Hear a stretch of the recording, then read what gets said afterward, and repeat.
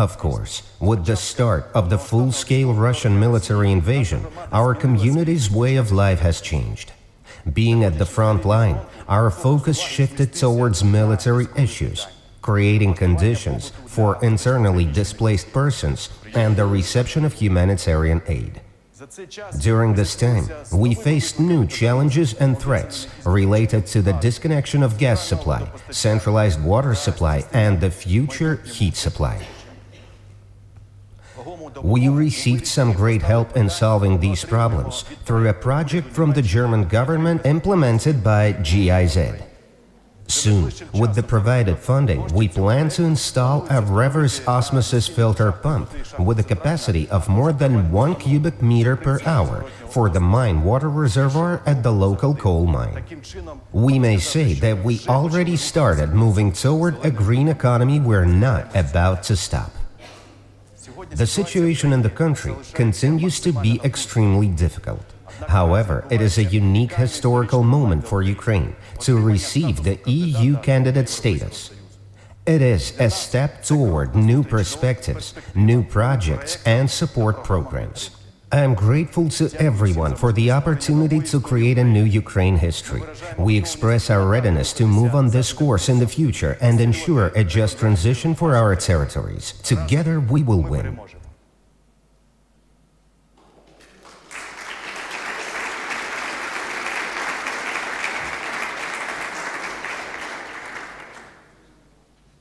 Thank you to our colleagues in the Ukraine for their ambition, their brave ambitions to continue with transition at such a difficult time for their country. We will be moving now to session one, to the first panel discussion, which is in regard to the future of energy and energy security and the role of EU coal regions in that agenda. However, my understanding is that we need a 2-minute technical break just to fix a gremlin in the system. So please bear with us, and we will be then moving to session one. Thank you.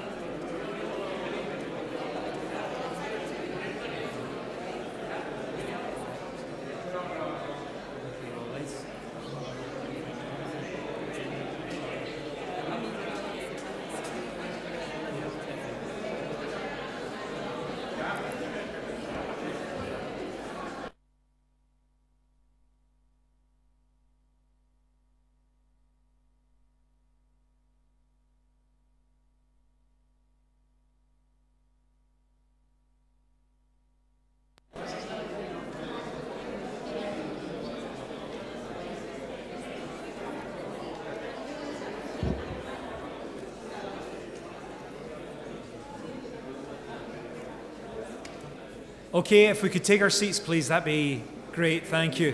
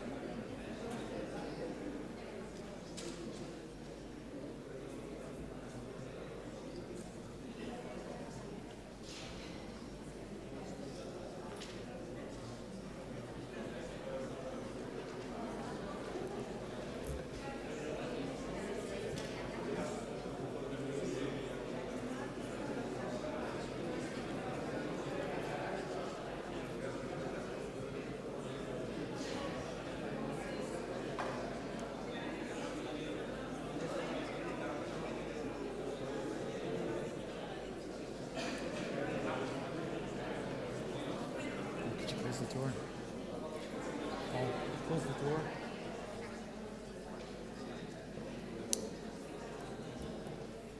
Okay, I think we will make a start.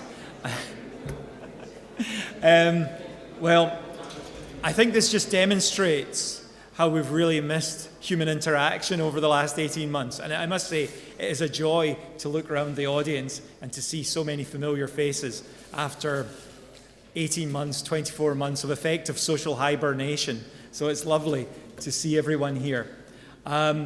Just in terms of timekeeping, we're running slightly behind schedule, as these things do. And we will now be having the coffee break at 11:50, and we'll have a 20-minute coffee break, so from 11:50 to 10 past 12. And that will give us further opportunities to talk to each other.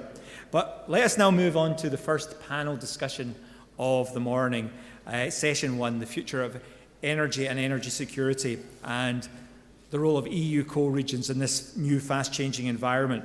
So I'm delighted to welcome the moderator for this panel to the stage, Kira Taylor. And Kira works for Additive. She is a journalist, but very much specialising in energy and the environment. So please, Kira, you have the podium. Thank you, Rob. Well, hello again and welcome to this discussion on the future of energy and energy security in European coal regions. As mentioned, I'm Kira Taylor. I'm a journalist at Additive and I focus on EU energy and environment policy. I'll be moderating this panel as we look at the role of coal regions in the energy transition and exchange on good practices. Now, a lot has changed in the last year when it comes to energy due to price hikes and also the war in Ukraine. But that also comes on top of the need to decarbonise to tackle climate change. Europe needs to accelerate the transition to clean energy to ensure affordable energy prices for all of its citizens and end its dependence on Russian fossil fuels. While transforming Europe's energy system will have a significant impact on coal, oil shale and peat regions, transitioning to clean energy can also offer job market opportunities and provide reskilled jobs for transition sectors. Our session this morning will focus on the policy framework of this transition. We'll discuss this framework with policymakers from the EU, national and regional levels. We'll look at short, medium and long-term solutions and how coal regions can help Europe achieve its Green Deal objectives, including in renewable energy production. To join in the discussion, you can submit your questions to our panelists. If you're in the room, simply raise your hand, and if you're online, you can use Slido. Please note any questions on Slido need to be in English. Please also indicate the speaker to whom your question is addressed so we can get a really good conversation going. After this session, as mentioned, we'll have a quick coffee break, and then we'll come back to discuss how to implement this policy with a panel of representatives from industry, trade union, and NGOs. So, to talk about the policy behind the transition, we're joined by the panel of policymakers who are working on it. I'd like to invite onto the stage Adela Tesarova, Head of Unit at DG ENA at the European Commission.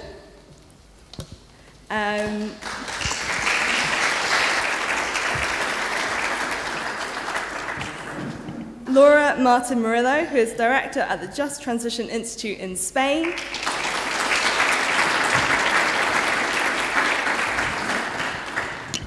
Jonas Fernandez, a member of the Socialists and Democrats in the European Parliament from Spain. He sits on the Economic Committee, among others. Susana Solis Paris from Renew Europe.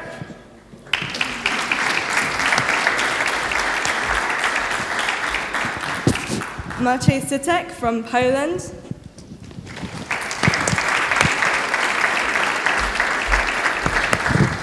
And Radim Zhishan, the Deputy Minister of Regional Development in the Czech Republic.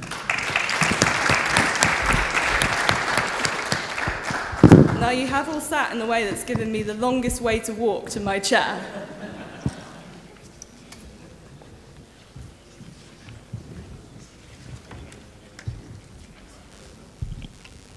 Okay, well, thank you all for joining us. I'm not sure if the translation is back online, so for the moment I might ask you to speak in English, otherwise I will not be able to understand you. My apologies for that. So maybe let's start with each of you introducing yourselves, and I'll maybe ask a question to kick this off.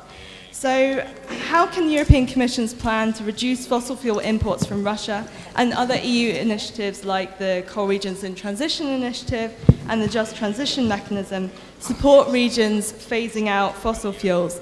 Mr. Sitek, maybe let's start with you on this.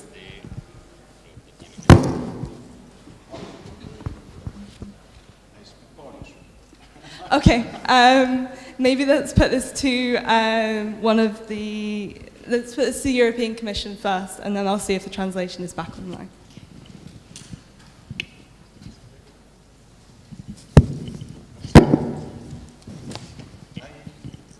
Is it working?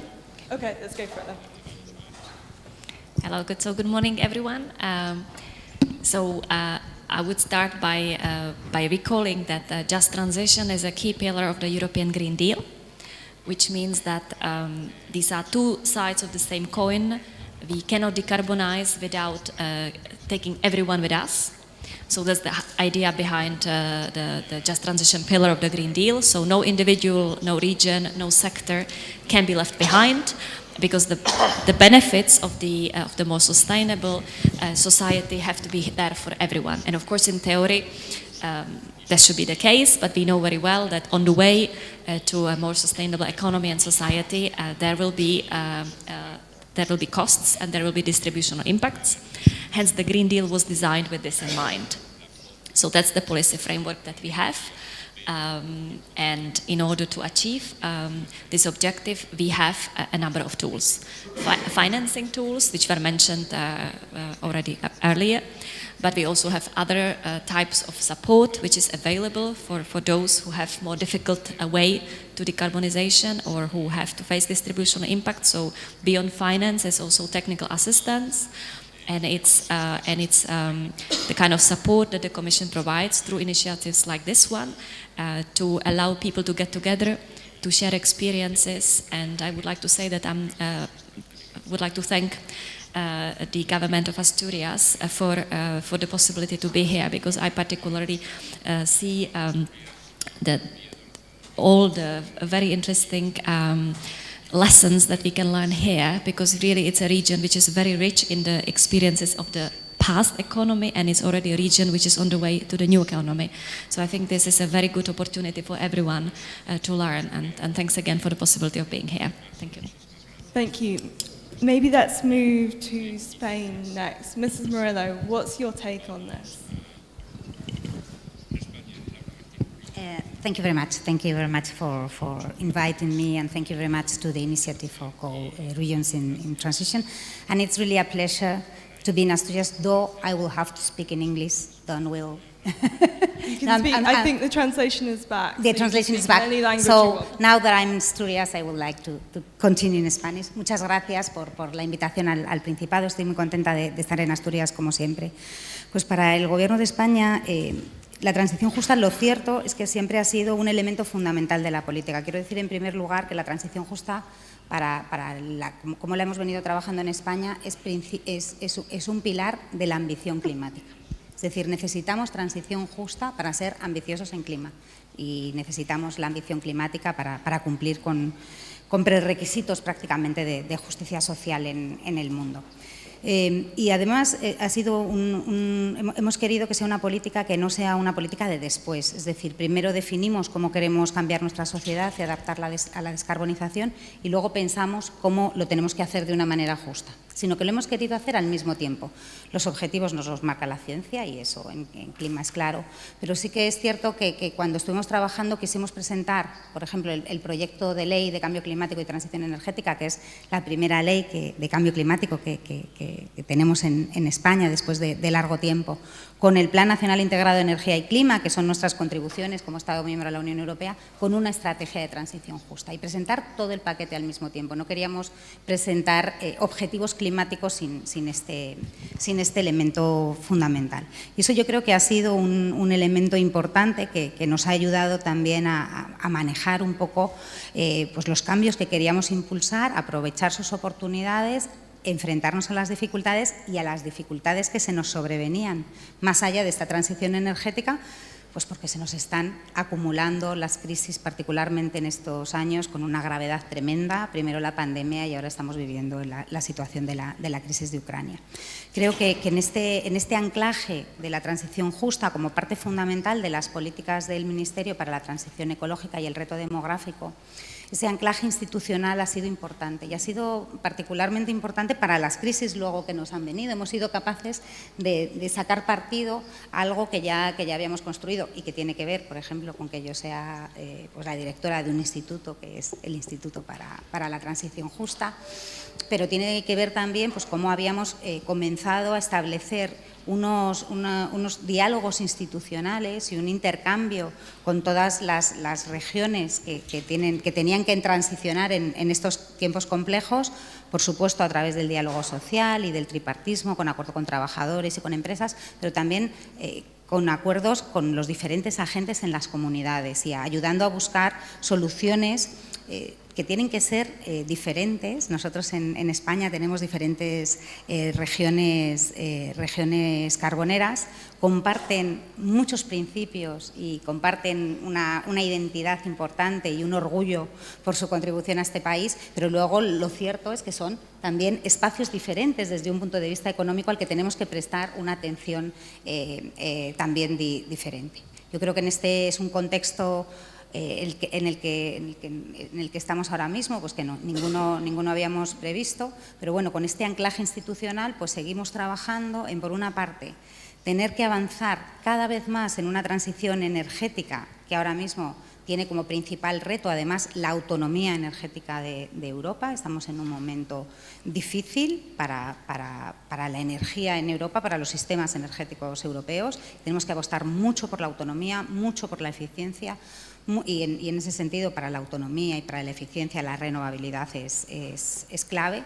Y en este contexto adicional, pues todo ese anclaje para los diferentes elementos de transición justa que hemos ido trabajando, esperamos que sea también una oportunidad de futuro para las zonas mineras y, como ha dicho el presidente de Asturias, una aportación también desde las zonas mineras para este nuevo futuro. Y lo tenemos que encontrar pues de maneras diferentes y pues es cierto que este tipo de intercambios europeos es particularmente interesante por eso, porque podemos encontrar pues qué estamos haciendo desde diferentes regiones, desde diferentes Estados miembros, poner en común, y probablemente a lo mejor algunas regiones de algunos países tendrán que ver más con otras regiones de otros países pues por cómo están configuradas. Y ahí vamos a tener que buscar un poco cómo podemos apostar por este repower que necesitamos impulsar ahora con más fuerza y a la vez desarrollar esta transición justa, y tendremos pues diferentes ejemplos. Yo, si me lo permitís, si no quieres pasar, quería comentar simplemente dos ejemplos diferentes, por ejemplo, de cómo podemos apostar por esa transición justa desde dos regiones muy diferentes. Pero si prefieres pasar la palabra. Bueno, os cuento brevemente dos ejemplos diferentes de cómo unir la transición justa y la aceleración de la transición energética, que también se nos está dando por factores diferentes. Uno que voy a contar es el caso de Andorra-Teruel. Es una zona tradicionalmente minera, se cierra la central térmica, era una importantísima, ambos elementos son una importantísima fuente de ingresos para esa zona, tiene muchas posibilidades en desarrollo de renovables, y lo que hacemos desde el Gobierno de España es concursar ese acceso a la red para que el proyecto que se ponga allí no sea solo un proyecto que impulse las renovables, que aproveche su capacidad eólica y su capacidad fotovoltaica, sino que traiga proyectos de acompañamiento, que incorpore elementos para rebajar la factura de los ciudadanos, que incorpore elementos de reemplear a trabajadores excedentes, que incorpore elementos de empleo de mujeres, en fin. Lo hemos hecho de una manera que es un primer concurso energético con unas bases de transición justa. En ese caso, pues esa ha sido nuestra manera de avance. En otro, habrá casos también muy diferentes de cuál puede ser este rol, como por ejemplo, pues en el caso en el que nos encontramos y que ya yo creo que han introducido bien tanto a la vicepresidenta como el presidente de Asturias, pues en una zona como esta, donde su principal aportación a esta Europa más autónoma, más renovable, va a ser un acompañamiento del poder industrial que tiene Asturias para reforzar justamente esa autonomía industrial para la transición energética que también necesitamos en Europa, y cuál puede ser su papel en renovables innovadoras y cuál puede ser su papel en innovación. Entonces, se trata un poco de encontrar en este anclaje de cómo hacer la transición justa desde un punto de vista general y abstracto, pero también ir buscando cuáles son los elementos en los que nos tenemos que centrar, región a región. Thank you. That's been really helpful to hear how it's worked on the Spanish level. Maybe let's move across to or further east, and let's start with Poland. So, Mr. Sitek, how have you seen the just transition work in Poland, and what is the support from policy that you're seeing?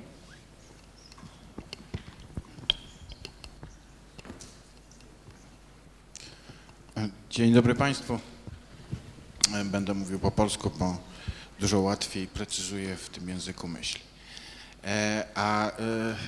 Powiem tak, Polska oczywiście jest dosyć specyficznym przykładem kraju, który przez długie lata starał się za wszelką cenę bronić węgla.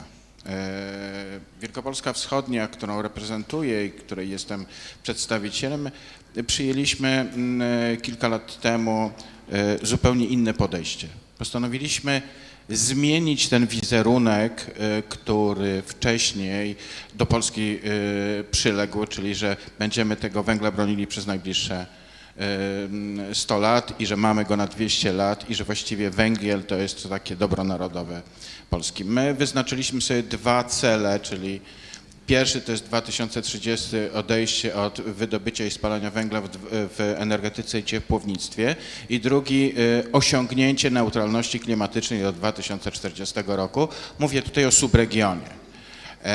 To wywołało dosyć dużą dyskusję, dlaczego 10 lat wcześniej niż wymaga tego Komisja Europejska od nas, ale było to bardzo celowe podejście. Myślę, że nasz przykład Wielkopolski Wschodniej jednak zainspirował Polskę i dużo mocniej w tej chwili jest ta transformacja pokazywana. W Polsce to 5 regionów będzie podlegało transformacji. Nawet ten, który jest największym trucicielem w Europie, czyli elektrownia Bełchatów, która produkuje właściwie ogromne ilości dwutlenku węgla. Proszę Państwa, kiedy na początku roku wybuchła wojna w Ukrainie, okazało się, że zaczynały się pojawiać głosy, które mówiły: OK, trzeba by wrócić do bezpiecznej przystani, może jednak wróćmy do węgla, ale się okazało, że Polska tego węgla nie ma, że w Polsce w tej chwili brakuje ogromnej ilości węgla i że wcześniej węgiel, który był spalany w gospodarstwach domowych kosztował 800 zł, dzisiaj kosztuje 3,5 tysiąca i właściwie go nie ma, dlatego że byliśmy uzależnieni od rosyjskiego węgla. Więc czym innym jest opowieść, a czym innym jest rzeczywistość. Wielkopolska Wschodnia chce za wszelką cenę zmienić swoją gospodarkę i przejść na absolutnie zielone źródła energii. Ja tylko podam przykład z ostatnich 3 tygodni. 21 czerwca otworzyliśmy pod Koninem, to jest miasto, które znajduje się w Wielkopolsce Wschodniej, farmę wiatrową. 2 dni później został otwarty wielki kocioł biomasowy w elektrowni ZEPAK. ZEPAK to jest największy koncern w Wielkopolsce Wschodniej, który odpowiada za wydobycie i spalanie węgla. Zmienili swoją strategię, zmieniają się w sposób, który ma przynieść efekty na przyszłość, czyli przede wszystkim zielona energetyka. Przedwczoraj powstała pierwsza stacja wodorowa w Wielkopolsce i pierwsze tankowanie i jedno z pierwszych w Polsce tankowanie autobusu, a dzisiaj pierwszy autobus wodorowy będzie jeździł we flocie miejskiej miasta Konina. To są zmiany, które zapoczątkowaliśmy 3 lata temu, przyjmując bardzo jasno określone zasady, to czego chcemy, bo regiony, żeby się zmieniać, muszą wiedzieć, dokąd chcą dojść. Tego nie da się zrobić w taki sposób, że powiemy ok, zmienimy, może będą jakieś miejsca pracy. Mamy bardzo jasno określone cele. 2030, ale być może już się okaże, że węgiel skończy się w Wielkopolsce Wschodniej w 2024 roku, bo ZEPAK chce to przyspieszyć. Zmniejszymy emisyjność o 95%. Emisję CO2 do 2030 zmniejszymy o 95%, a do 2040 chcemy być neutralni klimatycznie.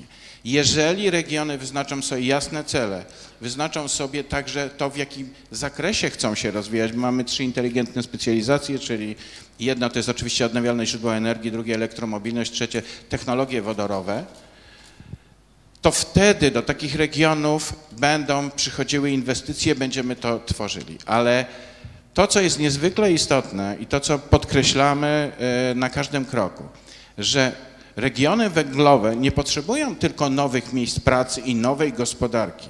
De facto potrzebują nowej tożsamości, dlatego że w terenach węglowych, tam gdzie było górnictwo, była specyficzna tradycja i pewne oczekiwanie społeczne, nie tylko miejsca pracy, ale także pewnej tradycji, kultury i dumy z tego, co się robi dla regionu, dla całego kraju. I dzisiaj nie możemy tego zgubić. To znaczy, jeżeli mówimy o transformacji energetycznej, to musimy mówić o bardzo głębokiej transformacji nowej tożsamości, szacunku dla ludzi, którzy pracują. Dzisiaj nas witali tutaj, jak wchodziliśmy. I tego, że ludzie nie tylko potrzebują pracy, ale potrzebują tego, żeby być dumni z tego, co robią, z miejsca, w którym żyją. Więc ta zmiana musi iść w 2 kierunkach. Jeden to jest oczywiście energetyka, jest to niezwykle kluczowe, ale drugie to jest zmiana społeczna i budowanie szacunku i nowej tożsamości dla regionów w taki sposób, żeby ci ludzie byli dumni. Bo oczywiście możemy sobie wyobrazić, że powstanie w Koninie 1000 miejsc pracy i wszyscy dostaną bon na kurs na kosmetyczkę i będziemy mieli 1000 kosmetyczek.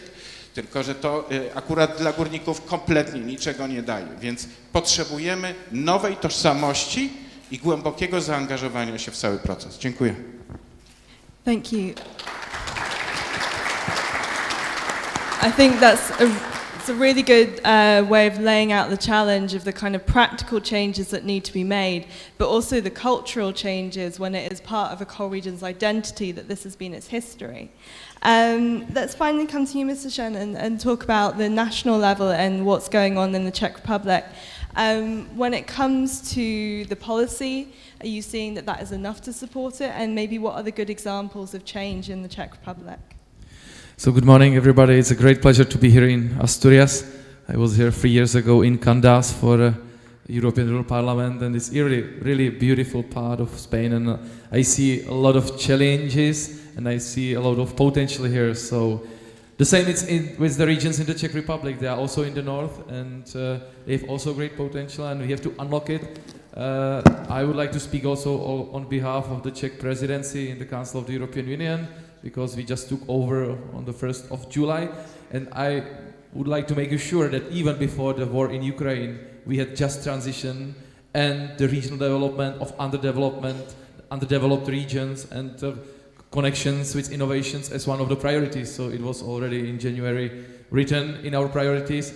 Just now, of course, with the war in Ukraine, everything is speeded up, and of course, energy security and energy transformation is one of the top priorities.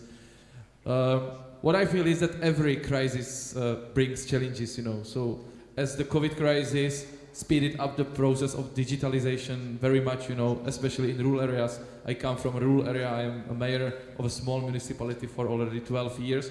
So I see it that really people are working from homes, we are communicating online, etc. And the same it is with the war in Ukraine, that someone thought that Green Deal is dead, but now I see that it's speeded up much more, and I'm very happy about it. We should use this challenge, this opportunity, and we should proceed with that. What's important to say is that what we feel in the Czech Republic is that the just transition is an integral part of the development. So just transition is included in our strategy for the regional development, from the beginning. And those regions, we need to think also not about just one operational program or one policy. We need to interconnect it also with other policies, demographic policies, brain drain, etc., etc. So we try to do that on this level in the Czech Republic. With the high level of partnership, we have a transformation platform, we have different standing conferences on the regional and national level, and we try to frame it like a mosaic to the big mosaic, so that there are synergies brought to the issue.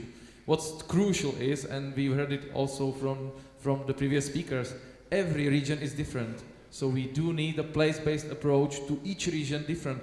We have 3 regions, everyone is completely different, and this is essential, that we need to understand just transition as an integrated territorial tool based on the place-based approach, and to include a lot of partnership in the negotiating, So we understand it similar to ITI or CLLD tool, and we try to design also the operational program and the policy like that.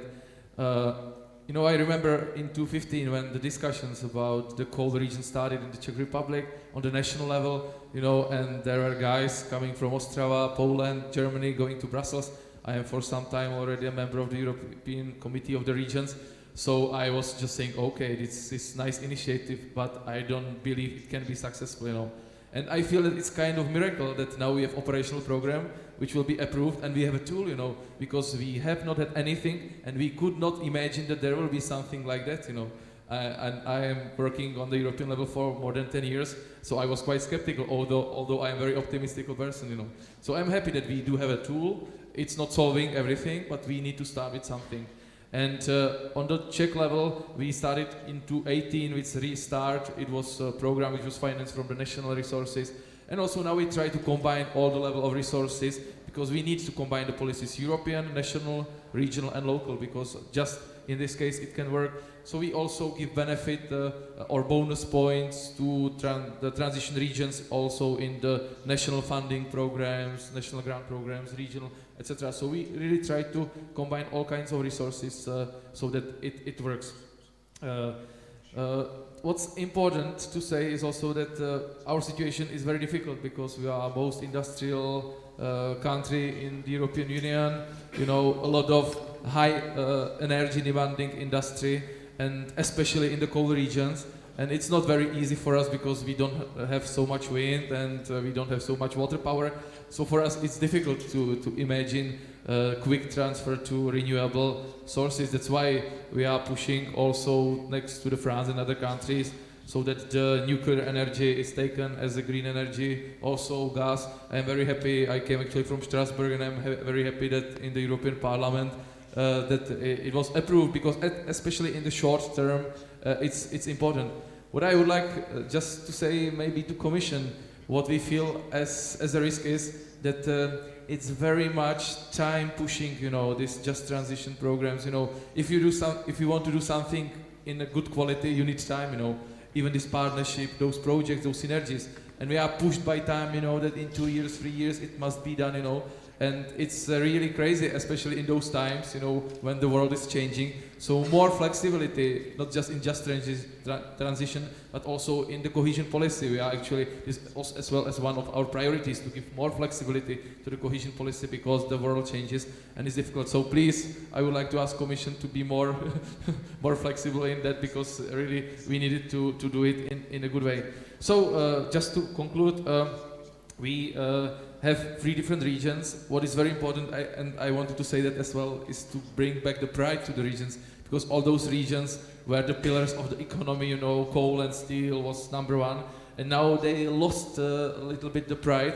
And in one of the regions, Moravskoslezský region, actually they are getting back the pride. There is innovation, culture. Also, I was in Katowice last week in the World Urban Forum. It's amazing. The concert hall, there is a nice museum. So, those are things we need to push to bring pride back, because I think the people deserve to have a pride, and they will have a pride, and we should focus not to leave people behind because of the big projects, because this soft part is also very important. And I think we need a lot of European solidarity in this area, because the situation in every country is very different, and we need to work together, and we need also capacity building dialogues like this one, and we need resources for capacity building, because I think this is crucial. Those people who are working in the regions, doing animation, putting together big and small, because this is a problem in the Czech Republic, that the big businesses who used to be engaged in coal mining, and now the small businesses and municipalities and NGOs. So there is still the clash between the big and small ones, but we need to put them on the same board, because just if they work together, they can work and proceed to the region for the development. Thank you. We've heard about the European Parliament, you've already been mentioned. Maybe let's move across to you. So we've had a lot of policy for the just transition. What's your view on whether it's enough? Do you think that it's enough to support? Or do you think that more needs to be done to actually make this something which can be implemented? Muchísimas gracias, Kira. Bueno, para mí es un placer estar aquí como asturiana. Pero también representando al Parlamento Europeo en una comisión que es clave para toda esta transición energética, y es la Comisión de Desarrollo Regional, donde yo soy la portavoz de Renew, pero yo creo que puedo hablar en nombre de todos los grupos políticos, porque estamos muy unidos en cómo debemos acompañar a las regiones en esta transición que no tiene marcha atrás. Es más, como dijo la comisaria, tenemos que acelerarla, pero donde necesitamos acompañar a las regiones porque tiene un coste social, tiene un coste económico, y además tenemos en Europa regiones, incluso dentro de un mismo país miembro, pero en diferente nivel de partida. Lo estábamos viendo, no es igual el caso de Polonia que el de Chequia, que el de Alemania, y donde necesitamos darle a cada una solución a medida. Esa es la prioridad de la Comisión de Desarrollo Regional. Y los fondos europeos, lo que hemos hecho es apoyarlos con diferentes tipos de fondos. Lo que tenemos ahora encima de la mesa es muchísimos fondos, más fondos de los que hemos tenido nunca, porque no solo tenemos el Fondo de Transición Justa, los fondos de recuperación, el Fondo de Solidaridad, el Fondo de Modernización, los fondos de cohesión 21-27, que yo los he negociado personalmente, y por tanto nos planteamos tener más fondos de los que hemos tenido nunca para gastar en un periodo de tiempo muy corto. ¿Y cuáles son nuestras 2 prioridades dentro de la Comisión? Primero, que las regiones sean los protagonistas de estos planes. Y no siempre es así. Yo tengo la percepción de España, pero es una percepción que comparto con muchos de mis compañeros de otros Estados miembros. Las regiones tienen que participar porque son las que están cercanas al territorio, a cuáles son sus problemas, cuáles son sus necesidades, y las que por tanto tienen que participar en el diseño de estos planes y en los fondos. Y esa cogobernanza es la que llevamos reclamando, y os pongo el ejemplo del plan de recuperación español, pero que tenemos aún la oportunidad, cuando se repartan los créditos, de que sean las regiones europeas las protagonistas de qué plan necesitamos en el futuro. Y la segunda es que, como decía antes, muchísimo dinero para gastar en muy poco tiempo, solapamiento de proyectos, que además un mismo proyecto puede estar financiado por diferentes fondos con diferentes mecanismos. Y aquí también lo que nos piden las regiones es más apoyo técnico. Yo creo que hoy se ha dicho 2 palabras, flexibilidad y solidaridad. Y nuestro trabajo dentro de la Comisión y con la Comisión Europea, y ahí tengo que decir que la comisaria Ferreira está más dispuesta que nunca, es que las regiones necesitan más flexibilidad. Yo creo que después de la guerra de Ucrania lo que nos están pidiendo es tiempo, más asistencia técnica para poder definir buenos planes, porque son críticos para nuestro futuro y, por lo tanto, dentro de nuestra comisión es en lo que estamos trabajando. Más flexibilidad y es lo que vamos a pedir ahora recientemente. Y permítame una última reflexión. Después del verano nos vienen tiempos muy complejos para Europa, no solo por la inflación, que tenemos que poder hacerle frente, sino porque estamos cada vez más cerca de un posible corte del gas ruso en alguno de los grandes países. Ya ha pasado en Dinamarca, Países Bajos, en Polonia, pero el próximo puede ser un país muy grande. Y por lo tanto, aquí necesitamos ser más flexibles que nunca y encontrar mecanismos y esa flexibilidad y ese equilibrio entre no perder nuestra perspectiva a largo plazo, descarbonizar, teniendo en cuenta energías de transición, como decían antes, necesitamos el gas, necesitamos nuclear, pero también que necesitamos dar mecanismos a las regiones. Y estoy hablando, por ejemplo, de algo que le hemos pedido ya a la Comisión, de que los proyectos se corrijan con la inflación, ¿no? Es algo que la Comisión ya va a poner en marcha, y algo que me parece fundamental, y es que ayudemos a las pymes y a las familias a asumir los costes energéticos. Es algo que llevo pidiendo muchísimo a la Comisión, pero yo creo que necesitamos ser flexibles y necesitamos poner todas las herramientas encima de la mesa para afrontar estos tiempos duros que quedan por delante. Y hemos demostrado que la política de cohesión va a ser flexible y así lo seguiremos haciendo. Thank you. And let's go to our final speaker, also from the European Parliament. What's your view on the policy around the just transition, and do you think that it's enough to support it? Okay, good morning. Thank you so much for the invitation. Thank you for the invitation to the Commission and the Principality of Asturias. Let me speak in Spanish, yeah, because given that we are in my constituency and I don't have so many opportunities to talk directly to my constituents, I think that it's better to speak in Spanish. Bueno, yo creo que cuando hablamos de las regiones en transición, quizá debiéramos considerar en primer lugar que la gran mayoría de las regiones en transición llevan ya muchas décadas en transición. Estamos quizá ante la última transición de las transiciones que se iniciaron después de los shocks del petróleo en la década de los 70 y que han ido marcando la evolución económica de regiones como Asturias o del conjunto de regiones industriales en toda Europa. Y es cierto que el desarrollo de la implementación de los compromisos de París suponen una transición adicional y una transición que presenta desafíos notables y también exige, ¿no?, la creación de instrumentos nuevos. Recuerdo la legislatura pasada se negoció la Directiva de Energías Renovables y en aquella directiva se introdujo en un considerando la primera vez que lo vi escrito en un texto legal de la Unión Europea, la necesidad de crear un fondo para compensar a las regiones en transición.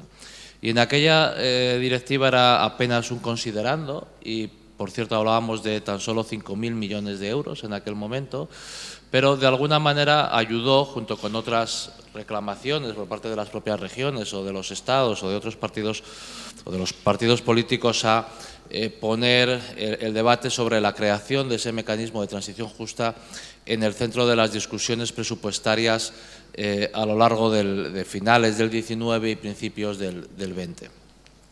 He de decir que en aquellos momentos veíamos con inquietud y quizá también con esperanza la avalancha regulatoria que nos venía para dar cumplimiento a los acuerdos de París y una avalancha que se compaginaba con ese discurso de crear fondos de compensación, pero realmente en un marco de debate presupuestario donde había poquito dinero en el presupuesto de la Unión Europea. Y discutíamos también la necesidad de tener un ajuste en frontera en aquellos momentos. Entonces era simplemente una promesa o una idea, pero realmente no había un equilibrio entre la financiación disponible a escala comunitaria y los retos legislativos que enfrentábamos. Y en ese entorno, dejar la responsabilidad presupuestaria fundamentalmente en manos de los Estados miembros que era el marco en el que estábamos en el 20, como digo, pues suponía profundizar en problemas de fragmentación del single market y en problemas de distintas velocidades o de acentuar, ¿no?, las distintas velocidades en las cuales la transición debería hacerse. Es cierto que el impacto de la COVID, aparte de las consecuencias negativas que todos conocemos, ha tenido o ha contribuido a generar consensos políticos en dos asuntos que son claves para afrontar la transición. En primer lugar, los problemas de aprovisionamiento de material sanitario y de otros materiales y los problemas en las cadenas de suministros globales hicieron emerger ya directamente en el centro del debate las discusiones sobre la autonomía estratégica, que yo creo que es muy importante para las regiones en transición, porque son también regiones industriales donde se juega una parte de la partida de la autonomía estratégica de la Unión Europea, y seguramente la otra cuestión que permitió el impacto de la COVID fue generar, ¿no?, de nuevo los consensos suficientes para poner en marcha lo que es el Next Generation EU, fortaleciendo la capacidad presupuestaria no solamente del recovery, sino también de otros instrumentos comunitarios como ha sido el mecanismo de transición justa. Es cierto que antes del acuerdo del Consejo Europeo de ese verano, que viabilizó definitivamente la emisión de deuda y el Next Generation EU, la propuesta inicial de la Comisión era algo más generosa para el Fondo de Transición Justa, pero en cualquier caso, en fin, el impulso financiero que nos permitió o que nos está permitiendo el Next Generation EU nos ha dotado de una capacidad presupuestaria razonable para acompañar el proceso de transición, como digo, minimizando posibles problemas de fragmentación del mercado interior y ayudando a que la velocidad de transición pudiera ser pareja, ¿no? En todo caso, es cierto que todo esto se ha visto de nuevo, no sé si decir interrumpido, o al menos ha abierto un nuevo debate la invasión de Putin en Ucrania. Y quizá que haya que hacer algunas consideraciones. Por una parte, en mi opinión, la invasión nos ha puesto ante la necesidad de acelerar el proceso de transición energética y, por lo tanto, concentrar los esfuerzos presupuestarios para acompañar en esa transición a las regiones que estamos en transición. Nos va a exigir, por otra parte, el proceso de decoupling de la economía europea respecto de la economía rusa, a hacer inversiones en capacidad en actividades energéticas con las que creíamos contar para el proceso de transición, razonablemente baratas, pero que ahora esa inversión en capacidad a la que vamos a estar forzados para plazos relativamente cortos en amortización va a incrementar los costes del conjunto de la economía, no solamente derivado de las sanciones o de los problemas de aprovisionamiento con Rusia, sino de la revisión de nuestra propia estrategia de transición. Y después el esfuerzo del Next Generation tiene que ser revisitado. Yo creo que la Comisión ha hecho bien en la propuesta del Repower EU, por el que me preguntabas. Yo creo que es importante destinar parte del esfuerzo presupuestario o del impulso a la demanda que habíamos planeado con el Next Generation EU para reactivar la economía después del COVID a mejorar la oferta, es decir, no solamente mejorar la demanda, sino mejorar las infraestructuras de oferta, y yo creo que es una buena propuesta, no suficiente, pero una buena propuesta. Thank you. Well, I think we've had a really interesting introduction from a lot of people. So the idea of the war in Ukraine and those issues that have brought this for the transition, but also some regions that are very keen to keep transitioning and really finding how that works. I'd like to open up the floor to any questions from the audience. So if anyone has a question, please do raise your hand. No? None in the room? Okay, I will go online then. We have a question for you, Mr. Sitek. Are you working with other Polish regions, and do you think they will follow Wielkopolska's example?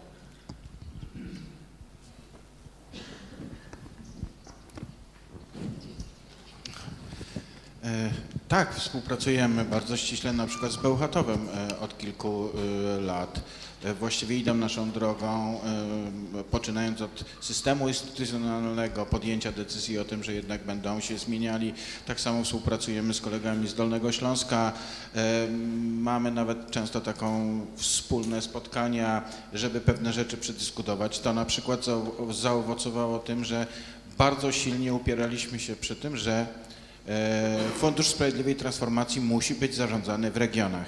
Nie z Warszawy, nie nawet z Poznania, ale w naszym przypadku z Konina, dlatego że to my wiemy, w jaki sposób te pieniądze wykorzystać.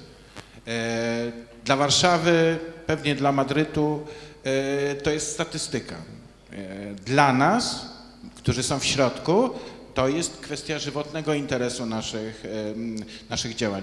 I bardzo długo walczyliśmy, żeby nie był jeden krajowy plan transformacji, tylko żeby był regionalny i udało nam się to dzięki naszej determinacji właśnie i współpracy z regionami zbudować. I dzisiaj będziemy zarządzali, my w Wielkopolsce będziemy mieli 400 prawie milionów, 397 milionów euro. To jest sporo pieniędzy.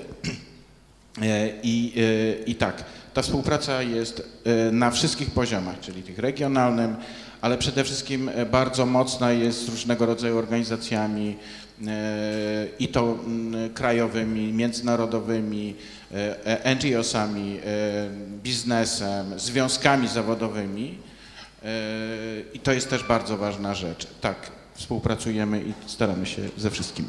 Thank you. Maybe let's send this over to the European Commission next. Ms. Tesarova, we often hear that there is an issue between this gap between Brussels and the local regions. How can you bridge that gap and how can you share information between these different regions?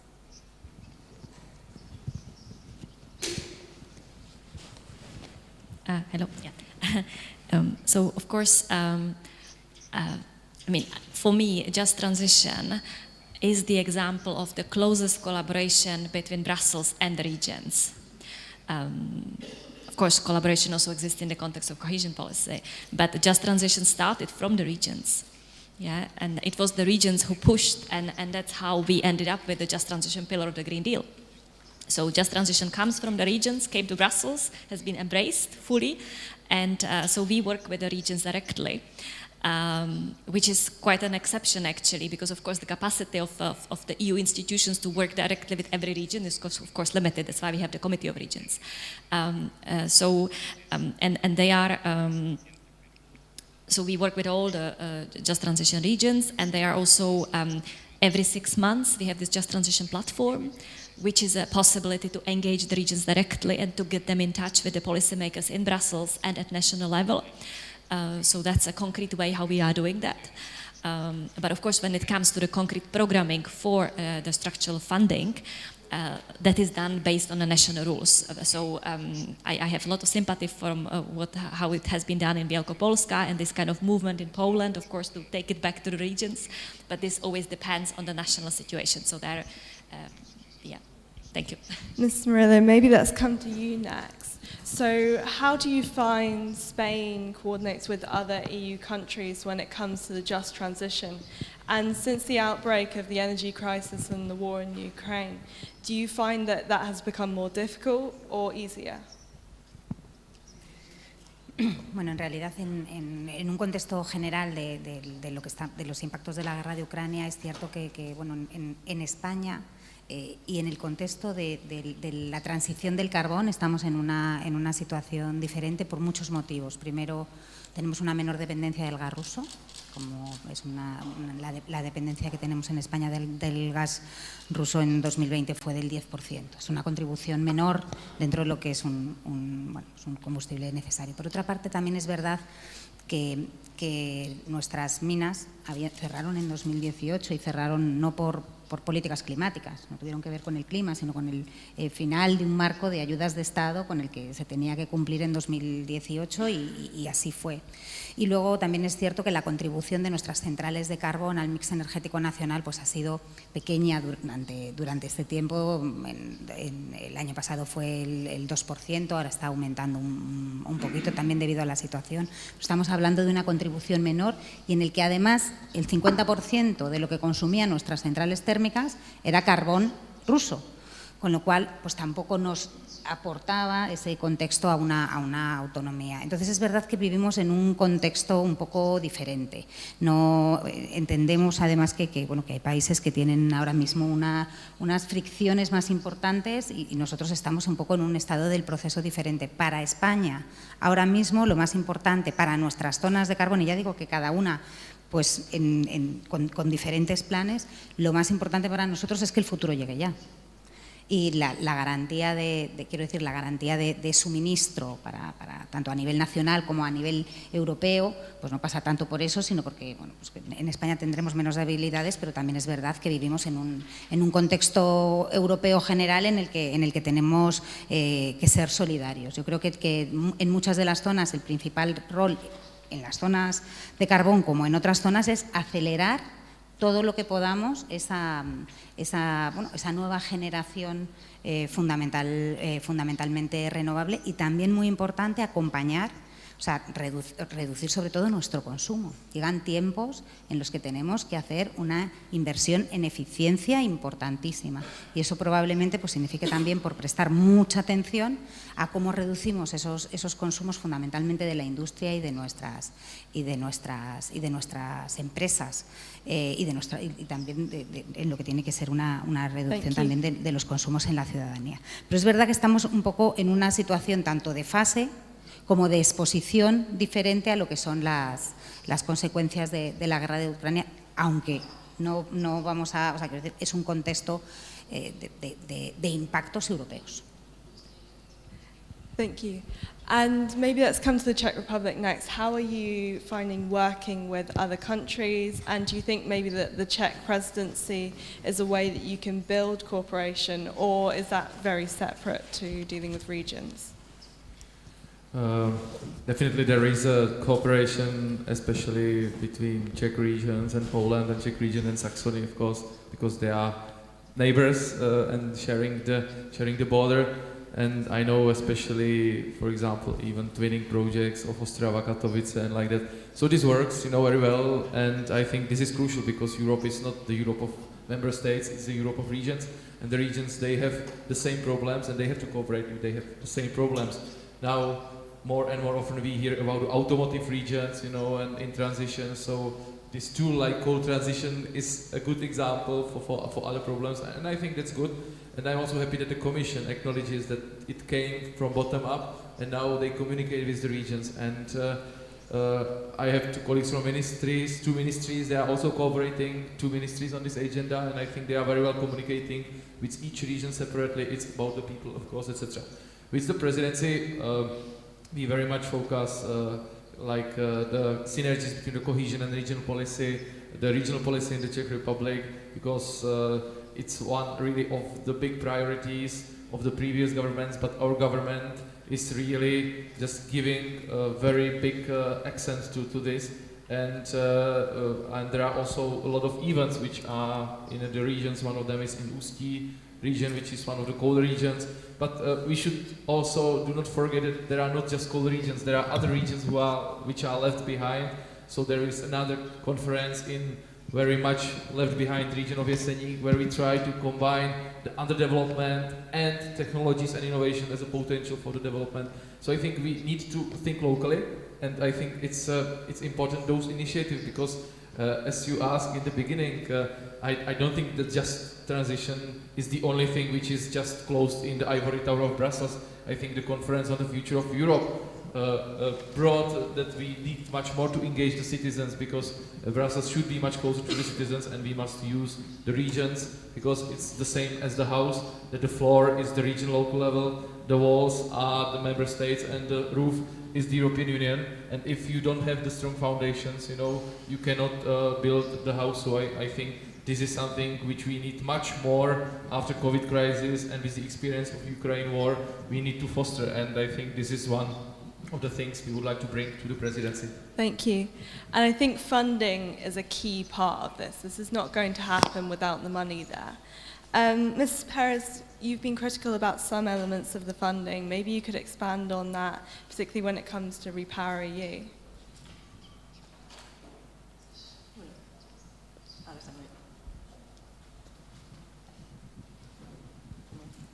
¿Ahora? Sí.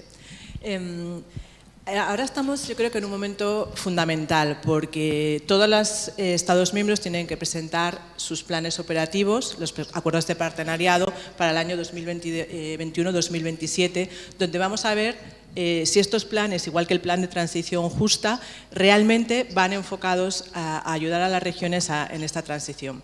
Se han presentado 10 acuerdos de partenariado, España ya lo ha hecho, y ahora vienen todos los planes operativos de las regiones. Para nosotros lo que es importante es que reflejen hacia dónde queremos ir y acompañarles a las regiones en estos planes. Lo que se ha demostrado es que tenemos que ser flexibles en los fondos y que veamos, lo creo que se ha dicho aquí esta mañana, qué es lo que funciona, qué es lo que no funciona. A mí me encanta estar hoy aquí porque a veces las instituciones europeas nos ven muy alejados de las regiones, ¿no? Creo que ahí el Comité de las Regiones hace un trabajo fantástico y a mí me gusta mucho participar aquí para escuchar dónde están realmente los problemas y dónde están las oportunidades. Y eso es lo que nos tiene que alimentar, porque estamos en un momento único donde nos vamos a enfrentar a problemas difíciles y donde tenemos que demostrar nuestra capacidad y nuestra flexibilidad a la hora de adaptarnos a los nuevos cambios. Y eso es algo que estamos dispuestos a hacerlo con los fondos. Recientemente se va a hacer una flexibilidad y se ha flexibilizado todos los fondos del 2014 y 2020. Vamos a ver qué necesitamos flexibilizar de los fondos 2021-2027. A mí me encanta estar aquí hoy para escucharos, ¿no? Saber el fondo de transición justa, el plan de transición justa, si necesita ser modificado. Y que nos digáis qué necesitáis. Y desde el Parlamento Europeo, junto con la Comisión, os digo que trabajamos mano a mano para que esto sea posible. Y solo dos cosas. Me preocupan las familias, me preocupan las pymes, que realmente seamos capaces de ayudarles en esta transición. Y hablamos mucho de la industria, y lo que es fundamental, y ahí os hablo desde la posición de industria, es que también a la industria le demos un plan digerible. Todos hablamos hoy de acelerar mucho, pero ojo con los tiempos, ojo con los planes, la situación ha cambiado y que también que seamos lo suficientemente flexibles para dar a nuestra industria la flexibilidad necesaria para adaptarse a toda la legislación, por ejemplo, del paquete 55. Thank you. And finally, let's just go to Mr. Fernandez. So, what is your view on bridging this gap between Brussels and the regions? Bueno, eso forma parte de nuestro trabajo como diputados también, ¿no? El trabajo de acercar no solamente las instituciones comunitarias a los territorios, sino al contrario, ¿no? Llevar también, en otro sentido, ¿no? Llevar también las peticiones y requerimientos de los ciudadanos a las instituciones comunitarias. Antes preguntabas sobre la participación de las autoridades locales, por ejemplo, ¿no? En la elaboración de los planes de transición. Y el reglamento que fija cómo tienen que elaborarse esos planes fue reformado en el Parlamento Europeo para exigir una participación de las autoridades locales, de los gobiernos regionales, de los agentes sociales también a nivel regional, y eso ha quedado en el texto final después de la negociación con el Consejo, de tal manera que los planes de transición no son, podemos decir, no son solo planes nacionales, sino que son especialmente planes regionales de transición, porque esos planes tienen que estar dirigidos a provincias, no a NUC3 dentro de la distribución territorial de la Unión Europea, con una participación de las autoridades. Y más allá de esto, pues el trabajo de conectar, de estar presentes en los territorios, el trabajo del Comité de las Regiones, que es muy importante en este ámbito, pues forma parte de ese capital social de la Unión Europea con el que convivimos. Thank you. Well, I think we're nearly done for today, but just before I close the panel, I would like to invite each of our speakers just to give a 1-minute closing statement. Mr. Sutek, let's start with you. What's your takeaway from our discussion today?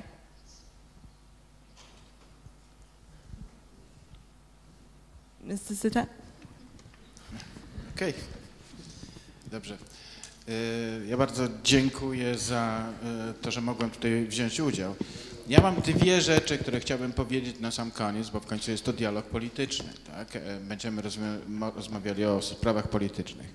Po pierwsze, jedna rzecz, która jeżeli chodzi o Fundusz Sprawiedliwej Transformacji jest bardzo w tej chwili dyskutowana w wielu regionach i rozmawiamy i z kolegami z Rumunii, i z kolegami z Niemiec. Chodzi o kwestię tej części, która jest z New Generation, bo Just Transition Fund składa się z dwóch części, czyli New Generation, część pieniędzy, która musi być szybciej wydatkowana. I tam jest duży problem, dlatego że jesteśmy w połowie roku. Zanim skończą się negocjacje, podpiszemy umowy do końca roku, wystartujemy z programami w 2023 roku. Pierwsza część teoretycznie powinna być zakontraktowana, czyli w naszym przypadku Wielkopolski 57% pieniędzy do końca 2023. Teoretycznie N+3, ale rozliczona do 2026 w całości. To jest wielki problem, myśmy już to zgłaszali i do Komisji Europejskiej, i do Parlamentu i warto nad tym się pochylić, bo pieniądze mają być wydane dobrze, a nie szybko. I my rozumiemy, z czego to jest, z czym jest to związane, bo oczywiście związane jest to z tą częścią New Generation. Także tutaj prosimy o pochylenie się i Parlament Europejski, i Komisję Europejską, dlatego że regiony będą po prostu szybko wydawały te pieniądze i może być z tym problem. To jedna rzecz. I druga rzecz, którą chcę też powiedzieć, to wydaje się, że powinniśmy także zastanowić się politycznie nad tym, w jaki sposób pieniądze powinny być przekazywane do regionów i subregionów.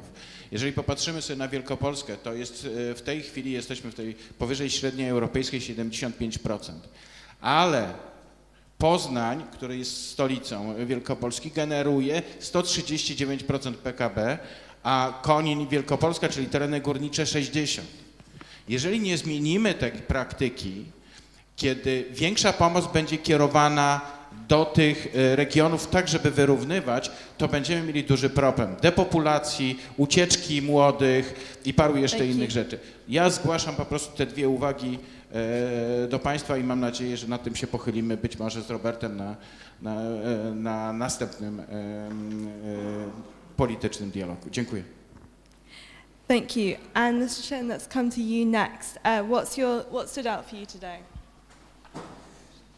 I'm very happy to be here because yesterday when they at 5 o'clock in the afternoon canceled a flight from Strasbourg to Madrid, I thought I won't be here, but I came just 10:00, came here, so I'm happy to be here. And nice to be here in this dialogue because I think the combination of the European, national, local level is very important in this discussion. And also the practitioner's view, of course, is the most important because sometimes when we are sitting at those meetings of the Commission, etc., a lot of people living in Brussels, based in Brussels, are talking, and I think we need the experience of the people.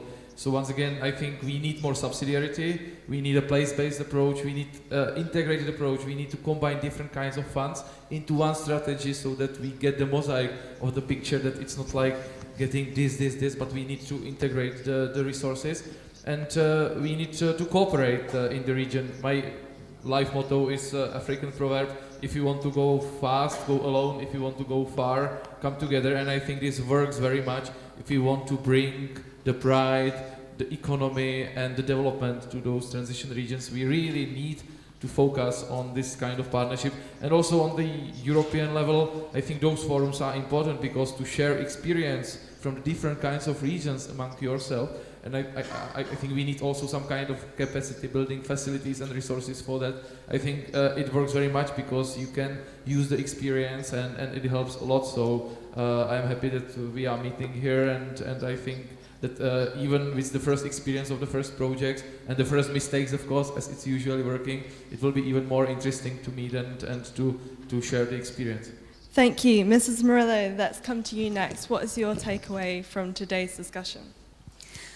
Bueno, pues creo que siempre ha sido así, pero ahora es más importante que nunca pensar en soluciones europeas, tener debates europeos. En los últimos años la necesidad del proyecto es más importante que nunca, y a la vez también pues cómo integramos estas soluciones locales, estas dificultades locales en este mapa de la Unión Europea. Y esto nos exige a todos los niveles de la Administración, no solo a la Comisión Europea, sino también al Gobierno central respecto a los gobiernos regionales, a los gobiernos regionales respecto a las entidades municipales, pues a trabajar de una manera diferente. Y creo que tenemos la oportunidad, y parte de los comentarios que se han hecho aquí sobre cómo tenemos que ser flexibles, pues tenemos que hacer, tenemos que empezar a lo mejor a replantearnos algunas dinámicas de trabajo en las que encontremos espacio para contarnos de verdad lo que sucede, que a veces esto es difícil en la Administración, que lo resolvemos con muchos y muchos informes, y muchos de unos hacia otros, pero encontrar realmente espacios en los que podamos trabajar, en los que podamos saber qué funciona, qué no funciona, qué problemas nos encontramos en territorio para que este proyecto pues, europeo pueda cumplir sus retos. Yo creo que esto es fundamental. Hay veces que lo más importante es que hablemos, que nos comuniquemos entre nosotros y que sepamos qué está pasando y cómo podemos reaccionar de una manera colectiva. Thank you. And let's go next to Mr. Fernandez. What stood out for you today?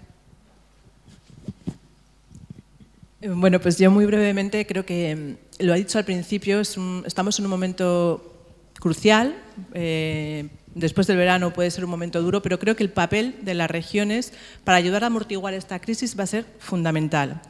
Y desde las instituciones europeas se han puesto muchos fondos a disposición. Y lo vuelvo a repetir, tienen que ser las regiones, y lo habéis dicho aquí, yo me quedo con eso, las que definan qué proyectos son los que necesitáis para crear ese entorno que va a permitir crecimiento económico, que va a permitir no perder ni un solo empleo y mantener nuestra capacidad industrial en el futuro. Por tanto, yo os pediría que seáis capaces de aprovechar todos los fondos, sinergias, hay sinergias muchísimas que se deben ser capaces de aprovechar, y que las propuestas salgan de vosotros, y desde las instituciones europeas que estamos abiertos a estudiar toda la flexibilidad necesaria, a representaros a vosotros y que tengamos este diálogo, y enhorabuena por este diálogo en el día de hoy para conocer realmente cuáles son las necesidades y en qué podemos ayudaros, porque si algo hemos aprendido de estas crisis es que de aquí salimos juntos y es la única forma en que vamos a poder llegar a superarlo. Gracias. Thank you. And as the mic goes back, let's use that as a chance for you to be our penultimate speaker. Sí, bueno, sin duda hay muchas incertidumbres en el horizonte. Incertidumbres derivadas de la propia transición y de los retos que genera, e incertidumbres del entorno internacional en el que estamos. Pero también es verdad que en estos años hemos conseguido responder positivamente a algunas incertidumbres previas. Y realmente cuando en 2019 hacíamos campaña electoral y prometíamos un fondo, trabajar por un fondo de transición justa o un ajuste en frontera al carbono, en fin, queríamos trabajar en ello, pero realmente pues bueno, veíamos las dificultades para convencer fundamentalmente a la Comisión y a mucha gente en el Consejo de que esto era necesario. Y en esos momentos tenemos un mecanismo de transición, tenemos un CBAM aprobado ya por el Parlamento pendiente del trílogo, tenemos una agenda de reforma de los derechos de emisión también aprobados en el Parlamento pendientes del trílogo razonable, tenemos bueno, una estrategia de ir avanzando en el cumplimiento de los acuerdos de París, ir reduciendo nuestra dependencia de Rusia, y con unos instrumentos europeos comunitarios que invitan a seguir trabajando y a animarnos mutuamente en ese esfuerzo. Thank you. And finally, Mrs. Tesarova, let's come to you. What stood out for you in this discussion? So in the discussion so far, for me what stood out was the big potential of the coal regions in transition that used to be the engines of growth and jobs and the kind of the edge, the technological edge in our economies in the past. So there is this big potential for them to actually take the know-how that they have, transform it with the help of the just transition and the support that they receive, to become again these engines of the new growth, new jobs, and to be part of the green economy. And of course, they have a lot of know-how both in energy and in industry, and I think we should build on that. So that's my takeaway so far. Thank you. Excellent. Well, thank you to all of our panel for joining us. Thank you to our audience, both in the room and online. We have a quick break now, so you can go and get coffee, and if you're at home, hopefully you can also get coffee. And then we'll gather back here for our next discussion on how the policy we've just talked about can be implemented.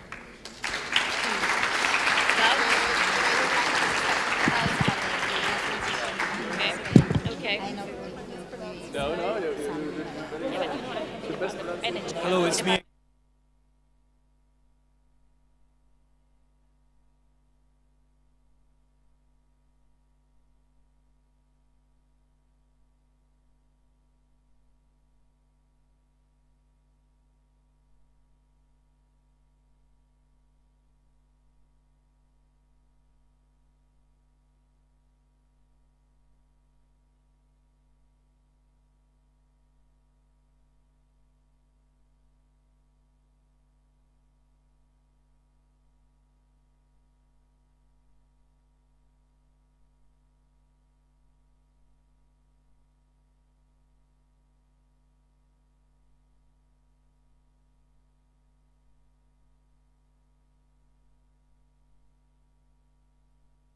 The last 4 months of the war and the full-scale aggression against our country led to the deepening of the energy crisis, which was developing over the past several years.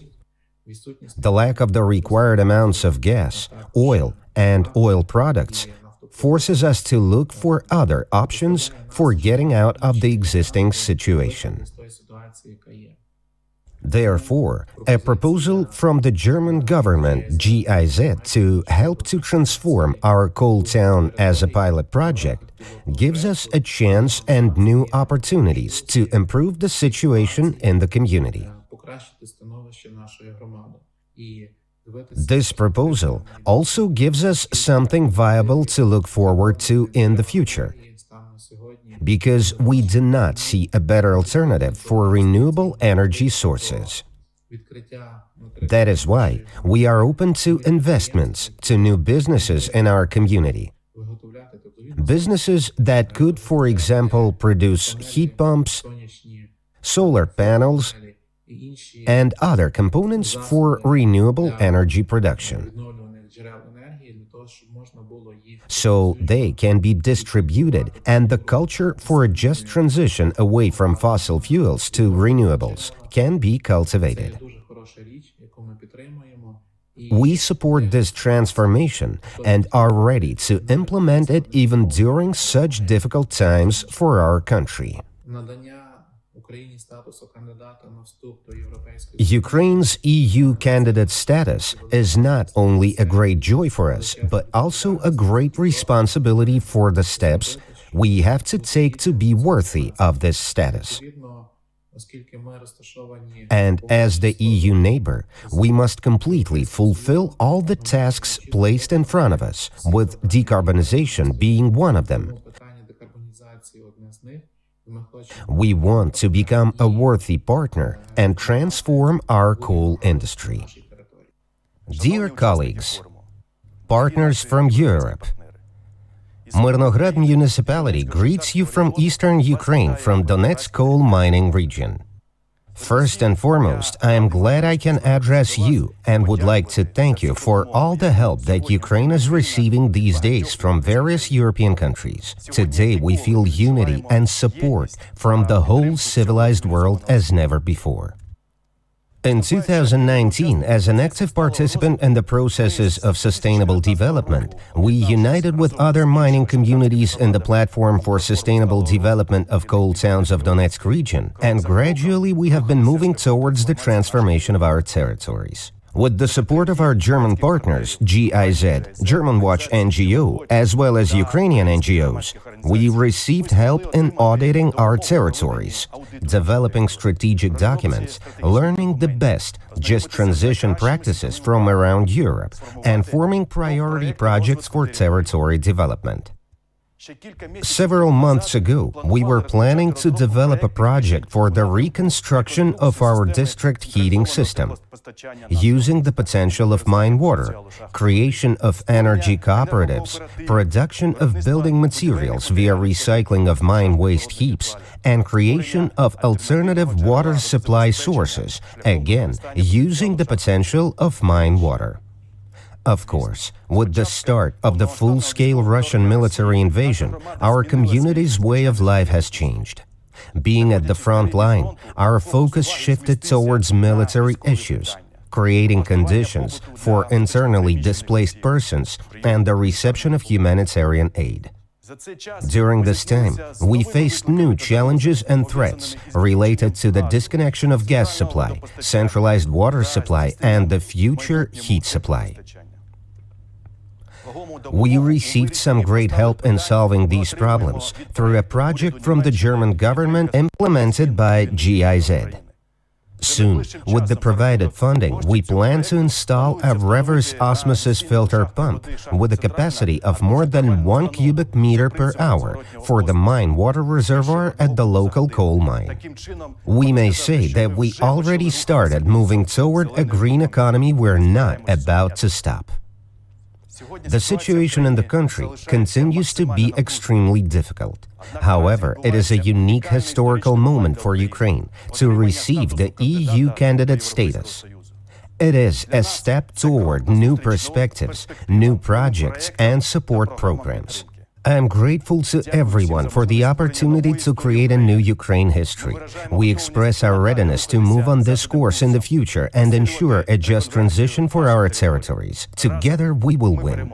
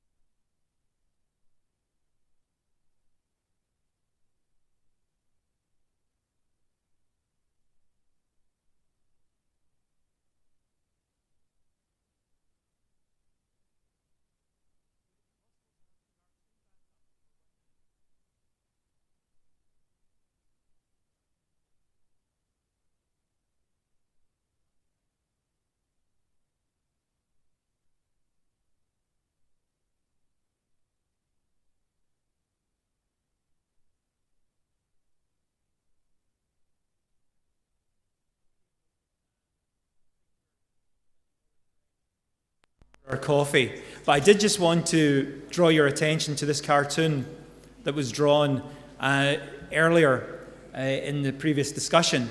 And I think it's quite a powerful image. And a number of things really struck me. One was, I think there is an acceptance that flexibility is required to progress a just transition in coal regions, flexibility and solidarity. And I thought that was a very powerful message that resonated across the panel discussion. I also quite like that saying at the lower right-hand side, if you want to go fast, go alone. If you want to go far, go together. And interestingly, that phrase was used at our last annual political dialogue in Görlitz. And I think we have gone together. If you look at the journey over the last 3 years, there's a lot more collective action. We have things like the Just Transition Mechanism that brings different levels of government and communities together. But for me, one of the most powerful cartoons is at the top, and the image saying digestible programs. It's not just about, it's the need to spend the money well, not just quickly. And I think this is a big issue. There's a lot of money now going to regions and localities, but it's ensuring that the regions have the capacity and the localities have the capacity to spend the money effectively. So maybe we need to just stand back and ask, how do we allocate our monies most effectively, not just the most efficiently? So anyway, we are now moving on to the second part of session one. If we could have the next slide up, please, in regard to the Interacto. And for those who are joining online, as I said, we've got over 100 people joining us online. I just wanted to remind them that they can use Interacto for the translation. And if you're joining online, please enter the code APD 2022-online. And you can also submit questions using slido.com. And again, please enter the code APD 2022. But the information is very much on the slide behind. So, as I said, we're now moving on to part two of session one. And earlier we spoke about the policy framework of our ambition, of our common ambition. We are now going to talk about the policy implementation. And I think this slide actually says quite a lot about policy implementation. So once again, I'm delighted that we have got Kira Taylor, who will be the moderator for this session. And just one final point for housekeeping, we will be having lunch between 1:30 and 2:30. But now on to the business. Kira, you have the floor. Thank you. Well, welcome back to this discussion on the future of energy and energy security in EU coal regions. In our last panel, as mentioned, we heard from policymakers about the legislation that is underpinning the just transition, and now we're going to look at how to make that a reality. So we have a panel of representatives from the industry, from trade union, and from NGOs, and we'll start with a keynote speech from the environmental organisation Europe Beyond Coal, and then move on to our panel discussion. As mentioned, you can submit questions to our panellists in two ways. If you're in the room, simply raise your hand. And if you're watching online, you can use Slido. Please, if you're using Slido, answer the questions in English. Ask your questions in English. Please also indicate the speaker to whom your question is addressed. So before we get on to our Q&A discussion, we'll hear a recorded message from our keynote speaker. Katie Treadwell is a Senior Energy Policy Officer at Europe Beyond Coal, and she will speak about challenges and opportunities in the just transition in coal regions. So if we could have the video, please. We've barely left the COVID-19 pandemic, and yet we're facing another global and European crisis. The immediate cost of living crisis, compounded and driven by the impacts of the war in Ukraine, come when we face another existential threat, that of climate change. These crises are not disconnected. As of this morning, since the start of the war, over 65 billion euros have been sent by the EU to Russia to pay for oil, gas, and even coal. This could have paid for over 1 million heat pumps, insulated nearly 300,000 homes, delivered over 300 offshore and 2,000 onshore wind turbines, as well as nearly 800,000 solar homes and nearly 8,000 football fields of solar PV. These could have beens are sovereign, secure energy and energy savings. The EU has reacted to the war in Ukraine with a package that sets us up to get off our fossil fuel addiction faster. Scenarios such as heat pump and energy efficiency scale-up, which until recently only NGOs were saying could be achieved at this scale, have now been adopted into the mainstream. The EU is approaching the renewable energy target NGOs have been saying must and is possible to achieve by 2030, ratcheting up from 40% by 2030 to 45% under Repower EU. We know they can actually achieve 50% if they really commit to it. We've also seen some knee-jerk responses to the crisis. The Repower EU package will make use of unused parts of the Recovery and Resilience Facility, but it is also set to be financed with revenues from the Market Stability Reserve. The problem here is that to get that revenue, more allowances are added to the carbon market than there should be, which pushes down the carbon price. Not only does this mean that this mechanism to make money for repowering the EU is flawed, we could also see increases in demand for Russian fossil fuels, including coal. And it also means we risk undermining the emissions reduction pathway that the ETS is supposed to achieve. Some interests also don't want to see change. We've seen backsliding on coal phase-out commitments, new extraction plans for oil and gas, and calls to halt the Green Deal, which seems to be the immediate demand from one or two governments whenever even a breeze rocks EU economic outlooks, let alone a full-blown cost of living crisis. Let's be clear, energy security and climate action go hand in hand. We don't have time to waste building out new gas or even nuclear infrastructure. These investments take years, if not decades, to come to fruition. The energy crisis is now, and it will be here this coming winter and the year after that. Fossil fuels are driving this crisis. Price volatility and geopolitical gaming with energy supplies have meant that we've seen record gas prices since last year. We have no time to waste. We need a wholesale shift to renewable energy and an acceleration of energy efficiency now. We can make that shift if we really commit. We can and must ban fossil fuel boilers from 2025 and accelerate the move to heat pumps, helping people to make that upfront investment. We can and must accelerate renewables like solar and wind with faster permitting that cuts bureaucracy but doesn't cut nature and social protections. And all of this should come with an even greater awareness of the challenges and costs facing the most vulnerable in society. They have borne the brunt of the COVID-19 crisis, and they are bearing it again with the cost of living crisis, as those who were only just about all right before the energy crisis began are now slipping into energy poverty. But make no mistake, if we get this wrong, they'll pay for that too.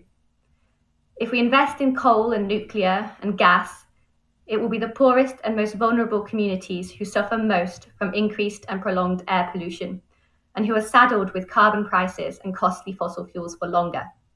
We have no time to waste. Coal regions can and arguably should be at the heart of this accelerated shift to renewable energy and energy savings. They have the energy heritage and they have the grid infrastructure. They also have the need. Renewable energy can bring jobs, and those jobs can be decent and accessible to those living in the regions now, if the transition is done right. Investing in gas, especially where there is no network currently, is a waste of valuable time and resources, and it doesn't bring the same number of jobs. The IEA recognizes that unabated fossil gas power generates only around 3.5 construction and manufacturing jobs per million euros invested, while new solar PV generates 8.5 to 12, and energy efficiency 10 to 15 jobs. Moreover, most of those jobs that fossil gas does create are not even in the region. Gas comes in pipes because it's imported from outside, while solar, wind, and perhaps geothermal in the right places is available directly in the regions, and that energy can be stored when it's not needed straight away. We have a real opportunity to drive a positive and real just transition.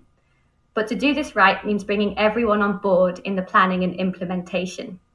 Social partners, civil society, and local people all need a meaningful place at the table.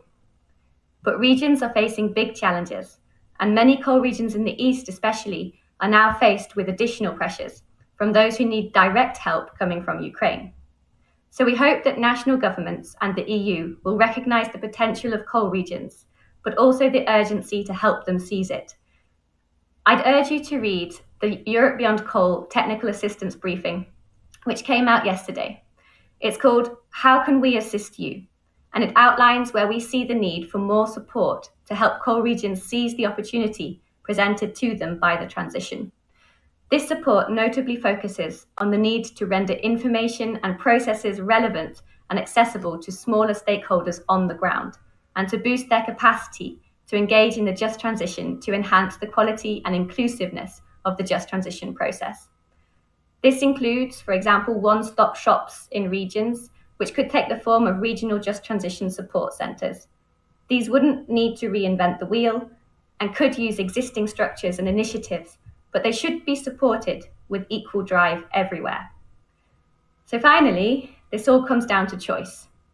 Do we choose to be independent, and do we choose a better future, or will we remain stuck in the past?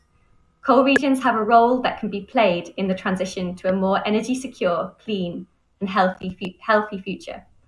Let's hope they're allowed to do it. Thanks.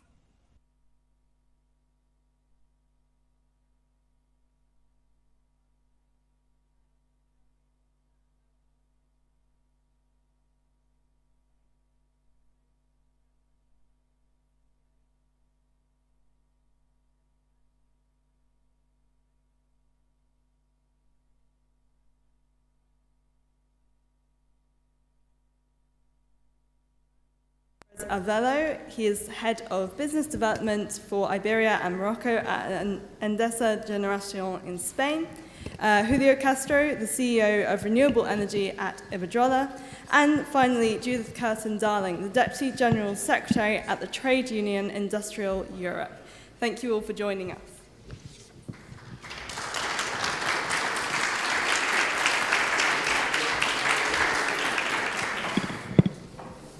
Well, thank you all. Earlier we heard about the policy behind this transition. What are the biggest challenges that you see in the implementation of the current policy framework, like REPowerEU and the Just Transition Mechanism? Maybe, Mr. Castro, let's start with you. The main challenges. Well, that's a good question. Please make sure that you speak directly into the mic. So we all are, well, maybe should I speak in Spanish, if I may? Yeah. Bueno, gracias por invitar a Iberdrola a participar en este foro. Bueno, el reto en este momento es, está claro, es compatibilizar la seguridad de suministro de energía en Europa con los objetivos de descarbonización. Y en este sentido lo que conviene es analizar cuál es la causa de lo que llamamos crisis energética, que en origen no lo es una crisis de suministro de gas natural, no es una crisis energética, se convierte en ser una crisis energética por el efecto inducido de otras decisiones.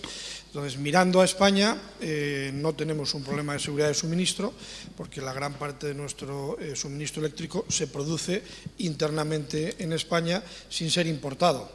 Entonces, lo que tenemos es que mirar al sector del gas natural y afianzar y asegurar las vías de suministro, teniendo además la fortuna de tener muchas plantas de regasificación y muchos orígenes del gas natural licuado y que pueden permitir que sigamos adelante. Hay que atender a todo el mundo relativo a los precios, obviamente, y en ese sentido, si tomamos medidas regulatorias que alteren la fijación natural de los precios, pues será más difícil poder mantener esa seguridad de suministro. La seguridad de suministro no solo es física, también tiene metafísica. Hay que tener instalaciones, pero hay que tener los precios correctos. En nuestra opinión, la solución clarísima a todo este problema son las renovables, más energías renovables. Me ha encantado el vídeo que acabamos de ver de esa pasión que demostraba la señora que nos lo contaba, de que la solución en este momento es más renovables que se convierten vía la descarbonización de todo el mundo industrial en más electrificación. Entonces, la electrificación con energía local es, como quien dice, el sueño que resuelve todos los problemas de competitividad, porque las renovables han mostrado ser las energías que tienen el menor coste, creación de valor con industria asociada, todo lo que es la cadena de valor relacionada con las renovables, y luego lo que decía de seguridad de suministro, la renovable es local, la renovable no es importada y aprovechas el recurso que tienes. Entonces, la seguridad de suministro es un reto, pero estaría de alguna manera enfocado. La solución es correr más, hurry up, demos los permisos, agilicemos los permisos para poder construir las renovables. Lleva años y años conseguir todos los permisos para hacer una instalación renovable en Europa. En algunos Estados miembros llega a tardarse 7 años en obtener un permiso. En España la media está entre 2 y 3 años para construir instalaciones que se hacen en 9 meses. 9 meses from scratch, desde no hacer nada hasta tenerlo en operación. Y 7 años de tramitación. Tenemos muchísimo que mejorar en el tema de los permisos y ahí es donde yo creo que habría que derrochar más ingenio con declaraciones de inversión estratégica, con más digitalización de las administraciones públicas, como hemos tenido en el mundo de la empresa una digitalización paulatina en los últimos años, que se haga en el mundo de la administración y luego pues con definiciones de figuras como puedan ser el silencio administrativo positivo, la definición de operador responsable, que no tenga que pedir permiso cada vez, sino que se saque una especie de licencia para operar durante un periodo de tiempo. El tener proyectos definidos como ready to go, proyectos ya listos para ejecutar y que haya una priorización de esos proyectos, en el sentido de que tengan ya equipos, que tengan observación ambiental, que tengan terrenos. Hay muchas formas de conseguir que la renovable, desde que se piensa hasta que se ejecute, se pueda hacer en el rango del año y medio, 18 meses. Ese es el reto. Excellent, thank you. And maybe let's put the same question to Mr. Alvaro. So we heard these big challenges that have just been mentioned. Do you see similar ones? And how do you see the policy framework of things like REPowerEU and the Just Transition Mechanism helping with that? Gracias, Kira. ¿No, ¿Funciona? Sí, gracias, Kira. Buenas tardes. Para mí siempre es un especial estar aquí en Asturias. Mi familia es toda de Asturias, de Luarca. Esto es el paraíso. Si tienen mañana tiempo, se pueden acercar también a Luarca y seguro que lo disfrutan. Yo trabajo para Endesa. Endesa somos una compañía completamente comprometida con la descarbonización. Tenemos el objetivo de que toda nuestra producción sea descarbonizada y para ello pues estamos acometiendo el cierre de las centrales de carbón, de todas nuestras centrales de carbón. Ahora mismo tenemos 5,7 gigavatios de centrales de carbón a cierre, algunas en desmantelamiento, otras ya están desconectadas. Este cierre afecta a más de 1.500 personas, a más de 1.500 trabajadores y estamos realizando pues, toda una labor para conseguir que la transición justa sea una realidad en estos territorios. Llevamos 4 años trabajando para conseguir construir junto con las comunidades alternativas viables en estas comunidades frente a la economía del carbón en el que tradicionalmente han trabajado. Y en este punto, pues, en este punto en el que estamos, pues ya se empieza a vislumbrar una solución para esos territorios, para estas 5 centrales que tenemos en España, en la que un poco la solución, como me preguntaba Kira, por un lado viene por la parte de crecer en renovables, ¿vale? Y por otro lado viene por proyectos de reindustrialización, ¿vale? Por la parte de crecimiento de renovables, en estas centrales específicas hemos puesto en marcha un programa para identificar proyectos de renovables que puedan ser realizados en las proximidades de estas centrales, ¿vale? De tal manera que en este momento pensamos que cada uno de los megavatios que vamos a descontinuar por el carbón, es decir, cada uno de los megavatios que vamos a cerrar por carbón se puede sustituir en estas regiones por un megavatio renovable de tal manera que hay más de 5,7 gigavatios de renovables en las zonas donde tenemos centrales a cierre. Para conseguirlo ha ayudado mucho, y lo comentaba Laura Murillo anteriormente, ha ayudado mucho las subastas de transición justa, es decir, que una vez la conexión que queda libre de la red, cuando se desconecta la central, esa conexión se subasta para que otros agentes puedan instalar renovables y dentro de ese proceso se valore cuál es el impacto en la sociedad, cuál es el impacto en el territorio y, por tanto, no solo aportas tu viabilidad técnica o tu proyecto técnico, sino también proyectos concretos con los territorios de reindustrialización, de incremento de la cadena de valor y proyectos sociales. Laura contaba el caso de Andorra, que es un caso donde todavía no se ha resuelto. Sí tenemos otro caso resuelto, que es en Portugal. Nosotros éramos dueños de la central de carbón de Pego. Allí ha habido una subasta de transición justa.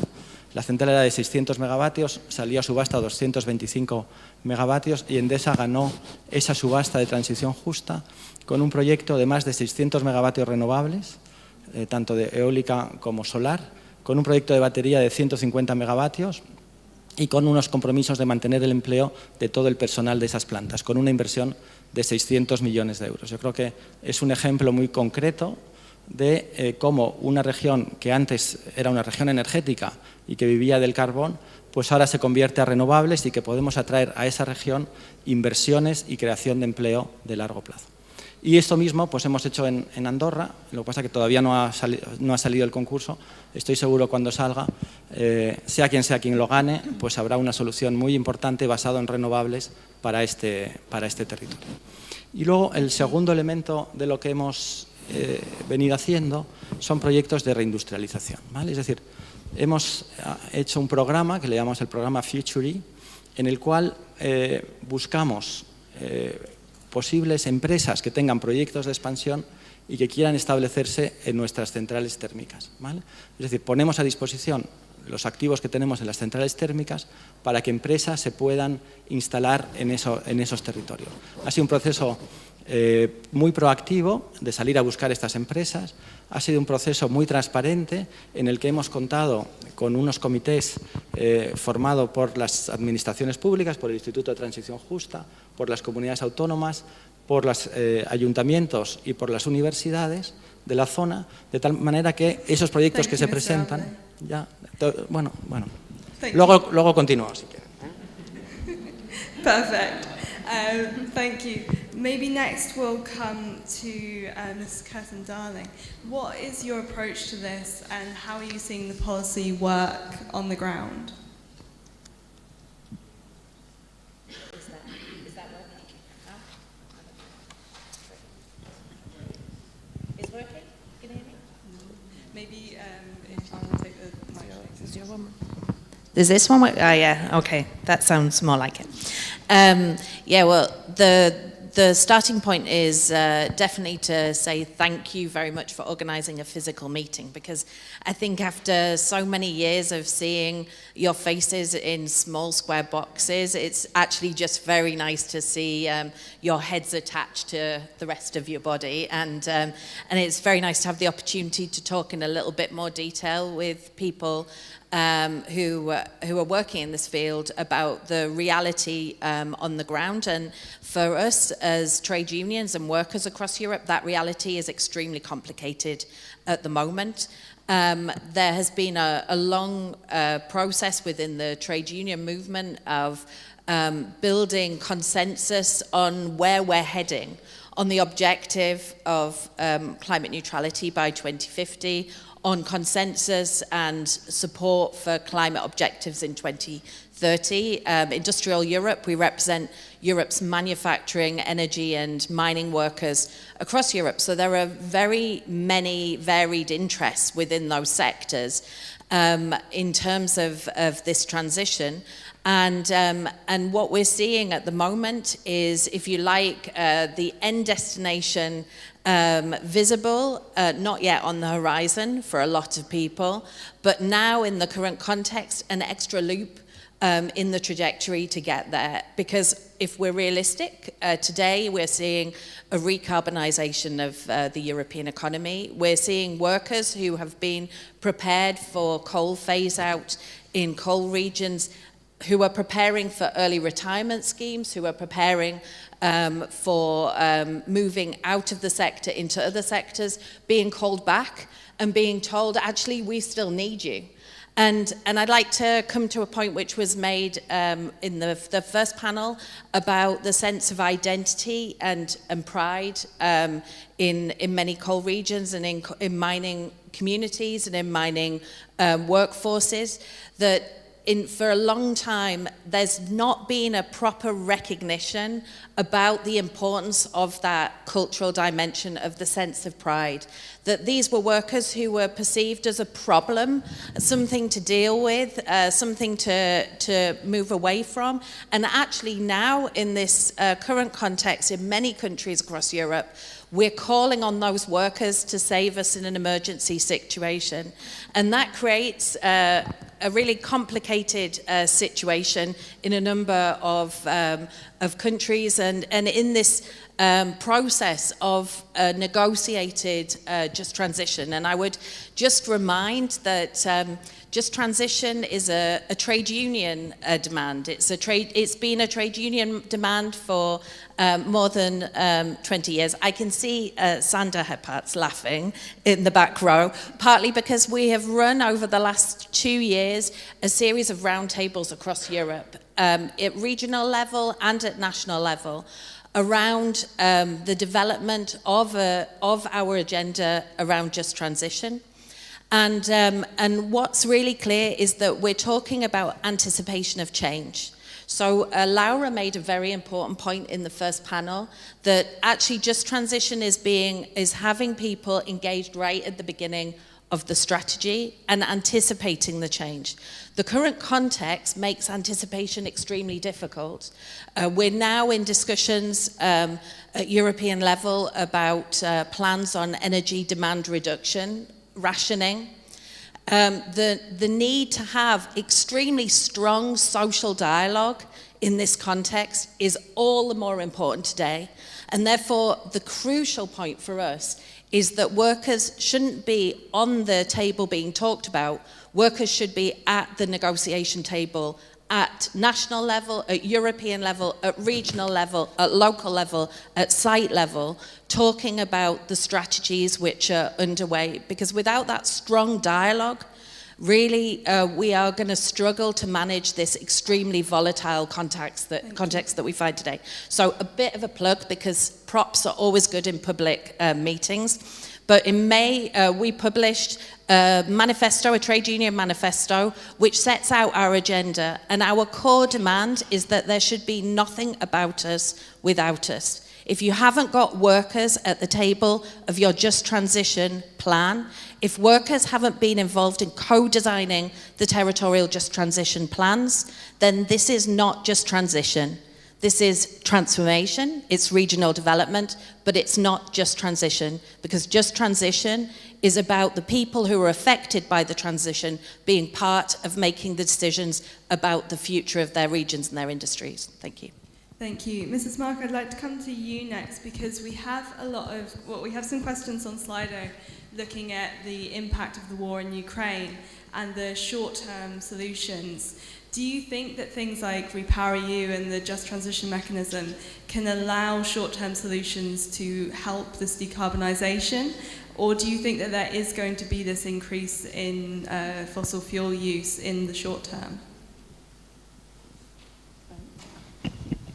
First of all, good morning. It's very good to see all the familiar faces here in the room, and I would like to thank the European Commission and also El Principado de Asturias for this event today. That is very, very important.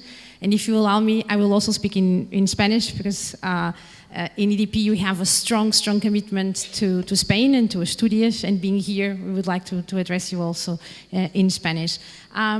Es importante que me gusta mucho y me encanta mucho ver hoy que estamos aquí todos los agentes del ecosistema, de compañías, la Comisión Europea, de instituciones, porque esto es muy importante que todos trabajemos juntos en el ecosistema para que sea posible hacer esta transición.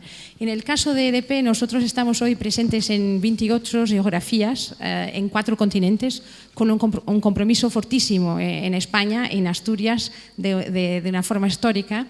Diría que somos un muy buen ejemplo de transición justa, porque tenemos plantas de carbón en España, teníamos también en Portugal, en España 4, en Portugal 1 y también en Brasil.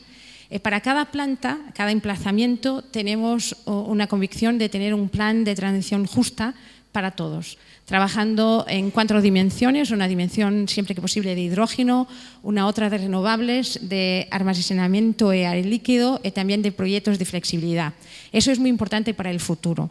Claro que el contexto que tenemos hoy de crisis energética nos obliga a, primero, tener la disciplina política, empresarial y social de mantener el foco en lo que tenemos que hacer en largo plazo. Eso pasa por, claro, tener una liderazgo energética renovable y verde.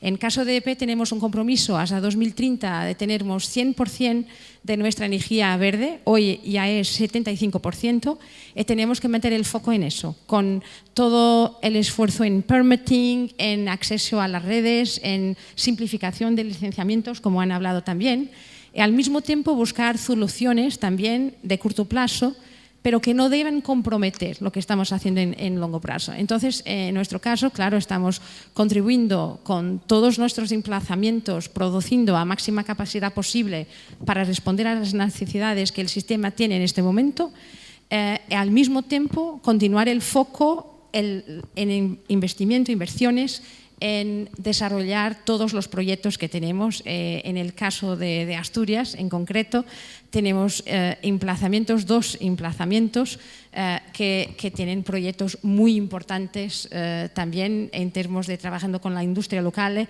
con nuestras personas, que son uno de nuestros mayores activos, como habíamos siempre visto, para garantizar que vamos a continuar liderando en transición energética, que este reto que tenemos por delante, que lo vamos a conseguir balanceando lo que es el futuro y al mismo tiempo contribuyendo para garantizar el corto plazo. Thank you. Anilia Stefanova, let's come to you next. How can policies like REPowerEU and Just Transition policies support regions in phasing out fossil fuels? And do you think that more is needed? Do you hear me? Yes.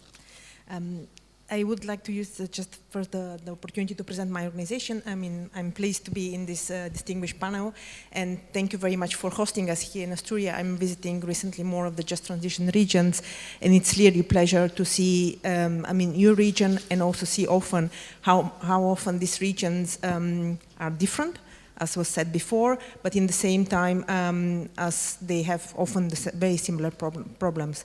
My organization, Sea Bank Watch Network, is an environmental grassroots organization based in Central and East Europe, working across 20 regions, co-regions, and shale oil regions in the region. And we, as environmental group, was one of the first ones starting the co-regions in transition dialogue, with exactly the objective to help the co-regions to transit from in this difficult moment. And we very much believe that co-regions could be a pioneer, an example for the rest of the regions and cities, because this is they have from one side the most challenging job. I mean, it was said before, really to transform the economies, to transform the societies towards new model. And this transformation is something which we're expecting everywhere to happen in the next decade. And we could see a lot of examples and coming from these regions nowadays. And so more attention and hope.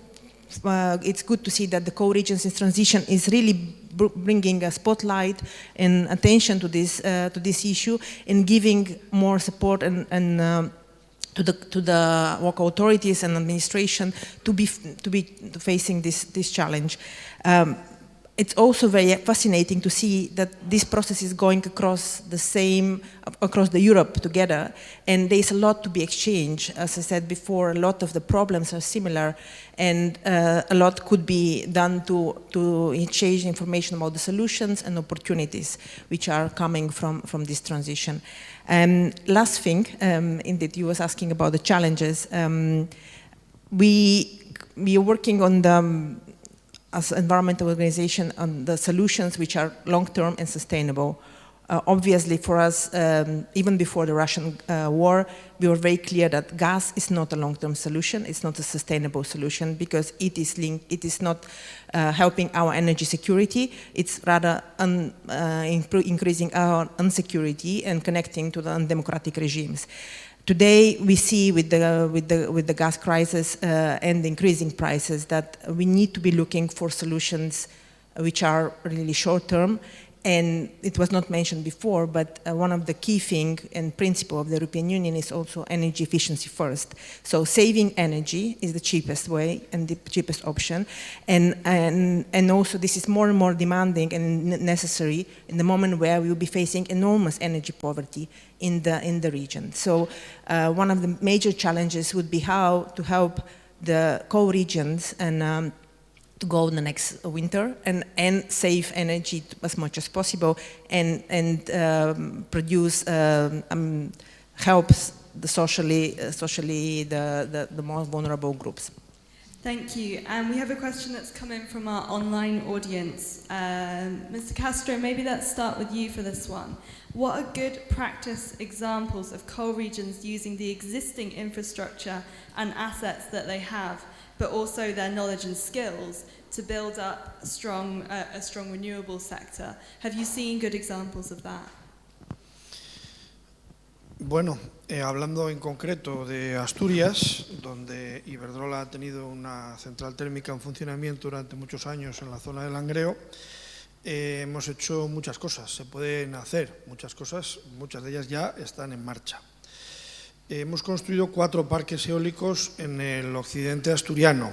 Todo lo que se ha instalado, absolutamente todo, es de fabricación española. Y todo lo que ha sido posible que en lugar de ser española sea estrictamente asturiano, lo ha sido, como son las torres, los elementos metálicos con los cuales montas los aerogeneradores, se han construido en Avilés, no muy lejos de aquí, en las instalaciones de Windar.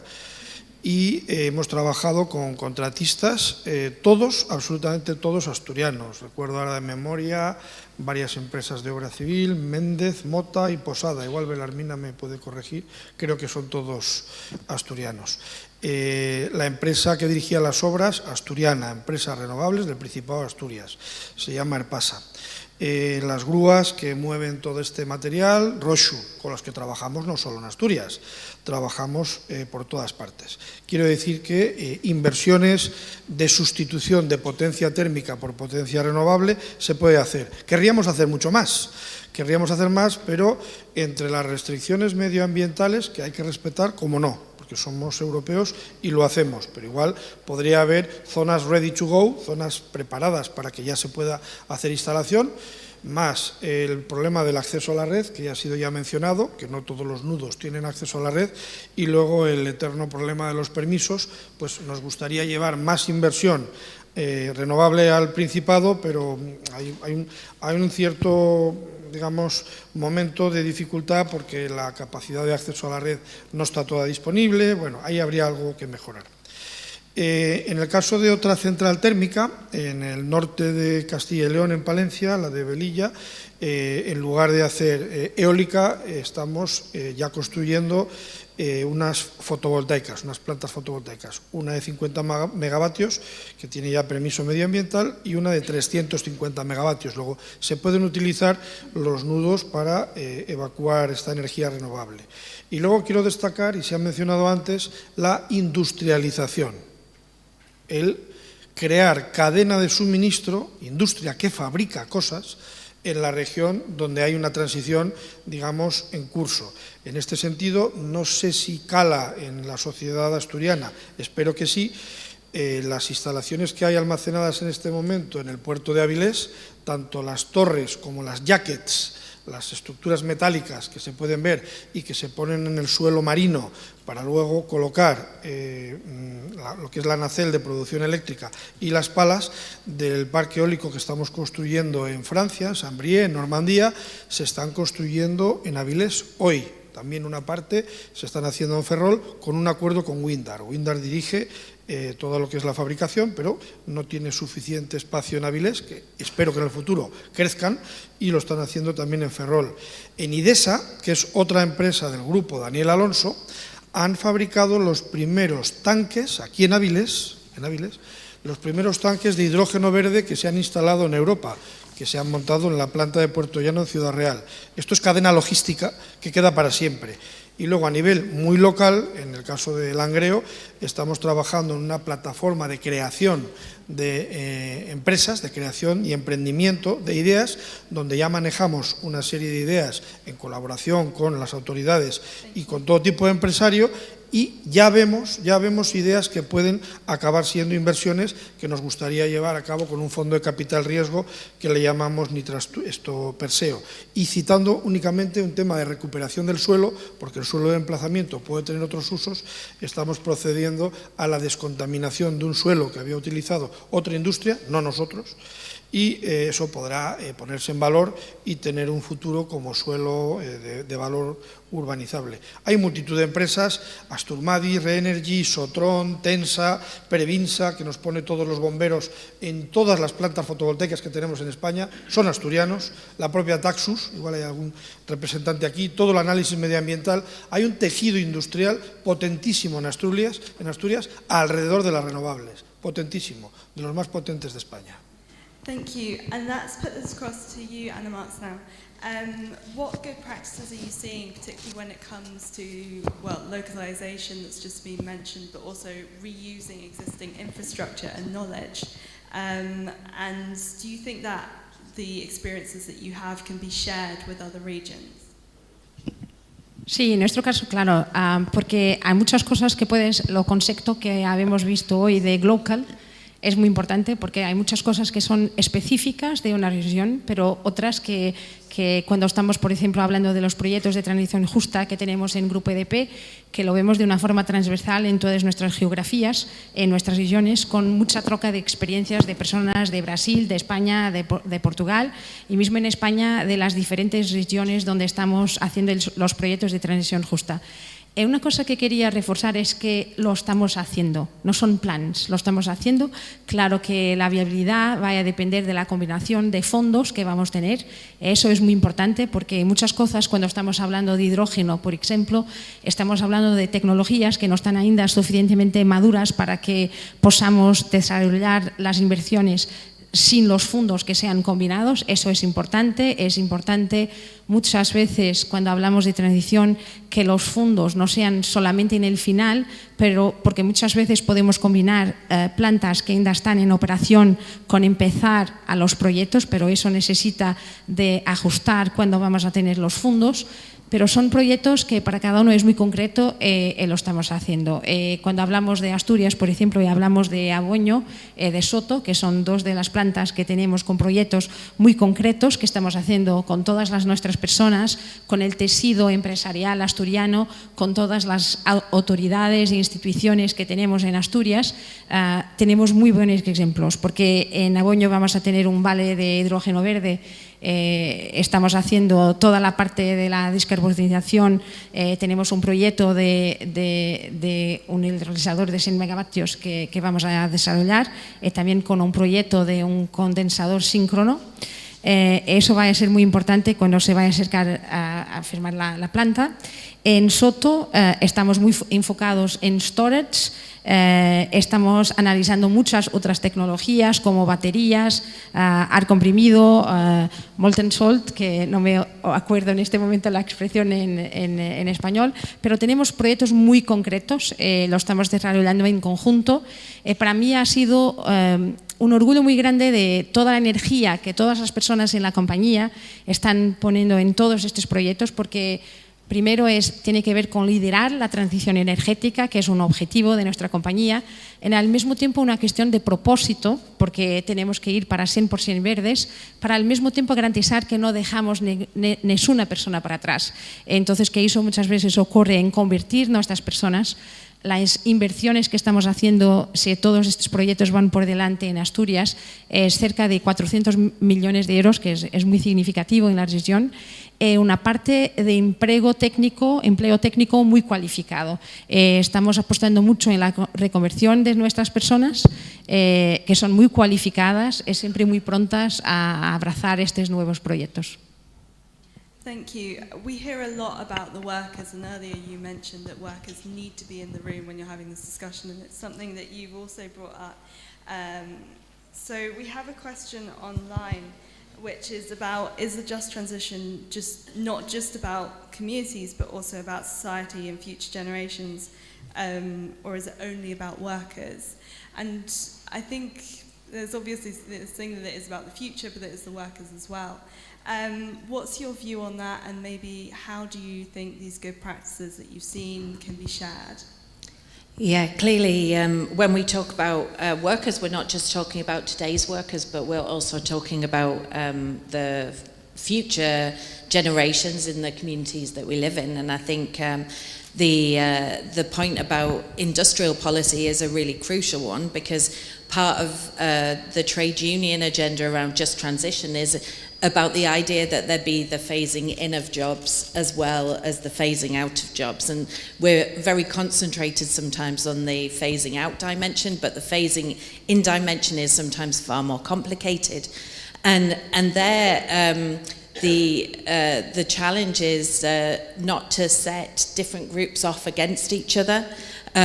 Workers are part of their communities, and their interest is the vibrant long-term prosperity of their communities, and therefore really for us it's about having a concerted, we kind of agree also with some of the comments earlier that you have to do it at the regional level in all reality, but having a democratic and engaged process which is bringing everybody around the table to decide kind of the future development. And part of that is a strong industrial policy in areas that have been identified by Repower EU. So obviously the rollout and deployment of renewables, the rollout of green hydrogen, the development of biomethane in some regions will be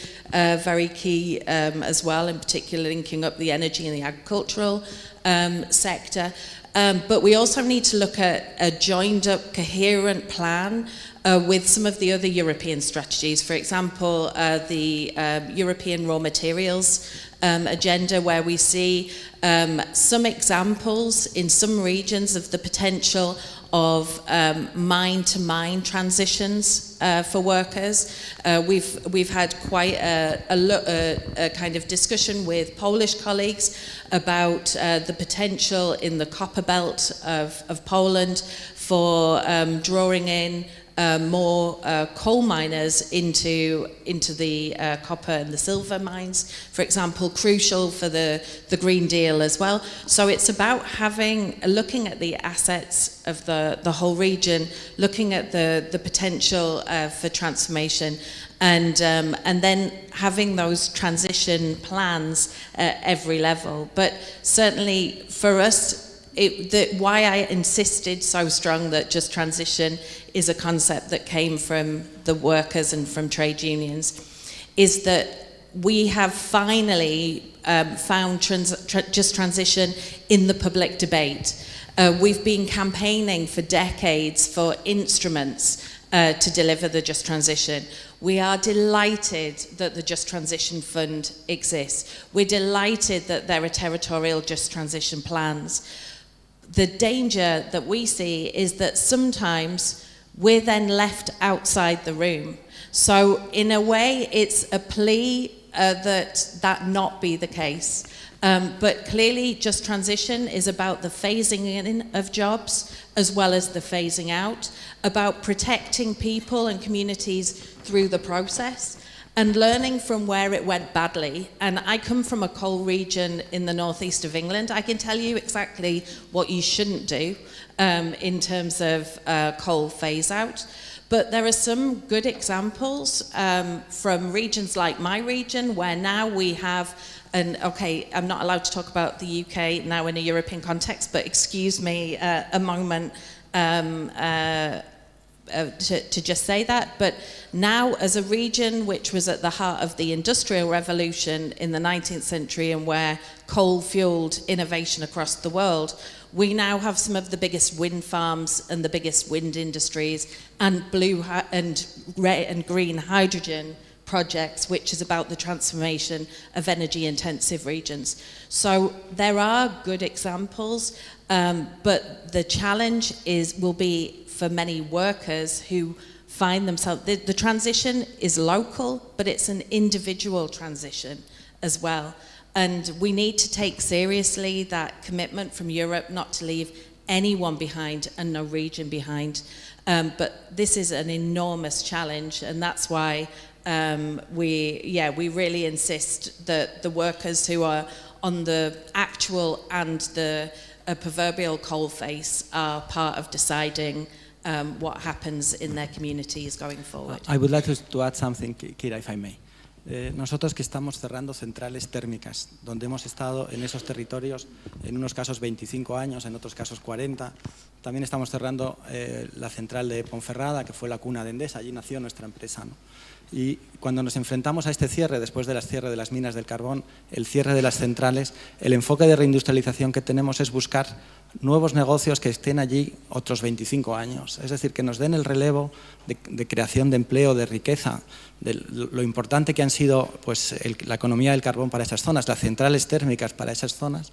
Pues buscamos negocios, empresas que tengan proyectos de crecimiento y que puedan estar allí los próximos 25 años. Y para eso, siempre hemos dicho como Endesa, no queremos ser nosotros quien decidamos qué empresa se pondrá aquí o qué empresa no se pondrá aquí. Por eso compartimos las propuestas que recibimos de empresas que ven potencial en las zonas de las centrales de carbón. Son zonas que entienden la industria, son zonas que tienen trabajadores cualificados.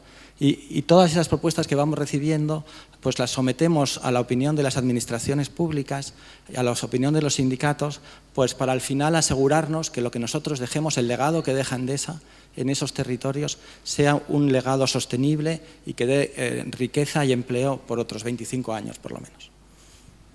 Thank you. And maybe Ms. Stefanova, that's come to you for your response from an NGO perspective of this. Do you see that workers are involved enough on the local level, and are there ways or other examples that you've seen which have gone well?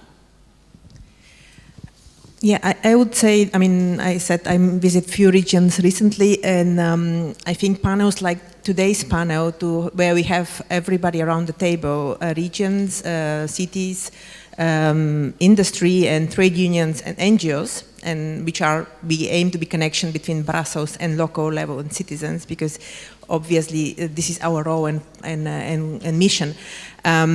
It's very rare. I mean, we have great example of Eastern Wielkopolska. Matej spoke before about that. We have some good examples in Romania and Jiu Valley, where we have really very active engagement of the different stakeholders. And this is for us, unfortunately, not happening everywhere. And we need to make sure that this is one of the objectives, that transition is really inclusive.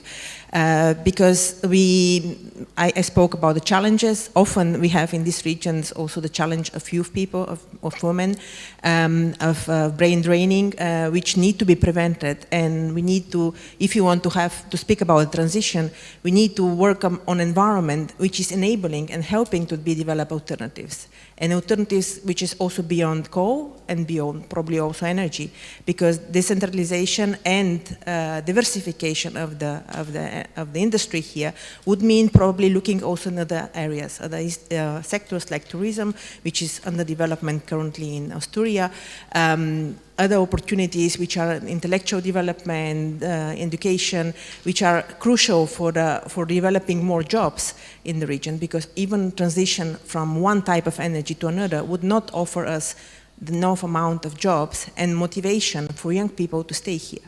So dialogue between different type of stakeholders is crucial, and this would be also one thing which is, although not an emergency action, it's crucial to be continued. I think we've seen, unfortunately, with the COVID and with the restrictions, more and more decisions which are taken behind closed doors. And sometimes it is the trade unions complaining, sometimes the companies complaining that government is taking decisions behind closed doors. We need to learn from that and really look at addressing emergency, but also looking strategically. And strategic transition, transformation of these regions only could be done through the dialogue about how to use best the resources we have currently here, and also the people which are living in the region, and what are their aspirations for the future. Thank you. Thank you. Does anyone in the room have a question? Yes, please, gentleman here. Do we have a microphone? Yes, there's a microphone coming to you. Gracias. Bueno, buenos días a todos y a todas. Mi nombre es José Luis Alperi Jove. Soy el representante del Somafita UGT, un sindicato de Asturias que llevamos los sectores de minería, energía, sector químico y agroalimentario. Y quería hacer un comentario, una puntualización al representante, al CEO de Iberdrola, que decía que no cala en la sociedad asturiana lo que está haciendo Iberdrola, ¿no? Cuando yo añado, ¿no?, que sí cala, por ejemplo, lo que está haciendo EDP, pues porque abiertamente ha apostado y tenía un compromiso. Yo digo que no cala y tengo 2 o 3 ideas, ¿no? La primera es por políticas sociales. Iberdrola, en sus inmediaciones de la central de Lada, hay un río donde embalsaba agua para que pudiese entrenar un club de piragüismo de niños y niñas.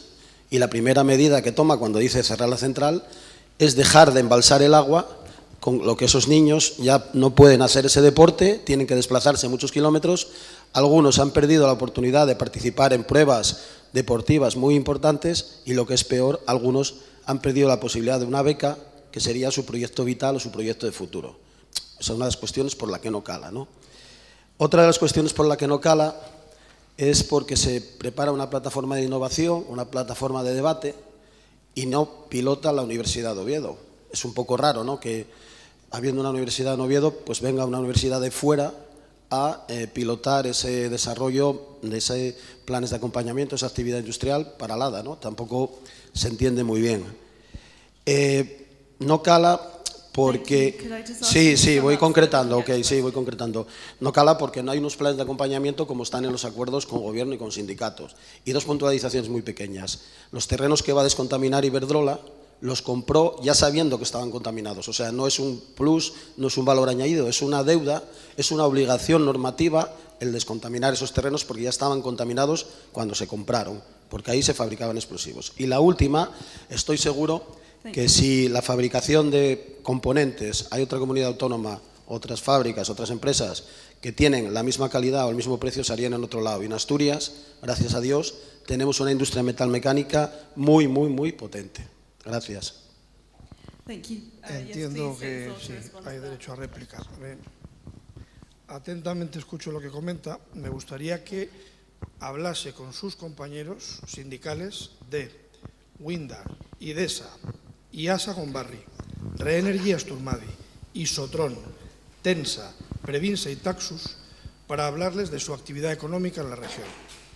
Y cuando haya hablado con ellos, hablaremos de si hay impacto o no hay impacto. En relación... Sí.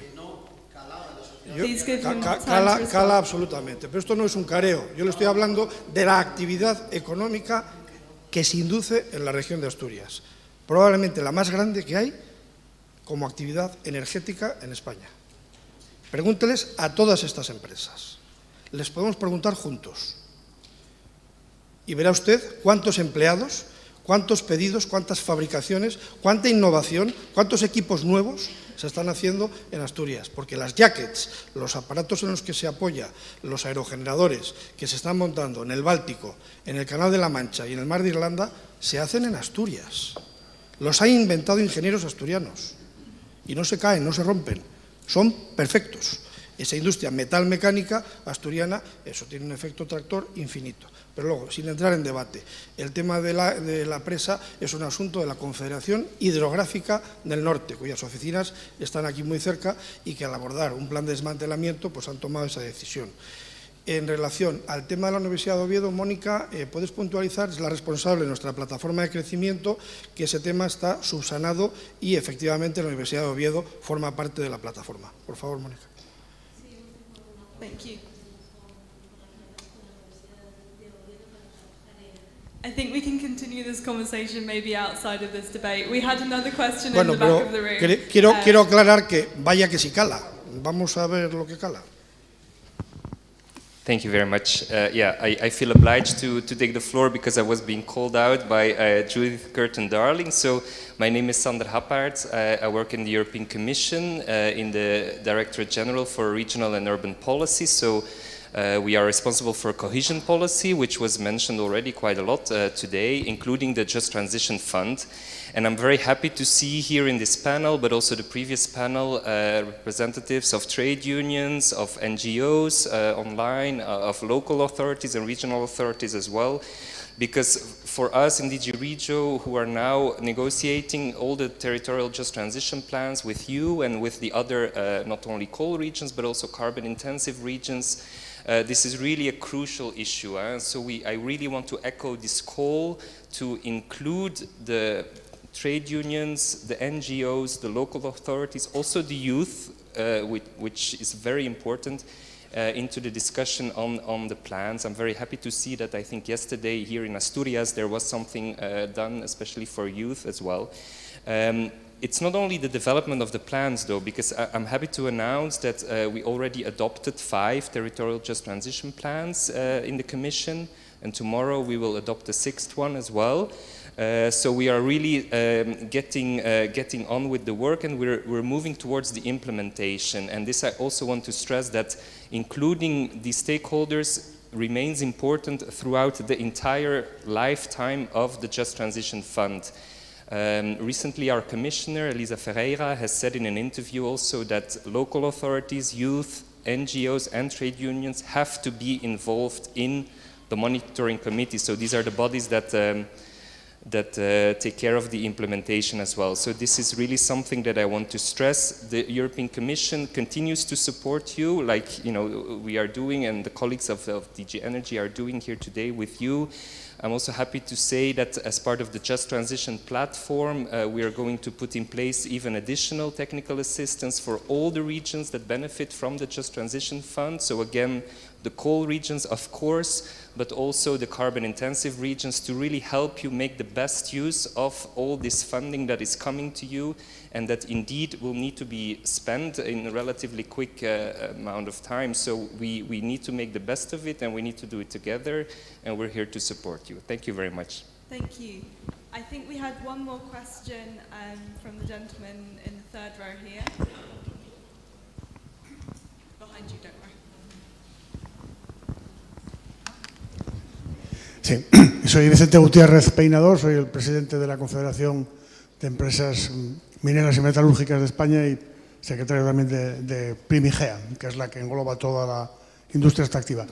Yo quería preguntar, estando totalmente de acuerdo con la influencia que tiene la transformación hacia las energías renovables en las regiones que, por supuesto, van a crecer, van a retomar empleo como consecuencia de eso, me llama la atención porque el título de la mesa es seguridad en la energía, seguridad energética en el futuro y en el presente. Si estamos transformando todos los kilovatios térmicos, que evidentemente hay que hacerlo, en renovables, y todo va a ser renovable, ¿qué pasa con el respaldo? ¿De dónde lo vamos a sacar? Pues cada megavatio de renovable necesita entre 3 y 4 megavatios de respaldo. Thank you. So I think that's probably all the time we have questions for. What I'll ask is for our panelists to give a closing statement and maybe respond to anything that has been mentioned in that. So Judith, Curtin, Darling, let's start with you. What's your takeaway and maybe what's your response to some of the things that have been mentioned in the room today?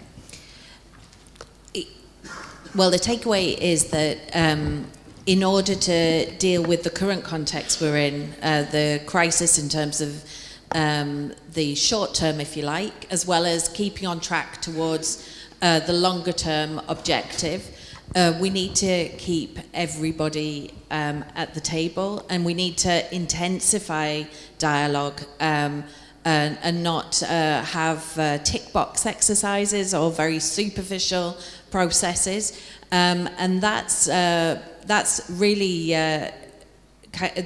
kind of the most vitally important thing at the moment, because I think the underlying all of this, the biggest challenge that we face is a question of trust and keeping the public, not just the workforce, but the general public, committed to the long-term destination. So ensuring that strong dialogue and ensuring that the investment is channeled in projects which deliver some rapid phasing in of jobs is really, really vital for coal regions, because people are waiting to see the results. There's been a lot of talking, and now I think workers across Europe are really waiting to see the concrete delivery and the reality on the ground of these projects. So we look forward to seeing just transition in practice, not just in theory, and yeah, I think that's a call for you guys in some ways to ensure that this becomes a reality for the workers affected. Thank you. And Julio Castro, let's go to you. What's your takeaway from today's event? Well, the quick one, it's make renewals possible. I mean, the resource is there, the wind, the water, the sun, el sol, el viento, el recurso eólico está presente. Lo que hay que hacer es que podamos capturarlo, y la forma de capturarlo es tener los permisos medioambientales para poder hacerlo. No quería dejar sin contestar al señor que ha hecho la pregunta tan atentamente. Una de las soluciones perfectas de tener ese backup o ese respaldo del sistema eléctrico es el almacenamiento hidroeléctrico, es tener agua embalsada en altura de tal manera que puedas siempre responder, y eso además es una fortuna de que sea renovable. Hay muchas posibilidades de hacerlo en España y compañías como la nuestra lo estamos haciendo. Thank you. And Joan Álvarez, let's come to you next. Sí, muchas gracias.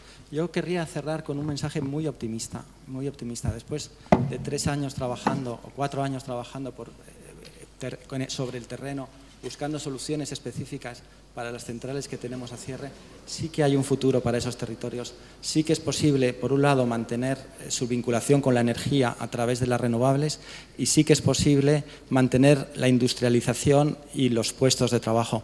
En los 5 centrales que nosotros estamos cerrando hay proyectos industriales de terceros, hay más de 10 proyectos industriales de terceros con unas inversiones de 1.000 millones de euros y una creación de empleo de 1.000 puestos de trabajo. El potencial que tienen las regiones de carbón es enorme, y las oportunidades están allí, y cuando sales a buscar empresarios que quieran ponerse allí, claro que valoran el potencial que tienen estas zonas y van a tener un futuro brillante. Thank you. Nidia Stefanova, let's come to you for your takeaway from today. Thank you very much for this very diverse discussion. I wanted to also close on a positive note, that we're looking forward to learn from this crisis and to to change the way we do. And obviously it's difficult to change one, I mean, the solutions would be no one solution and no one way to replace 1 megawatt with a new megawatts. And going back to the principle, we would like to, I wanted to focus on the fact that the cheapest energy is the one which is saved, and that only the energy that is needed need to be produced. So we need to be very careful and looking strategically about indeed how we replace currently one capacity with the capacities, and also not be addressing the current with the current solutions, creating future problems in terms of biodiversity, in terms of air pollution or resource shortages. So we need to be around the table again to be discussing more and more the solutions, and I hope there will be more exchange between different regions, because exactly we could have using the practices which is coming from the different areas to advance and make the changes faster. Thank you. And finally, let's come to you, Anna Marks, for the closing statement of this session. Yeah, we had a positive note, so I will come to a call to action note, because I think that we, as individuals and as a global community, really have a significant responsibility, not just on the purpose that we call today, because we have this purpose of leading the energy transition as a whole, but also the responsibility to do it with a social note on how we are going to do all this just transition work. And so far, we lived in the decade of the 2 Cs, because we had the climate challenge on how we would reach the targets in 2050. And in meanwhile, we had the second C, that was COVID, that of course it was a big disruption in the supply chains and a lot of new challenges for us. And now we have the third C, that is conflict. And this creates a bigger challenge among all of us to capture the funds opportunity and the opportunity to really transform and take this opportunity to transform the economy and lead the energy transition was already a challenge. Now it's even a higher challenge.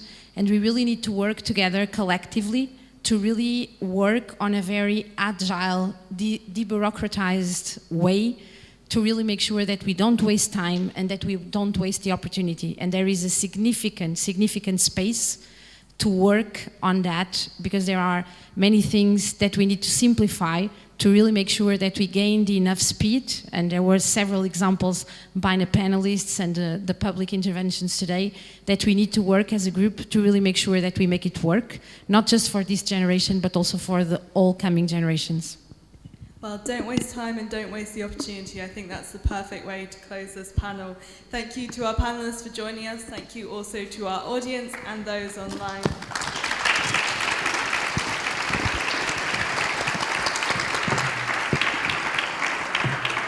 So we now have a lunch break until 2:30. You can join us again later on when there will be a discussion on coal regions as manufacturers of the clean transition. Thank you for joining us.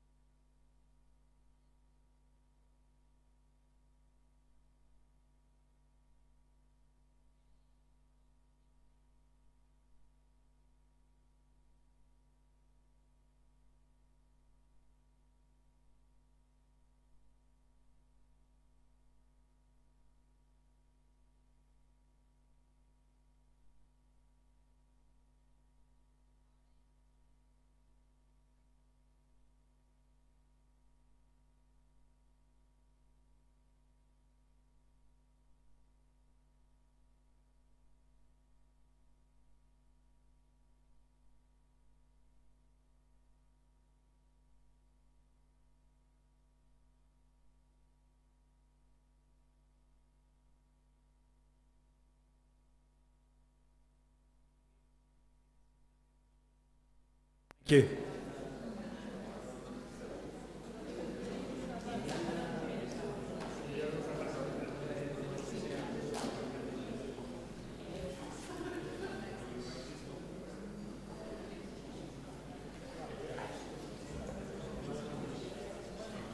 Okay, I think we'll make a start.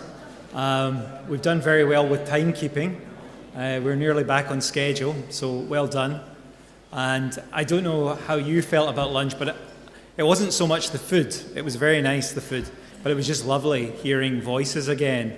You know, large numbers of voices talking.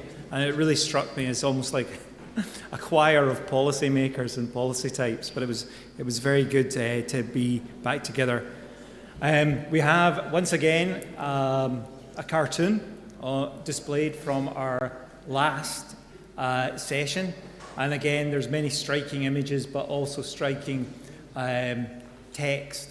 So I really like this one about the co-design with people down on the right-hand side. And I thought it was quite interesting that the two panel discussions, including the ones with the industrialists, EDP, Iberdrola, etc., did recognise the need for a more inclusive approach. And I really liked Judith Curtin Darling's view on the inclusion of workers in transition.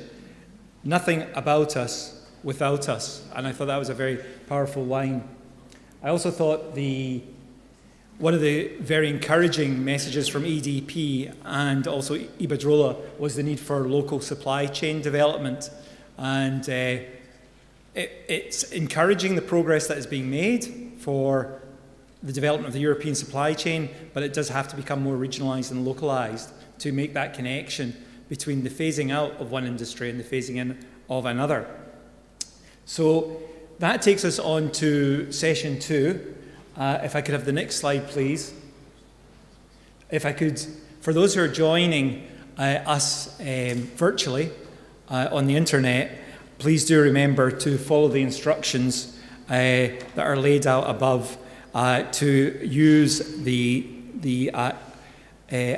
download the Interactio app using Play Store or Apple Store and enter the code APD 2022-online. And once again, questions can be submitted online using slido.com.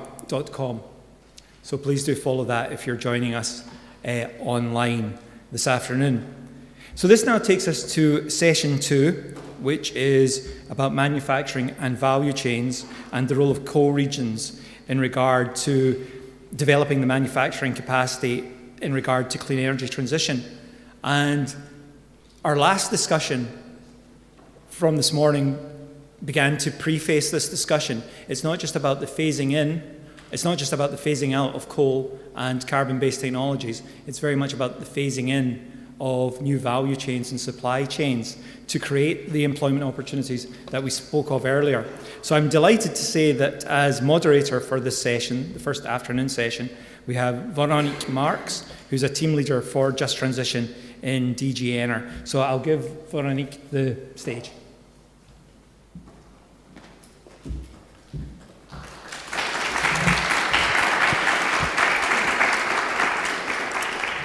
Good afternoon, everyone.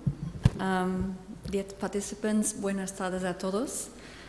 So already I was introduced by Robert. So from this morning, from the panels, we had an interesting exchange on how we can accelerate the energy transition in these challenging times that are marked by high energy prices and by the security of supply challenges. And now we are turning to another debate, which is really about the opportunity that this transition is bringing. Opportunities to decarbonize and diversify local economies and create green and future-proof employment and jobs. So in this panel, we will discuss how the coal regions can position themselves as manufacturing sites, as well as key players in the value chains of clean energy technologies and other sustainable technologies. What employment potential such a repositioning brings, and what coal regions can actively do to allow large as well as smaller companies to insolve themselves in their regions. My name is Veronique Marx. I'm the team leader for the Just Transition at DG Ener of the European Commission, and I'm very glad to be with you here today. It's also my pleasure to introduce you now to our keynote speaker, Mariel Diaz. Mariel Diaz, she's the CEO and founder of the company Additive, which is an innovative 3D printing platform powered by machine learning for automated mass production. Mariel is also the president of the Spanish Association of Additive Manufacturing, ADIMAT. She's a mechanical and an industrial engineer, specialized in mechanical design with extensive experience in additive manufacturing. Mariel, the floor is yours.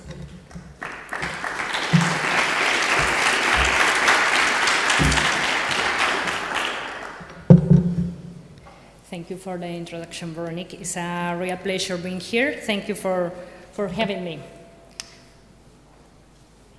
So, factories. What is the first thing that comes to your mind when you hear this word? A dirty and grey place, or probably a contaminated place? This way of thinking is what new technologies want to change. We want to create the factories of future. If you remember, 20 years ago, the world moved to a global presence. We saw a lot of manufacturers decentralizing their production and moving factories away from their home countries. But it was an efficient way at that time. But today, what we've seen is that the world has changed.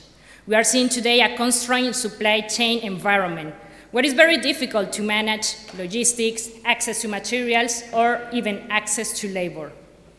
I tried to summarize in 4 big topics the biggest challenges manufacturers are facing today. The first one is the access to materials, how we are getting the raw material that we need to produce our products. The second one is the supply chain disruption. Sourcing parts is a nightmare for every manufacturer all over the world. The third problem, or the third big challenge, is the cost of energy. As you know, prices are going up. And finally, labor. How we are getting the people that we need and how we improve retention of that people. We are transitioning to a big paradigm shift, which is reassuring or nearshoring. That means changing partnerships structures. Who do I do business with? Or what does that mean in terms of risk for manufacturing my products? So now we are thinking into putting supply base close to our manufacturing. We are thinking about logistics costs in a completely different way. And additionally, we are considering more the environmental cost. In the past, people just put a pen in my hand and saying, Mariel, could you make this pen for me? But today, when we have all the risk of inflation, the risk of price creep, access to materials, you want to know exactly how's the pen being made. Because you're going to try to control every variable if it's going to disrupt your ability to serve your own end customers. That's reassuring, nearshoring. So today, we as manufacturers have to think a lot more about upskilling and reskilling. So how do I actually make HR core competencies? What are those skills and my opportunities to attract talent? In the past, we could say new technologies results in job losses. Probably that's what pretty much of us think about. But if we analyze today how new technologies are driving jobs creation, especially in high labor cost regions, we know and we can see that new technologies such as additive manufacturing can really create the factories of future. This is one of those technologies driving that transformation. This is thus that technology that is driving and changing the way we manufacture products. Next slide, please. Thank you. So I'm 100% convinced on the power of transformation of additive manufacturing. That's the reason why we're working on the additive revolution and how this technology is going to help and impact in the European regions for jobs creation and a greener manufacturing processes.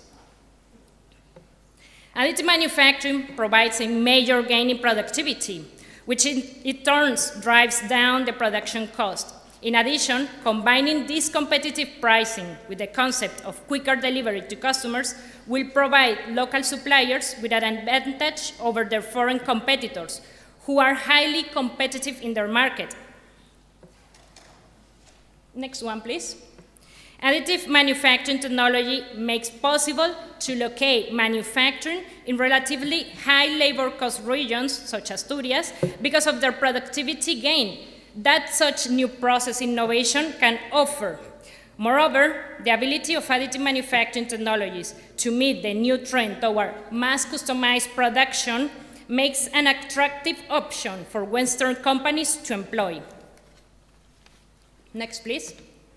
Additive manufacturing is a booming market, and it could exceed over $300 billion opportunity of addressable market.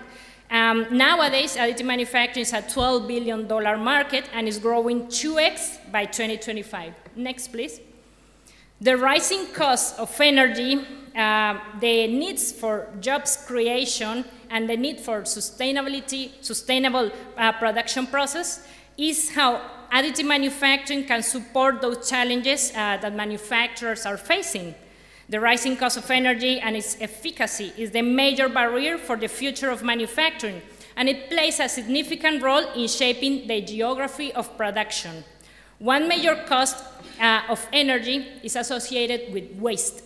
Additive manufacturing processes are shown to be capable of producing significantly lower waste compared to conventional methods. Another major source of overall energy cost is the cost of transportation. Much more energy is needed to ship and deliver parts from a long distance than to ship them from a local or regional retailer and supplier. Studies indicate that due to problems such as communication and tool rework and transportation, the actual cost of offshore manufacturing can be higher than is estimated in many cases. Next, please. Next. Moreover, the additive manufacturing technologies can boost service provider jobs around the manufacturing jobs.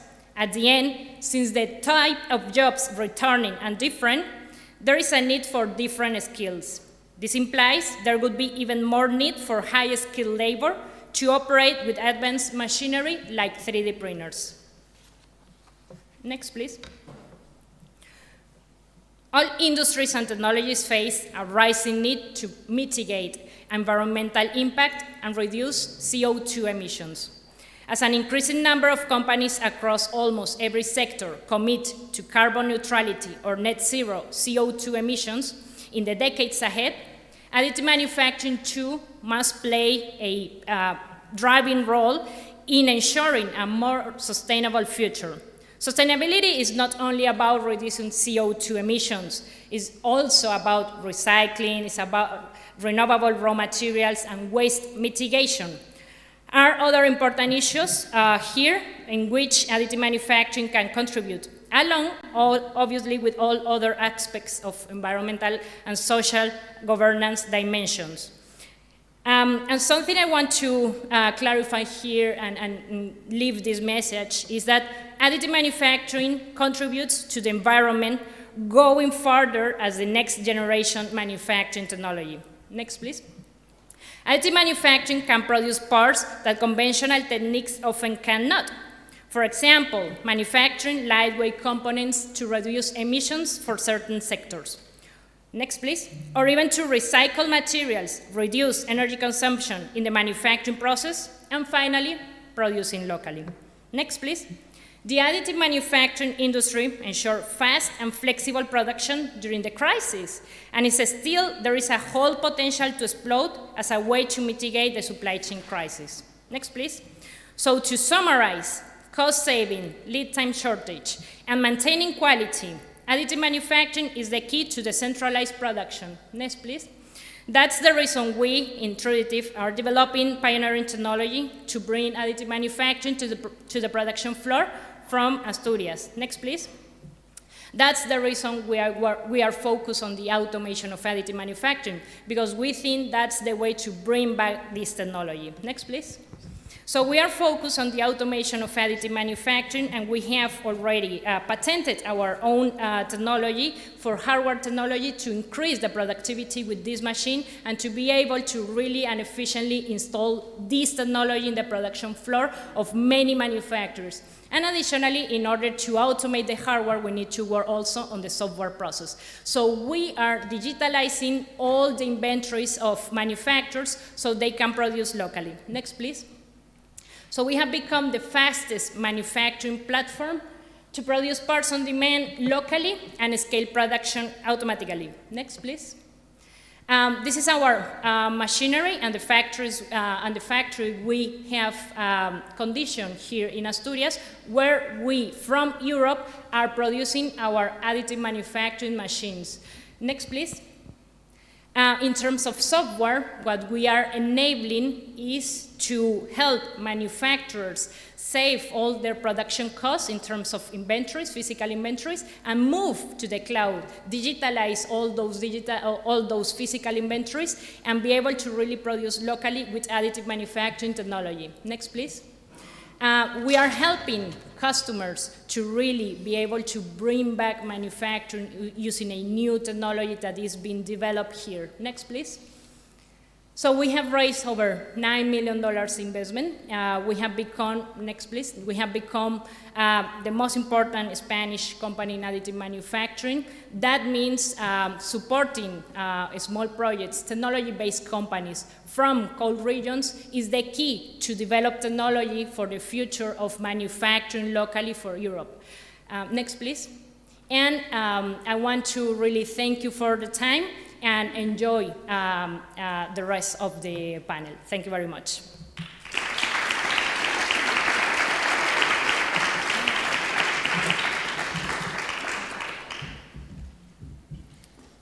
Thank you, Mariel. This is really impressive, and very impressive that you also located, well, that you are located here in Asturias, close to Oviedo.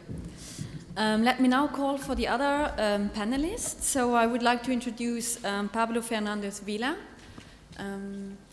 He's the General Director of Galicia's General Directorate for Energy Planning and Natural Resources. Pablo has an engineering background and previously acted as the head of industry in his hometown, Orense. Welcome, Pablo. The next panelist is someone you have seen already this morning, Judith Curtin Darling. She's the Deputy General Secretary of Industriol, and she represents manufacturing, mining, and energy workers from 38 European countries. Welcome, Judith. Naomi Chevillard. She's the head of the regulatory affairs of Solar Power Europe. Naomi coordinates Solar Power Europe's Advocacy Committee and the National Associations Committee of Solar Power Europe. She also follows the European legislation related to energy law, electricity markets, grid integration, and competition. And then the last speaker is, panelist is Ignacio González Baqué. He's the manager of the decarbonization strategy of ArcelorMittal Asturias. Welcome. I'm sure you all know ArcelorMittal, but ArcelorMittal is one of the world's leading steel and mining companies with presence in more than 60 countries in the world. And in collaboration with the Spanish government, the company has made an investment of 1 billion euros into decarbonization technology, which will reduce CO2 emissions at ArcelorMittal's Spanish operation by more than 50% within the next 5 years.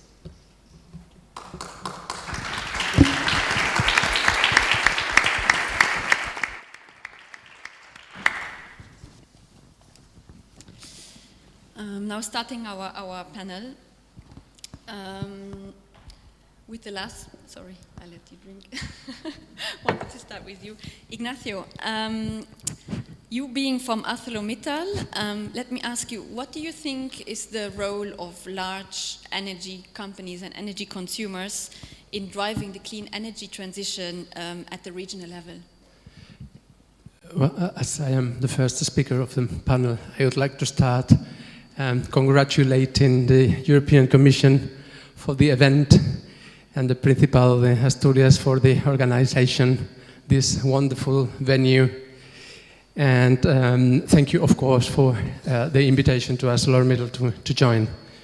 And well, if you agree, Veronique, I will switch to Spanish. You know, you have no problem with that, and that might be more convenient for me too. Bien, entonces continuamos en español. Yo creo que esto quizás lo suyo sea empezar enlazando con la sesión anterior, en la que teníamos a representantes de EDP, de Endesa, de Iberdrola, que llamaron, bueno, ellos representan empresas que son grandes generadores de energía. Llamaron la atención sobre el papel de las regiones del carbón, bueno, un papel relevante como protagonistas por la presencia de centrales térmicas antiguamente en esos territorios, que ahora se están convirtiendo a otras cosas, etc. En ese sentido, bueno, yo represento a ArcelorMittal en este panel. Nosotros somos grandes consumidores, es la otra parte de la cadena de suministro. Y la perspectiva tiene muchos puntos en común, de las eléctricas y, en mi caso, de los siderúrgicos, porque debido a nuestro tamaño, el impacto de nuestras operaciones, de nuestras inversiones, de nuestras decisiones, pues es muy relevante en todas estas regiones. Por ponerlo así de una manera muy cruda y muy simple, pues lo primero que podemos contribuir es con grandes contratos de suministro y de compra a largo plazo y de escala, que a mí me parece que es un elemento muy relevante en esta discusión, porque en el fondo algo que gravita alrededor de todas estas temáticas que estamos comentando es la parte de infraestructura, la necesidad de grandes infraestructuras que son costosas, etc. Ese soporte de grandes contratos de suministro nosotros consideramos que es imprescindible para poder dar el paso a nivel de infraestructuras que necesitamos. Entonces, bueno, yo creo que eso es un punto en común con la sesión anterior, por no hablar de cuestiones de impacto social, ambiental, etc. Si tuviera que llamar la atención sobre una diferencia, por complementar un poco esa sesión anterior o construir a partir de ahí, quizás me gustaría llamar la atención sobre lo siguiente. Antes de la comida hablamos esencialmente de energía eléctrica. Bien, es importante. Nosotros, por dar algún dato, ArcelorMittal en Asturias tiene un consumo anual del orden de 2,5 teravatios hora al año de energía eléctrica. Eso en un país como España, con una producción de 250 teravatios hora al año, es un 1%, bien, es bastante. Sin embargo, para nosotros ese es nuestro Scope 2, es nuestro consumo eléctrico. Nosotros en combustibles consumimos muchísimo más, del orden de 15 teravatios hora al año, más de 7 veces más. Ese es nuestro Scope 1 en términos de CO2. Eso quiere decir que nuestro efecto de escala es todavía mucho mayor que el que podría deducirse o adivinarse por la sesión anterior. Eso es lo que está facilitando, y bueno, termino ya y dejo espacio a mis compañeros de panel. Eso es lo que nos está dando pie, quizás algunos de los presentes hoy en la sesión hayan escuchado, a promover dentro del consorcio HYDIL la generación de escala de hidrógeno verde en el norte de España a partir de fotovoltaica.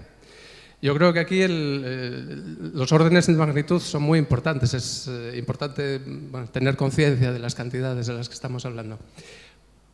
Para aprovisionarnos de una cantidad energética de ese orden de magnitud, de esos 15 teravatios hora año, etc., de lo que estamos hablando es de instalar una capacidad de fotovoltaica en el norte de Castilla y León de aquí al 2030 de 9 gigas.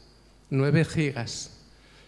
Es un orden de magnitud por encima de lo que se ha hablado hasta ahora.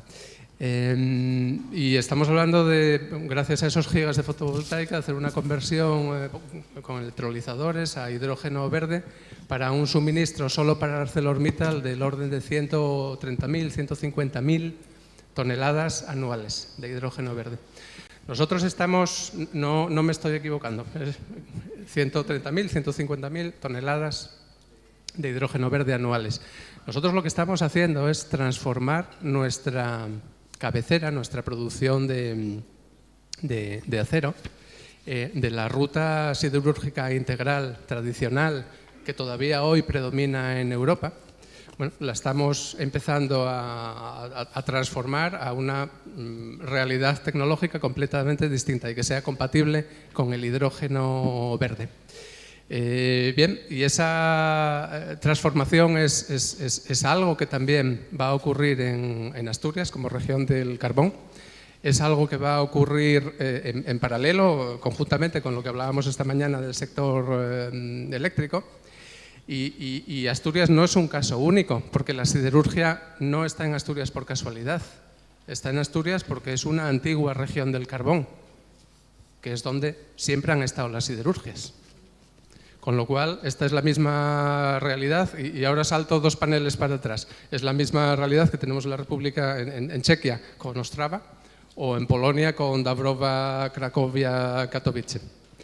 Y hay otras. Entonces, bueno, no sé, es una forma de poner en perspectiva el asunto desde nuestro punto de vista siderúrgico de gran consumidor, en este caso. Thank you, Ignacio, and thank you. It shows the complexity of the issue, and it shows of the different energy sources that we are talking about. Judith, let me now turn to you. But how do you see the role of the Workers' Council to be the drivers of the clean energy transition inside large energy companies? It can be large energy producers or consumers. Thanks very much, and thanks very much for giving the trade union movement 2 bites of the apple. It was worth coming to Asturias to have the 2 perspectives, and I follow straight on because obviously we're representing the workers in the energy intensive industries as well as workers in the energy producing sectors and mining sectors, and as was just said, these challenges are often the same challenges in the same region. It's actually an enormous industrial transformation of the whole of the regional economy. That's what we're seeing in the certainly in the steel sector, basic metals, but also in some of the other energy intensive industries. And I don't want to repeat what I said already this morning, but to give you a perspective on why workers within the process plays such a key role is that within our European Works Council discussions with companies like ArcelorMittal, with companies, other steel companies across Europe and other energy intensive industries, there is a scope to already start anticipating the changes within those companies right at the start, before strategic decisions have been made, and then to develop a joint plan of how those strategic decisions are implemented in action. I thought one of the points of Mariel's presentation, which was really important, it was in one of your first slides, was about the challenges of labour. And the fact that actually if we look across Europe at the moment, we have a perverse situation. We had representatives in the room this morning from the Spanish trade unions from this region who have been unemployed since 2018, since the closure of the mines that they were working in. At the same time, we hear from all of our employer counterparts, whether it's ArcelorMittal or chemicals industries or others, one of the biggest challenges that they face at the moment is skilled labour, and having the right skills for the transformation industries. And so I think we need to be realistic that there is a technological revolution which is going on, and there is a technological dimension in terms of the transformation of steel plants to hydrogen based production, or in some cases in Europe, other innovative electricity-based production, and there is the biggest challenge that we have, and potentially the Achilles heel for the European Green Deal, is actually the question of skills. And the challenge for just transition, in our view, is that we have this, if you like, in technology terms, you have what's called the valley of death of innovation, between the first research and development to market deployment. Well, in just transition, we kind of have a valley of death also for just transition. If the phase out of jobs doesn't meet up with the phase in of jobs, then you end up with social damage as people are unemployed for long periods or are kind of caught out. And the skills agenda is, in our view, key to that, in avoiding the valley of death of just transition. And we need to recognize that the skills challenge is actually an industrial revolution a social revolution of the scale of the technological revolution that we're undergoing, because we need massive upskilling and reskilling of workers, massive, across Europe, in order to make the transformation of our industries, which is foreseen in terms of the Green Deal, across all sectors. It was mentioned this morning on the panel that from the Czech Republic that potentially the just transition plans for coal regions are inspiration for automotive regions. We're seeing the transformation of all of our sectors all at the same time, and the single common line between all of them is this question about skills and about reskilling. And you can't reskill a workforce in a piecemeal, fragmented manner. We need that framework of just transition measures which ensure that there really is a support around the whole of the workforce.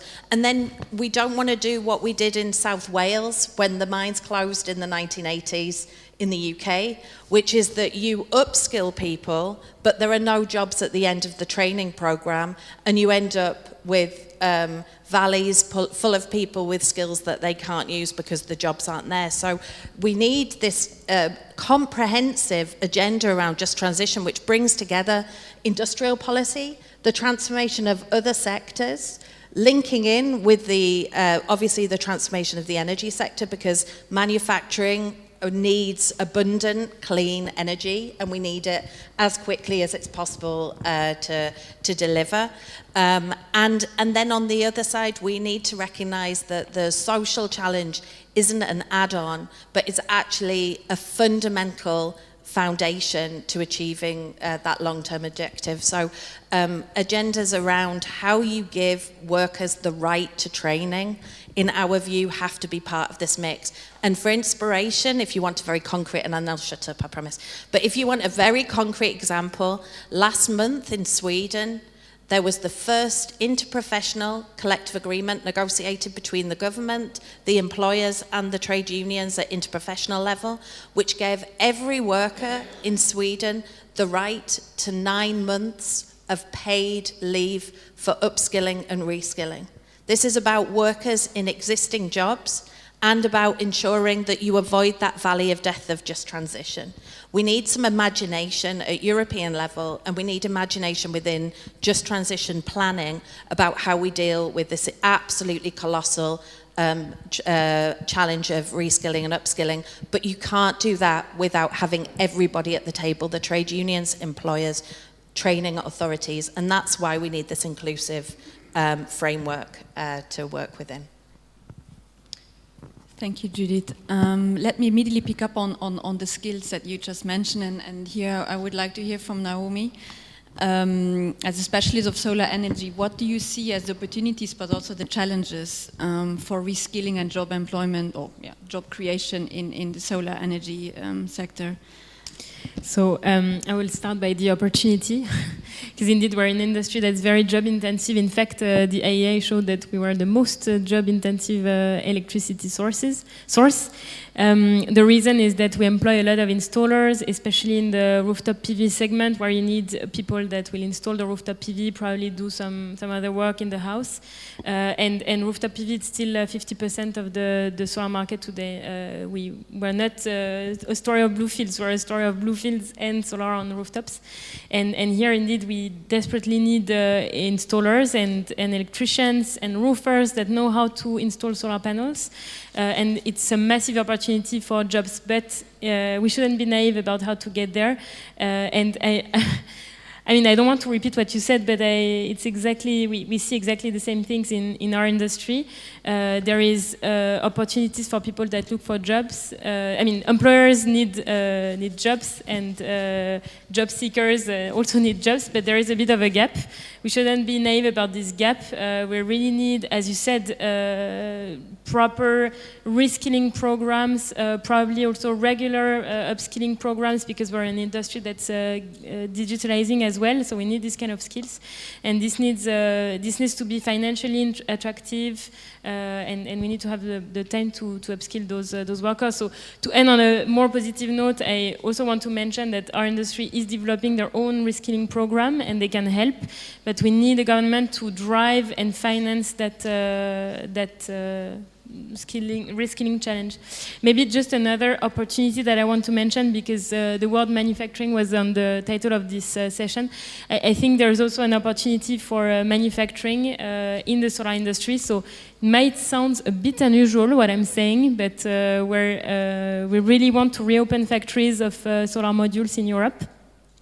Solar Power Europe has set an objective with our members of reopening 20 gigawatt of manufacturing in 2025. So it's not, we're not selling a dream in 2030, and I'm not going to work in Solar Power Europe when we're going to achieve it. It's in 3 years.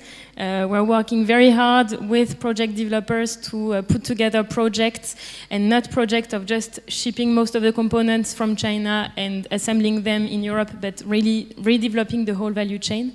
And we need political support, and we need public support to realize this project. So it's both capex support to reinvest, and we have project developers that also look for territories where to invest.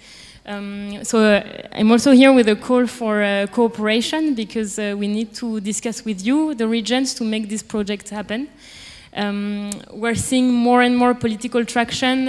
You might know that since May we have a European solar strategy aimed at really redeveloping the sector, and as part of it we'll have an industrial alliance for solar with an alliance of ministers. So this morning the IEA presented also a report on the opportunity of solar PV manufacturing in Europe. So I think this will be also an area of work, and I'm happy to discuss that in the rest of the panel. Thank you, Naomi.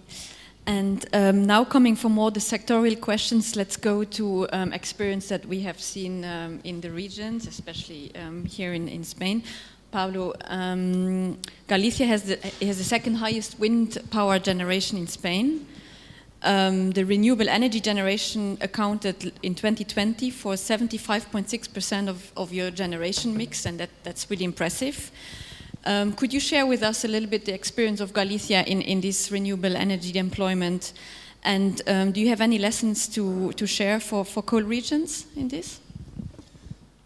Well, first of all, I have to apologize, but I'll use my native language, so sorry. Okay. Bueno, hablabais antes de oportunidades. Lo primero, yo creo que es necesario agradecer la oportunidad que me brindáis aquí al estar aquí con vosotros. Con mis compañeros ahora mismo en esta mesa, que desde luego yo creo que hasta ahora está siendo súper instructivo. Y bueno, ya un poco en relación con tu pregunta y ya enlazando también con los paneles anteriores, habría que decir que desde luego el proceso de transición ecológica debe tener una serie de sectores objetivos. Eso yo creo que es lo primero que no debemos de perder la perspectiva. Tenemos aquí, por un lado, a un representante del sector industrial, como es ArcelorMittal, ¿no? Pero no debemos de olvidarnos los otros, yo creo que son 3 sectores que influyen en todo el proceso de transición energética, que serían, por un lado, la producción de energía, también la movilidad y el transporte, y un cuarto yo diría que sería la edificación. ¿Por qué? Porque al fin y al cabo yo creo que todos los objetivos, tanto nacionales e internacionales, que plasmemos a la hora de establecer un proceso ordenado de transición energética deben de orientarse a estos 4 sectores. Al fin y al cabo todos sabemos que son los principales emisores de gases de efecto invernadero a la atmósfera, ¿no? Para ello está claro que tenemos que crear un marco regulatorio estable, adecuado, y que permita que esta transición energética sea la más adecuada desde varios puntos de vista: medioambiental, energético, por supuesto, y económico. Para ello está claro que juega un papel fundamental las energías renovables. Tal y como comentabas muy bien, Galicia, en ese sentido, se puede decir que somos una potencia bastante importante y somos quizás pioneros en establecer una serie de medidas que quizás ahora el Gobierno se está sumando a ellas, como es la tramitación conjunta de la autorización administrativa previa de construcción, que bueno, es un término quizás demasiado administrativo que a la mayor parte de los que estamos aquí presentes pues no les interesará, pero yo creo que a los promotores sí que ha sido un factor determinante dentro de lo que es la tramitación a nivel autonómico en el caso de Galicia. Hemos liberalizado el sector, pero no por ello hemos perdido la perspectiva de lo que supone toda la tramitación eólica y de demás fuentes de producción de energía eléctrica. Está claro que la afección al medio ambiente es un tema determinante. No podemos tirar piedras contra nuestro propio tejado y tramitar de cualquier manera y sin un trámite de información pública y con todas las garantías ambientales que son necesarias todo este tipo de iniciativas, por muy enmarcadas en la línea de creación de energías renovables que estén. Está claro que el mix energético pasa por seguramente dejar de usar el carbón, de manera, eso sí, ordenada. Está claro, de hecho venimos de que el viernes pasado el Parlamento Europeo admitió que determinadas inversiones en actuaciones nucleares sean consideradas verdes, lo cual es algo muy determinante. ¿A qué viene esto? A que debemos de tener claro que debemos de llevar a cabo una transición energética ordenada y ponderada. No debemos de perder la noción de que cortar de raíz el uso de determinadas fuentes de energía puede ser contraproducente. Desde luego, lo que puede ser la adaptación, la innovación y la formación a las nuevas tecnologías va a ser un proceso fundamental, pero, como digo, sin perder nunca la perspectiva de lo que realmente estamos buscando. Thank you very much. Mariel, you had already introduced us to the various technologies and 3D printing that your company is doing. In terms of the sustainable manufacturing, also here, do you have any key best practices or key lessons learned that you could share for the coal regions present here today that you would recommend? I'm using Spanish, sorry. That's no problem. So, sí que me gustaría recalcar un poco, y aquí el objetivo también de la charla era mostrar cómo la fabricación aditiva puede contribuir a esa transición energética. Obviamente hablamos de la fabricación aditiva como una tecnología que realmente puede contribuir a la reducción en el uso de energías, porque hablamos de, al final, una tecnología que ya sea para fabricar tanto plásticos como metales, utiliza o tiene muchísimo menos consumo energético, pero por otro lado tiene una posibilidad adicional dentro de esa sostenibilidad, que es el uso o el reuso o el reciclaje de materiales. Aproximadamente el 70% del metal que se utiliza para fabricación aditiva o de los polímeros, del polvo de polímero que se utiliza para fabricación aditiva, se puede reutilizar.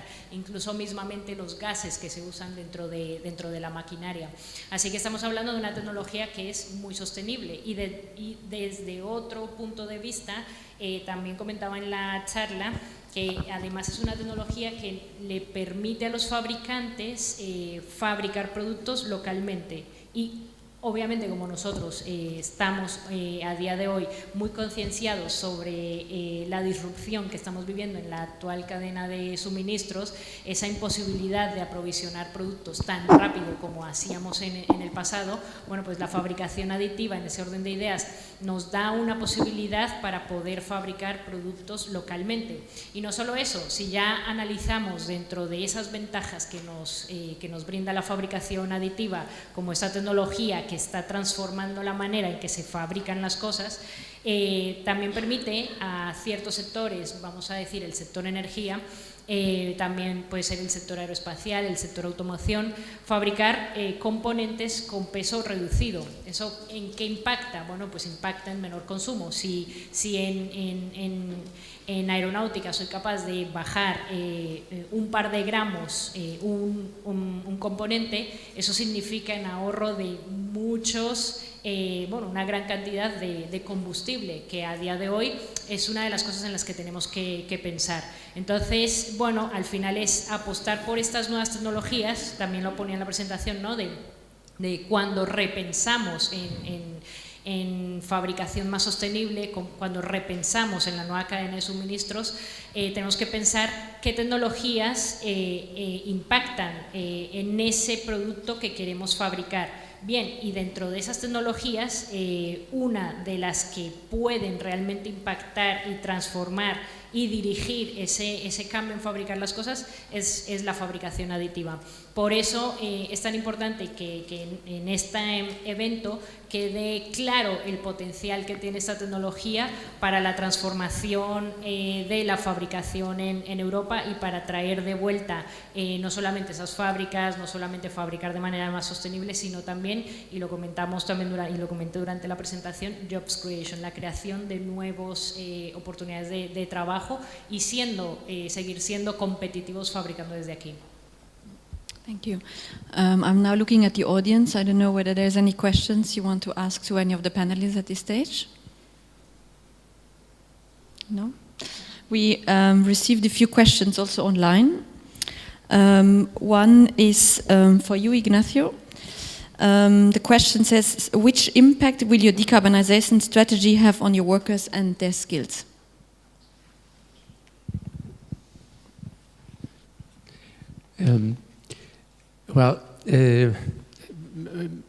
Cuando hablamos de descarbonización estamos enfrentando un cambio tecnológico radical. La siderurgia integral tradicional, basada en hornos altos, máquinas de sinter, baterías de coke, bueno, quizás algunas personas a las que estamos aquí que procedamos de regiones siderúrgicas, pues todos sabemos a qué me refiero. Esa tecnología, bueno, está llamada a su fin, no es compatible con la lucha frente al cambio climático y esencialmente en Europa se transformará en reducción directa basada en hidrógeno verde, mayormente. Es un cambio tecnológico muy importante. Eso va a afectar de una manera radical a todas las empresas siderúrgicas que sigan operando en los próximos años. Y probablemente tenga un efecto importante en términos laborales. Desde luego, en términos de capacitación, posiblemente porque al ser una tecnología nueva, pues obviamente bueno, tenemos que reciclarnos todos, trabajadores a nivel de taller, mandos, directivos y también en términos numéricos. De todas formas, yo creo que esto, bueno, hay que verlo, no podemos perder la perspectiva global. Simplemente voy a mencionar un aspecto de este asunto. Por ejemplo, que pensemos en términos de digitalización. La industria siderúrgica, bueno, las empresas que están operando hoy en día son complejos industriales que proceden de los años 70, 80. Son complejos industriales antiguos, tecnologías antiguas. No hemos sido capaces de digitalizarnos. Digitalizar una planta concebida tecnológicamente hace 30 años es misión imposible, es muy difícil. ¿Cuándo llega la oportunidad de la digitalización? Ahora, cuando cambias radicalmente tu footprint industrial, tu tecnología, completamente. Ahí sí que te digitalizas. Quiero decir, este proceso del que estamos hablando abre terrenos hasta ahora prácticamente inexplorados, como por ejemplo el de la digitalización. El potencial que tiene eso en términos de capacitación de las personas, de necesidad de recursos, de actividad de I+D que es exportable a otros terrenos, a otros territorios, a otros ámbitos tecnológicos, sectores de actividad, es enorme. Y esto es, bueno, por mencionar solo un terreno. Yo quiero pensar, honestamente creo, sinceramente lo creo, que globalmente la oportunidad es mucho mayor que el riesgo. En términos sociales estábamos hablando, yo lo veo así. Y además es que me parece que no hay alternativa. ¿Cuál es la alternativa? Muy bien, muchas gracias. We received another question, which is directed to Judith and to Naomi. How does the renewable sector and the mine workers get together to work on the gap about reskilling of the workers? I don't know who wants to start. Well, in fact, it kind of links on to what Ignacio was talking about the fact that this is there's a green transition going on, but what we're seeing is that whereas in the past we talked about a green and a digital transition, this is very clearly a twin transition now, and one is accelerating the other. So we need to kind of think about that acceleration, and that's why, and I'm coming to that question about solar and miners, but that's why, in our view, it's really important that we see at European level and in coal regions across Europe the creation of one of the innovations which started in Spain, in fact. There are the two Spanish just transition agreements, in our view, are groundbreaking in Europe. We see them as really groundbreaking innovations, the mining just transition agreement and the transition in the thermal power sector. And one of the innovations in the thermal power agreement from 2020 was the requirement to create observatories on just transition, and the requirement for there to be an ongoing process of evaluating and dialogue around the transition. For us, this is exactly the kind of framework where at a regional level, you can then bring together sectors which look like they're quite different, coal miners and some of the renewable industries, or the circular economy industries, or the energy intensive industries locally, and rest of manufacturing and services, and different sectors, to talk about how you create the job-to-job transitions for workers impacted. Because it's that level of organisation at a regional level which is really fundamental in our view, and therefore we would really encourage other coal regions across Europe to look at this innovation that was negotiated by the Spanish trade unions with the employers and government around the creation of regional observatories as a way of structuring this process.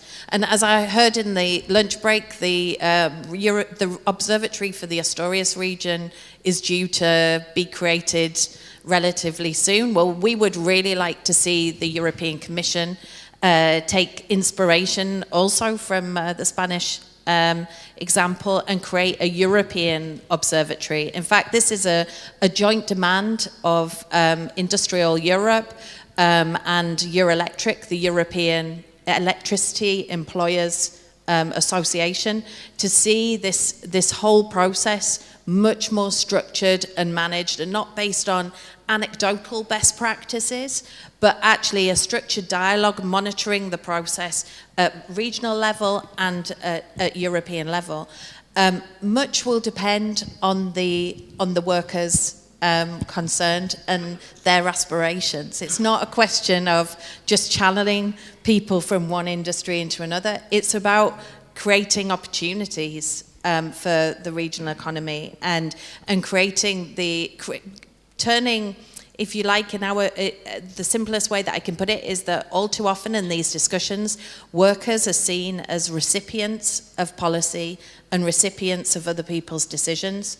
And what we want to see through Just Transition is that workers are seen as actors in their own destiny, with a voice and a right to choose their direction. So by creating that kind of regional framework, you create the space for solar companies to be in contact with miners who are facing the closure of their sites, but equally other sectors and other industries as well. And we need substantive, reskilling and upskilling programs to then manage the gap. And to see which skills are transferable and where skills need to be developed and pushed forward. Yeah.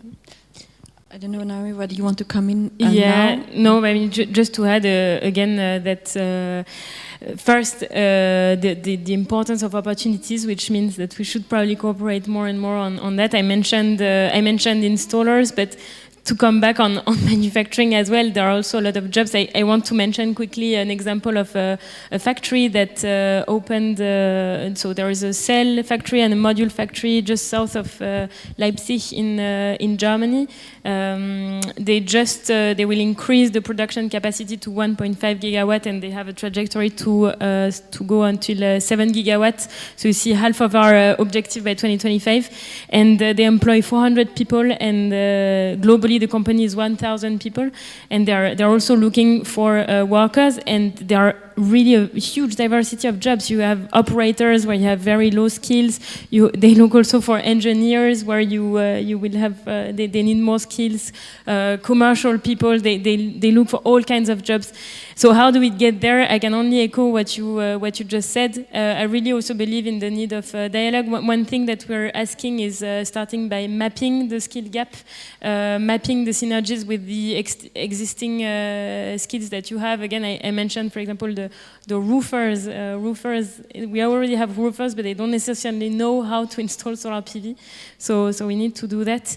And I also want to pick up on what the person from Poland has said. I think maybe an area on which we need to work is also the storyline behind, and create a positive narrative around the jobs in the solar industry. We launched a campaign, I think last year or 2 years ago, about it's called Solar Works. We did that with financed by Google, and we had some videos on the different types of jobs in regions. They are available in different languages. If we can build on this kind of initiative and work with the regions also to create this positive mindset and bring them to universities, to training centers, I think that would be also an important area of work. Yeah, and I think also here, we often talk of the workers from the mines or from the coal power plants, but of course it's also about youth, it's also about the young generation who needs to be trained in this technology. It's not just about retraining, but training per se. But sorry not to take more time, but I think one of the important things is that then there's a role for every level, because we need the regions to be doing that mapping, to be doing that matching, but we need an industrial policy which has an external dimension as well, because the tragedy would be that we have an objective for with the European solar strategy for this enormous solar development, and then we see what we saw 15 years ago, which was trade policy meant that the domestic industry in Europe, which existed at that time, was killed through bad trade policy. So that's also all has to be put together into. That's why we say we need that comprehensive industrial policy framework. If we're not going to create a situation where we tell people and we promise them jobs in an upcoming industry, and then those jobs don't materialize, which increases skepticism, decreases trust, and makes the whole transition far more difficult for everybody involved. Fully agree with that. No, but I think it's important because we're not here to... but we're not here to sell the recipes of the past. We need to learn from the mistakes, and we need to adapt to the new world. And what's happening in the battery sector and the semiconductor sector, we need to do the same thing. Again, the IEA has published a nice report with a lot of good ideas. I encourage you to have a look at it. We have still a few minutes left under this panel, so I just wanted to actually now raise another topic that we haven't discussed yet before, which is research and development. Pablo, in Galicia, in your wind power generation and deployment, do you have much experience on how did you facilitate this research and development, and do you think still that there's more need for more research and development now in this area?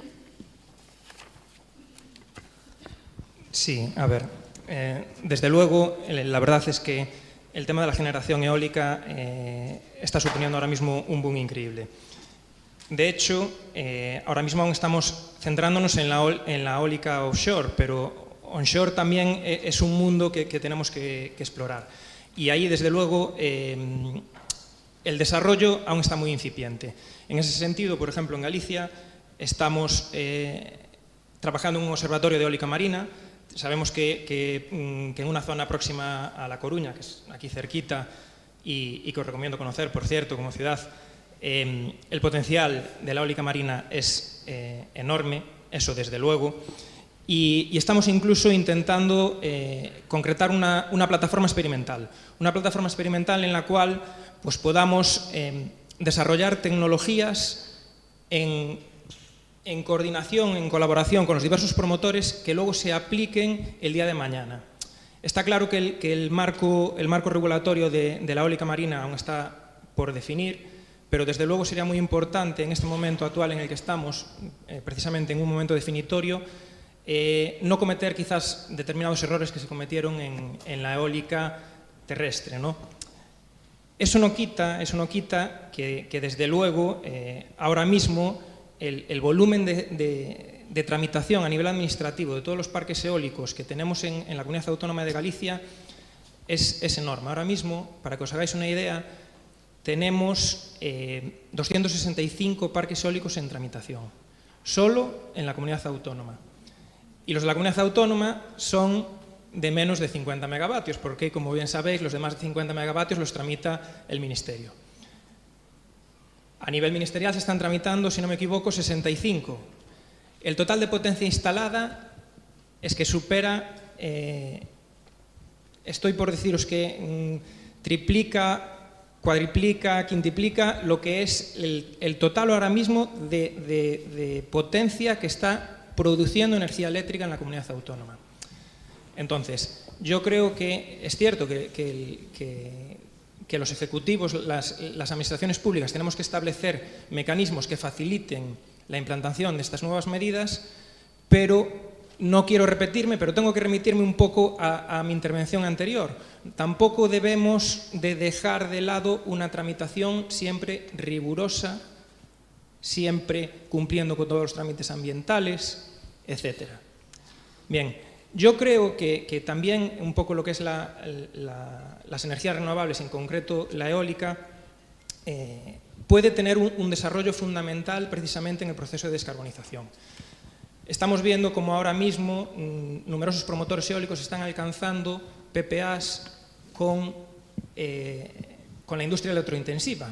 Con eso estamos favoreciendo a nivel institucional que la industria electrointensiva tenga unos precios competitivos de la energía. Actualmente sabemos que el precio de la energía en el pool está a un precio desorbitado.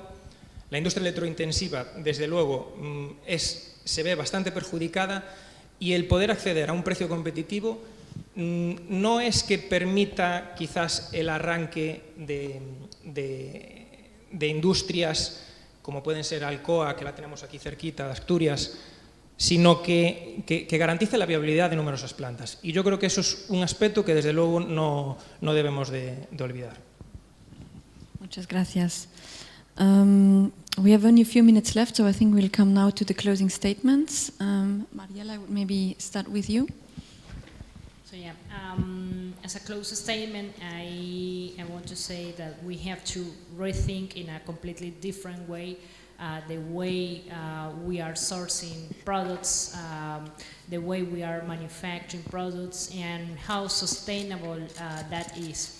We have to rethink in a completely new way the jobs that we are creating and the people that we need for those processes, and how we are going to really ensure that we are keeping that people and that we are improving, retaining that people, because one thing is finding that people, another thing is training that people, but a completely different thing is really retaining that talent into our companies. And especially I talk from the point of view of manufacturers, because that's where we should be looking at right now if we really want to position Europe as a new manufacturer for the rest of the world and bring back the production of those products. So upskilling and reskilling.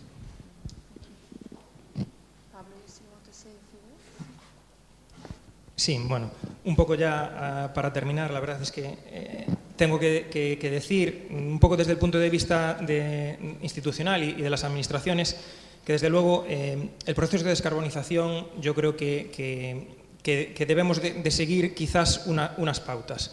En primer lugar, yo considero que lo más importante sería tener claros los objetivos concretos, específicos que perseguimos con este proceso de descarbonización. Me refiero a cuántos empleos queremos mantener, cuántos empleos queremos crear, generar atractivo para las empresas, la formación que se le pretende dar a los diversos agentes involucrados, para luego, a continuación, una vez que tenemos estos objetivos, analizar un poco la realidad de nuestro entorno e identificar precisamente las oportunidades que se generan en relación con estos objetivos. Estoy pensando, por ejemplo, en que una central térmica, desde el momento en que cierra, desde luego, en principio, debería de dejar capacidad de evacuación en los nudos, con lo cual eso actualmente para un promotor industrial ya es un aspecto fundamental, ya le supone un atractivo que debemos de potenciar. El siguiente paso, está claro que ya nos involucra a las administraciones, debemos establecer unas políticas adecuadas y las infraestructuras que sirvan de vehículo para que esos objetivos que pretendemos alcanzar se cumplan, ¿no? Está claro que para eso hay unas palancas, unos mecanismos, unos fondos. Tenemos, por ejemplo, los fondos de transición justa precisamente para las provincias que se ven afectadas y desde luego pues va a corresponder a lo que es la administración asegurarse que se hace una correcta gestión. A nivel personal tengo que decir que yo creo que las zonas carboníferas en transición tienen un potencial enorme y desde luego su desarrollo económico puede estar ligado tanto a los grandes proyectos industriales como a la generación de energías renovables como incluso al turismo. Así que, como decía mi compañero aquí Ignacio, yo creo que estamos ante una oportunidad más que ante un riesgo. Yeah, I mean, just to repeat, just transition plans should be hand in hand and actually part of the Just Transition plans should be active industrial policies, and that will depend on the region by region. As we've heard many times, it has to be a place-centered approach because of the different assets, natural or industrial, of different regions. But if there isn't an industrial policy strategy of how you phase in jobs and create jobs, then the Just Transition becomes just a question of social plans to manage redundancies, and that's not what Just Transition is at its core. And rather than, I think the one element that maybe has been implicit but hasn't been explicit in this is that we need to ensure that the new jobs that are created are good quality jobs, because the jobs that they're replacing in many cases are good quality jobs in the local labour market. So if you're replacing good jobs with low paid, precarious and badly seen jobs, if you like, then that also will be a reflection on how good the Just Transition is from the perspective of the local community and the workforce. So job quality has to be one of the indicators and criteria on which you measure the regional strategy as part of an industrial policy strategy. It's a no regrets policy to invest in your people, in training, in the education infrastructure, and ensuring that people are in good jobs. That reaps rewards long term for all economies. I guess the last point is that the rest of the world is watching us. We hear more and more in global discussions, if it can't be delivered in the coal regions of Europe, then the green transition can't be delivered anywhere in the world. So no pressure, guys, from the coal regions, but this is a challenge which everybody around the world is also watching us, and that's why we need to be working as inclusively and collectively as possible to make sure that it's a success, because we need to see this replicated elsewhere in the world, in coal regions outside Europe as well. Well, concluding words on my side, I think first one message is again the potential and the opportunities that I think the solar sector can bring to coal regions in transition at the level of really deploying solar energy on former coal sites, creating the jobs, etc. But again, on manufacturing. And don't have any doubts on the potential of the industry. We had, I think, a couple of panels ago, a question on the need for backup. There will be solutions. There are many solutions at different levels, at the level of the grid, at the level of solar, to integrate renewables in the grid. So it is the solution of the future, and we'll have the technologies. So it's time to invest now. I really think, again, as you said, regions are really the place, especially for solar, with whom we have to work. We want to work with you on planning, on the Just Transition plans. But I think even without waiting for that, we need to engage at the with the industry. So with us, Solar Power Europe, with the national associations, we can put you in touch with the national industry to start working on concrete initiatives, reskilling programs, manufacturing projects, and yeah, so I'm happy to put you in touch. Thanks. So, in conclusion, the transition of coal regions is not about how to tackle or how to survive. It is much more than that. It's rather giving these regions the opportunity to become key players in the decarbonization of the European Union and the fight against climate change. So we must bear in mind, what do we need for that? We need determination, talent, clear ideas, strong multilateral dialogue. And this involves, of course, the relationship with the administrations, European, national, regional, local, because funding and regulatory agility are of essence. So as Pablo was saying, we need to do it right, but we need to do it quickly.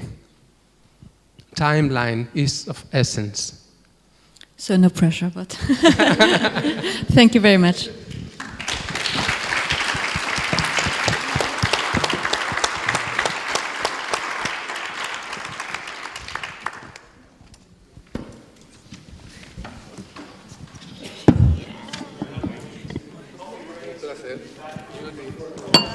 No, thank you.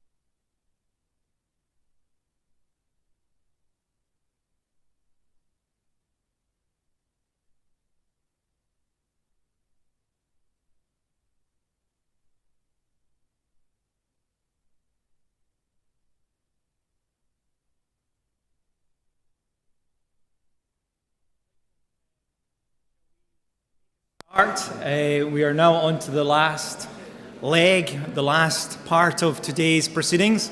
So if we can make a start, hopefully we can finish on time. As you can see from the image behind me, we have another cartoon of summarising the discussion from the last session, session 2.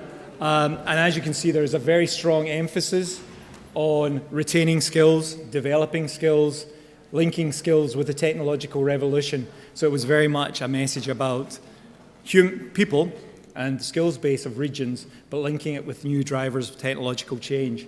I'm not doing it justice, that summary, but I thought it was a very powerful discussion, a very powerful panel we have just received.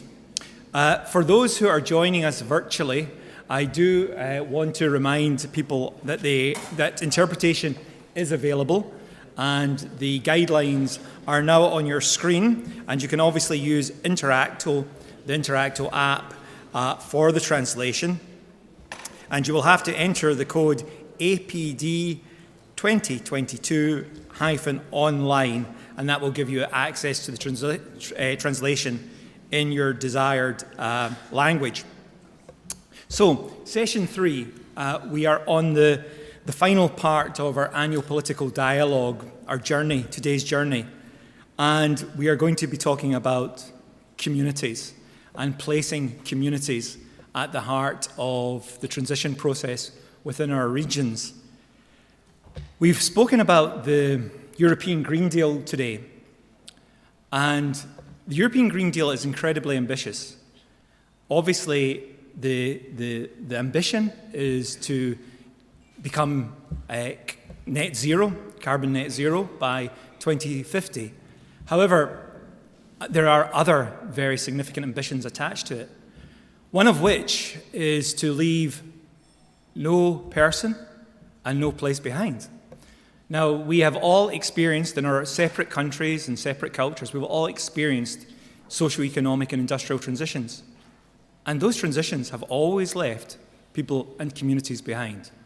So we have to think, how do we convert that bold policy rhetoric into actual delivery of policy, the reality of delivery? Like all of you, I'm a great believer that in engaging in communities, and that the transition process will be judged by the reaction of communities to the process of transition. And we must move communities from believing they are victims of change to communities believing they are agents of change. They are engaged agents of change. And this is going to be a key process over the coming years. And we've already begun that process. You know, we've started that journey with things like the Just Transition mechanism and platform, etc. I'm delighted that we have a keynote speaker from a slightly different demographic, a young person. And I think it's very important that our last keynote speaker is a young person. We've talked a lot about visions today. What will be the regional vision? What will be the industrial vision? We've talked a lot about strategies. But who will inherit these visions? Who will eventually own these visions? Young people. They will become the owners, the inheritors of our plans. So they must be involved in the planning process now so that they can shape these plans and visions in accordance with their hopes, not just certain groups or certain demographic groups. So I'm delighted to invite Lucia Campori to the stage. Lucia participated yesterday in a youth dialogue for energy transition, and that was held here in Oviedo at the School of Engineering the School of Engineering for Mines, Energy and Materials. And they were exploring how to actually create opportunity for their generation and for subsequent generations. So it is a fantastic way to start this final session, to listen to one of the key stakeholder groups, the young people. So I will now give the floor to Lucia. So please.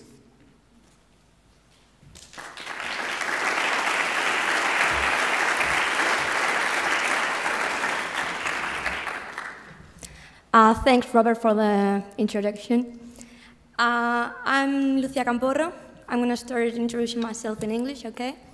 I'm here in behalf on Minerías Más. Minerías Más is a young professional association of mining. We try to put mining and all the world and the field of minerals connected to young people that are not in the same sector as us. Lawyers, doctors, economical sector, and so on. Through social media, we are on Instagram, LinkedIn, YouTube, and other media that through short videos and short posts, we try to put the message we've been talking about during the whole morning, and we are gonna continue in the afternoon, in words that are easy to understand for all of young people who are not working in the sector. Y ahora continúo en español. Ayer en la Escuela de Minas tuvo lugar un encuentro entre jóvenes, de mi caso de Asociación de Minerías Más y de otros organismos, para comentar un poco cómo vemos nosotros la transición justa y cómo nos afecta a los jóvenes.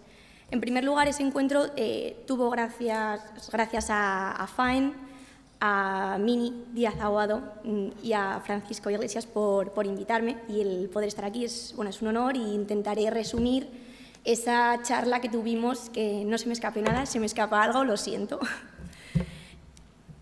Empezamos hablando un poco de qué significa transición justa para una persona joven. Principalmente transición justa para nosotros quiere decir que todo el mundo sea consciente de ello. Es decir, no puede ser que la gente joven o que la gente mayor o viceversa esté concienciada y los otros no, porque al fin y al cabo planeta solo hay uno y es de todos. Entonces, si no nos comprometemos todos, no tiene ningún sentido. Luego, primera conclusión, tenemos que ir todos a una.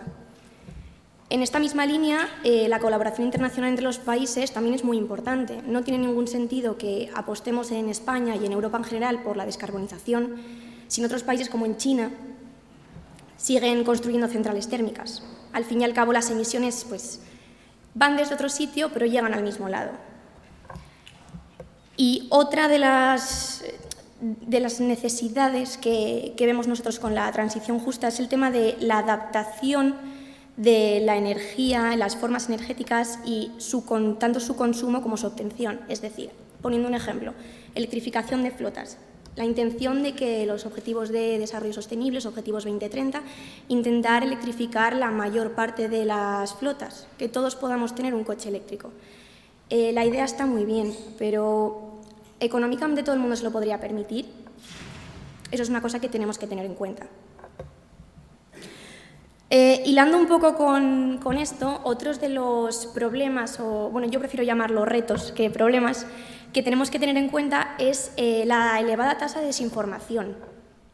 Hay muchas personas de mi edad y gente joven en general que tú le hablas de transición justa y de transición energética y no saben lo que es. Entonces, ¿cómo vas a poder comprometerte con algo que desconoces?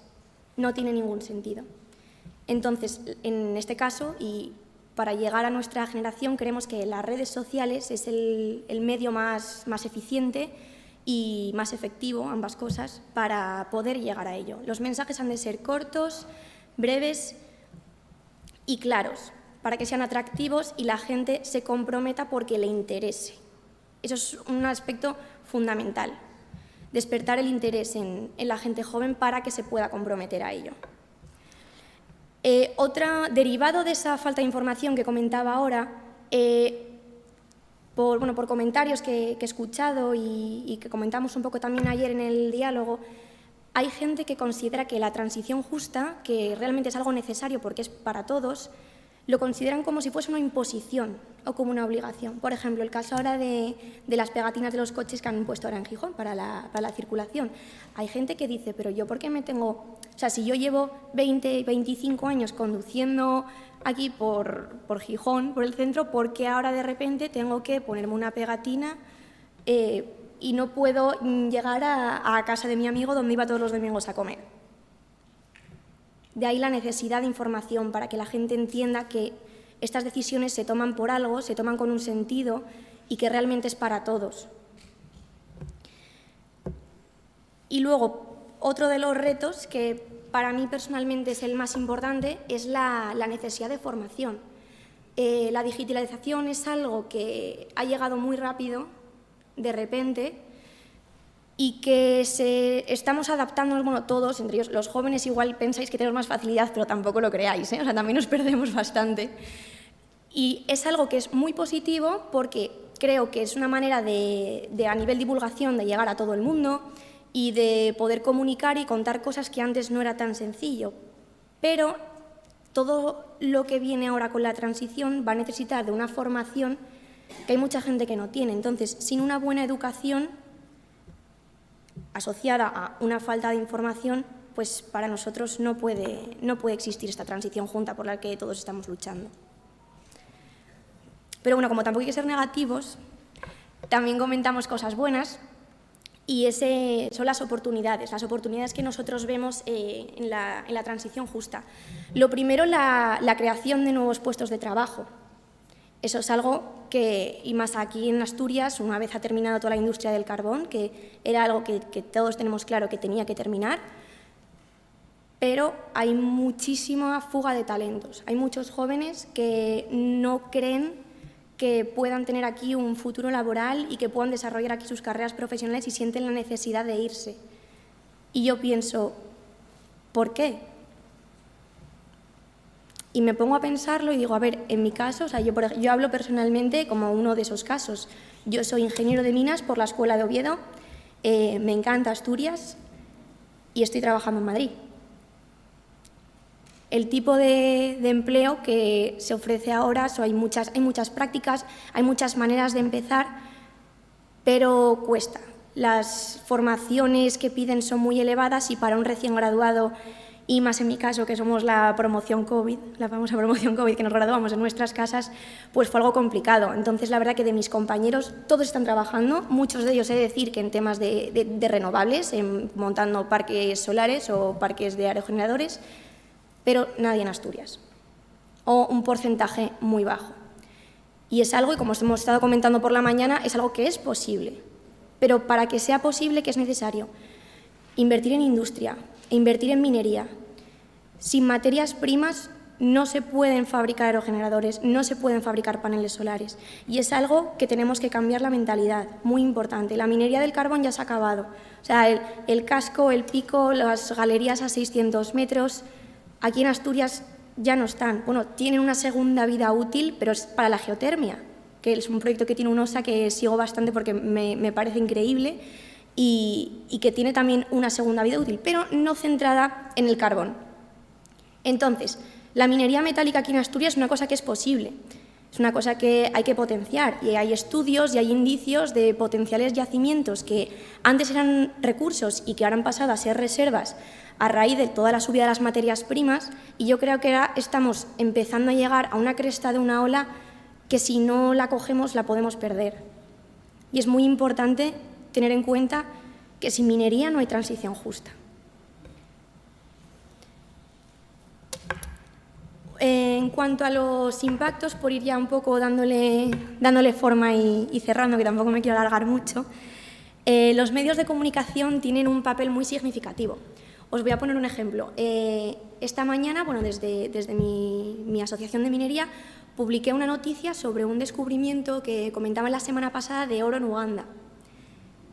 Salió una noticia de un periódico relativamente serio que hablaba que se habían descubierto en Uganda 31 millones de toneladas de oro. Claro, tú lees 31 millones de toneladas de oro y dices, pero si esto es casi 10 veces el PIB de Estados Unidos, o sea, ¿cómo no voy a explotar esto? Y claro, y te pones un poco a leer y es que nadie hace una diferenciación entre recurso, reserva, y bueno, y por supuesto que no era de oro, que era de mineral de oro, que tiene su ley de corte y todo lo demás.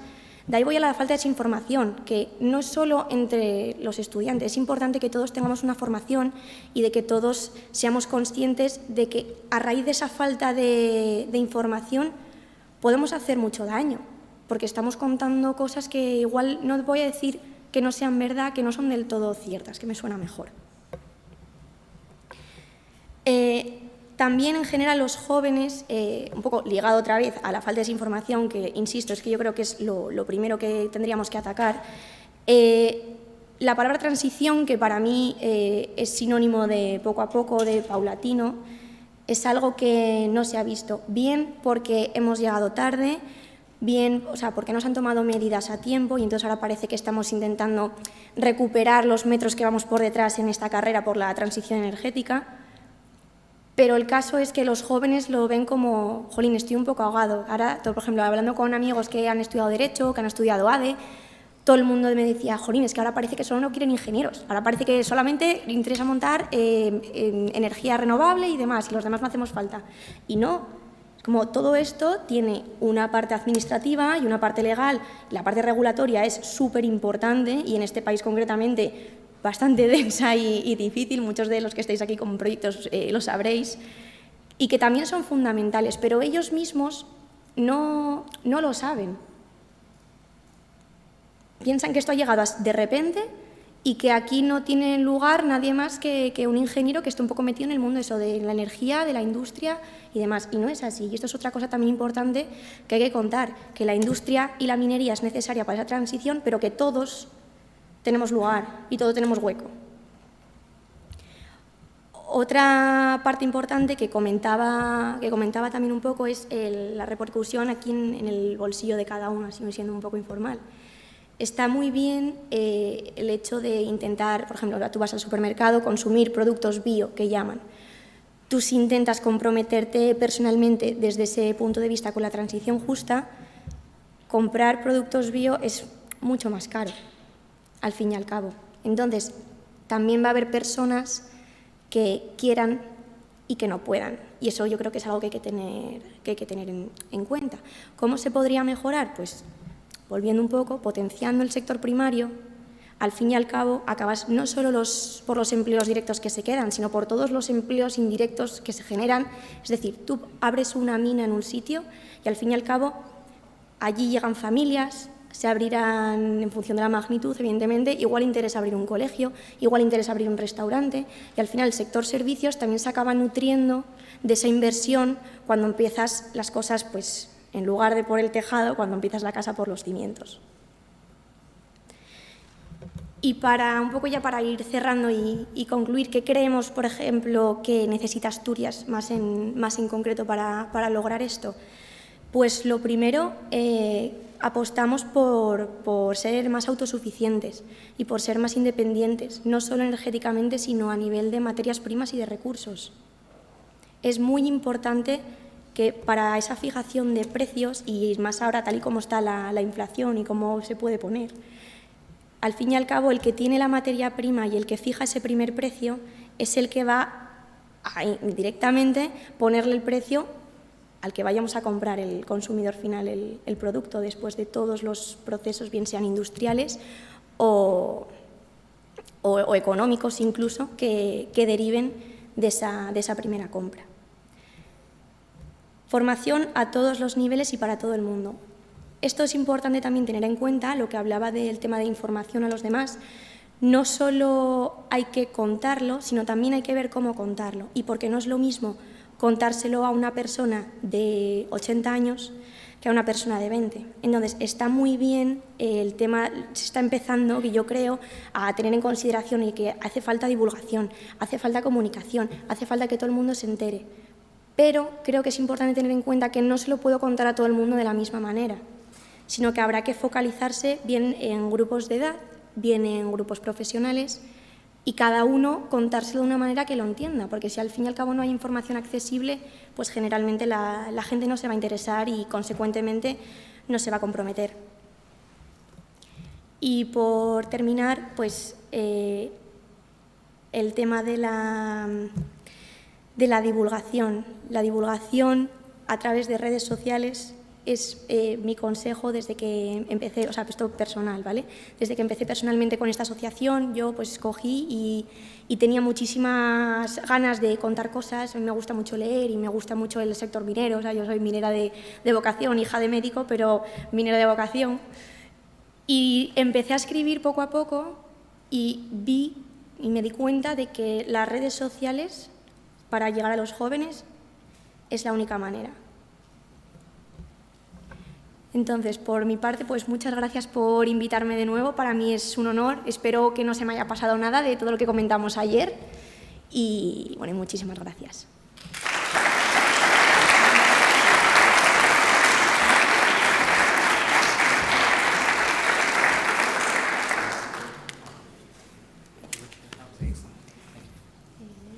Of course, please. Well, I just said to Lucia that was really excellent and very insightful.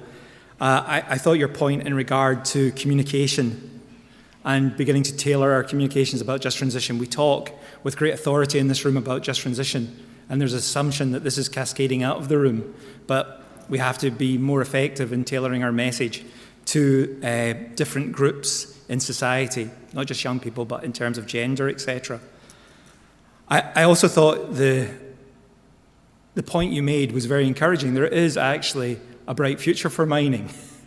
It's a different kind of mining, and it's that, when we had that cartoon, it's about repositioning skills to new technologies and new drivers of change. So I think the School of Mining Engineering and Energy in Oviedo has a very promising future ahead of it.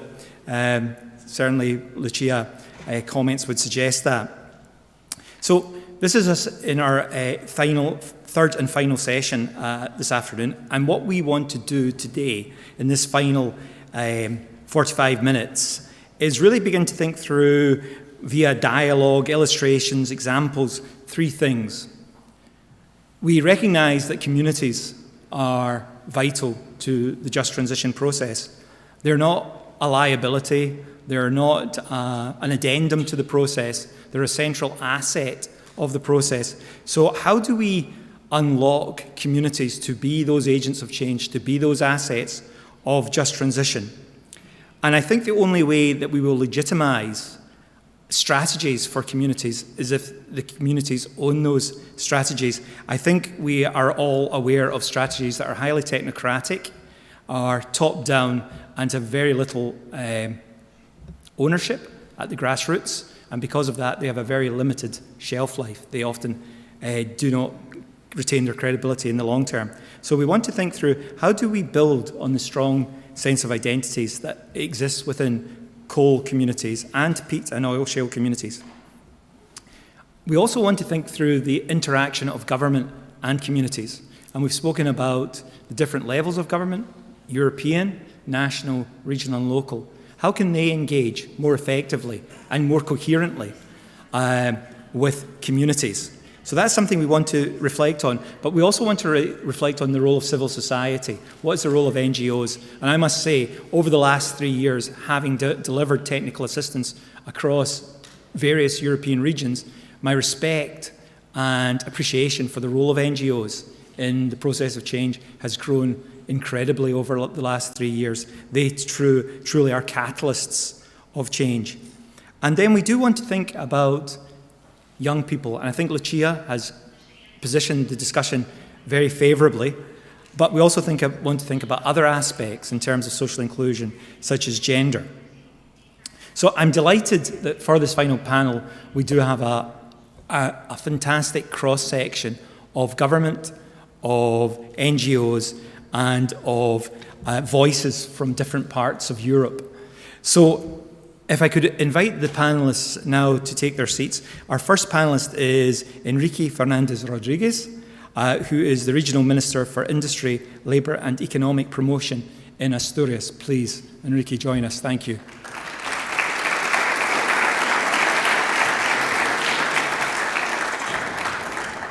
Our next panelist is Alois it's been a long day. Alois Vluko, and he is head of Mayor's Office in the city of Prievidza in Slovakia. So, Alois, if you could join us, thank you so much. From the NGO community, we have Emilia Stefanova, who has been on an earlier panel, and she is Transformation Area Leader for CEE Bankwatch Network.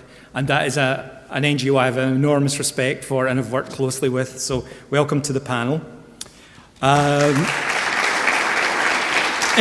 in regard to perhaps a more national perspective, given that we've got local and regional, I'm delighted that we've got Begoña Maria Tomé, who is the Just Transition Agreements Coordinator with the Just Transition Institute in Madrid. And I was quite taken by what Judith Curtin Darling said earlier about the progress that Spain has made as something of a role model in terms of just transition and its approach to just transition. We've obviously heard from Lucia, and I'm delighted she's joined the panel. And our final panelist is Istok Mori, who is the director of the municipality of the city of Velenje in Slovenia.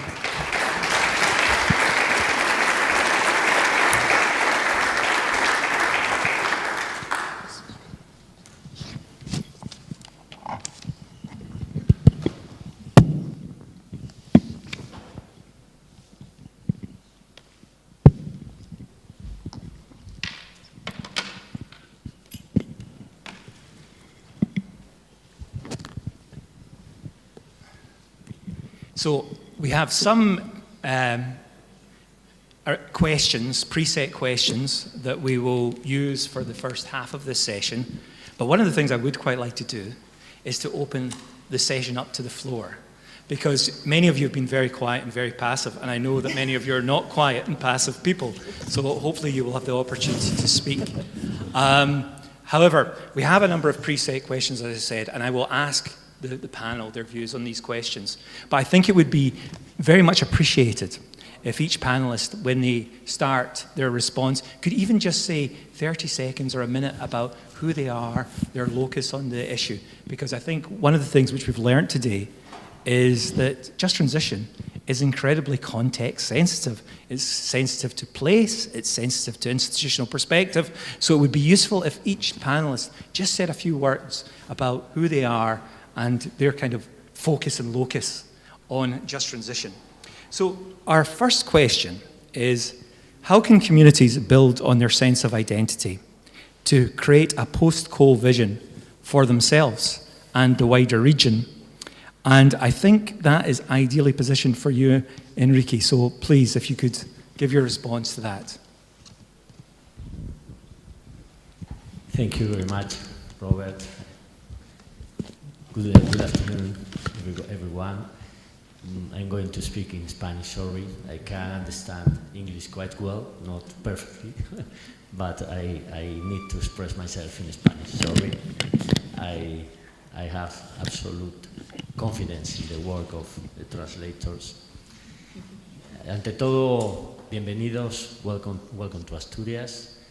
Espero que puedan comprobar todas las delegaciones, todas las personas, que Asturias es un buen sitio para trabajar y debatir, pero también para visitar y disfrutar, así que espero que esto segundo también lo puedan hacer. Quería trasladarles también la felicitación por la estructura del diálogo. En primer lugar, hablar de la energía, la necesidad que tenemos de la energía. En segundo lugar, hablar de la cadena de valor, los trabajos, los empleos que se pueden generar, pero luego llegar a lo más importante, en mi opinión, que son las personas y las comunidades. Todo lo que hacemos, lo hacemos para las personas y está hecho por las personas. Por tanto, el factor humano es fundamental. Yo siempre he dicho que la economía tiene que estar al servicio de las personas, no las personas al servicio de la economía, y así construiremos una sociedad mejor. Quiero también decir que en este caso tenemos que buscar debates que sean útiles y tenemos que buscar debates centrados en el presente y sobre todo en el futuro, mostrar un futuro esperanzador, un futuro que sea optimista, pero optimista sobre la razón de lo que se puede hacer y huir de debates estériles que son los del pasado. De quién fue la culpa, revisionismos, luchas políticas, no son útiles, consumen un tiempo precioso y desgastan mentalmente a las personas, que pierden la confianza en sus representantes. Los representantes políticos tenemos que mostrar un futuro, creer en él, y si no somos capaces de mostrar ese futuro y estar convencidos de que es un futuro mejor que se puede alcanzar, estamos en un puesto que no nos corresponde. tenemos que dedicarnos a otra cosa. En el caso de Asturias, para buscar ese proyecto común como comunidad, lo tenemos relativamente sencillo. Asturias ha sido, es y quiere seguir siendo una región industrial, con todo lo que significa. La industria son principalmente dos cosas, materias primas y energía. Y por tanto en Asturias trabajamos por desarrollar de forma sostenible tanto la extracción de materias primas, la nueva minería del siglo XXI, que también incluye economía circular, la reutilización, el reaprovechamiento de residuos, y también cómo obtener energía de forma sostenible. Nuestra voluntad es que la industria siga, pero transformada, una industria más tecnológica y más verde. Y en ese afán estamos trabajando, y sobre este discurso creo que hay unanimidad a día de hoy, o un amplio consenso dentro de nuestra región. Por tanto, hay un sentimiento de comunidad. ¿Qué tenemos que hacer? Tenemos que aportar, en todo caso, participación y diálogo. No son lo que queremos hacer en Asturias, tiene que ser fruto de una reflexión colectiva. Objetivos, estrategias que se revisan continuamente y a partir de ahí generar espacios de diálogo. Es muy difícil que alguien se sume a un proyecto si se le ha excluido en el diseño de ese proyecto.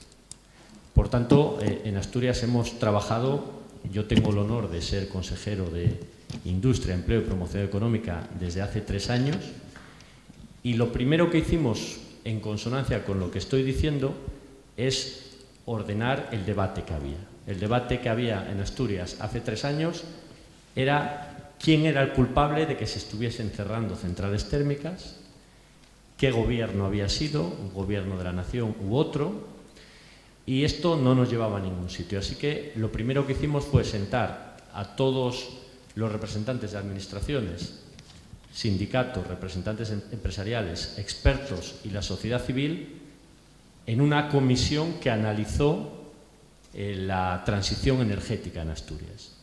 Durante 9 meses estuvimos trabajando y se consiguió por unanimidad de todos estos agentes muy diferentes, un documento que sintetizaba 43 recomendaciones sobre lo que Asturias quería ser y hacia dónde quería caminar. Por tanto, hay un funcionamiento en forma colegiada de lo que queremos, y si hay un debate, y aquí lo dejo, Robert, si hay un debate es la velocidad a la que estamos consiguiendo estos cambios. Porque tenemos muy claro a dónde queremos llegar, pero yo creo que este es un sentimiento compartido. Hay ocasiones en las que se nos está haciendo muy largo el viaje. Tenemos ansiedad por llegar a ese horizonte en el que energías renovables, almacenamiento, hidrógeno, movilidad sostenible, rehabilitación energética de edificios nos permitan generar el empleo que ya hemos perdido. Por tanto, el empleo ya está perdido y hay ansiedad por generar el nuevo empleo, y es comprensible.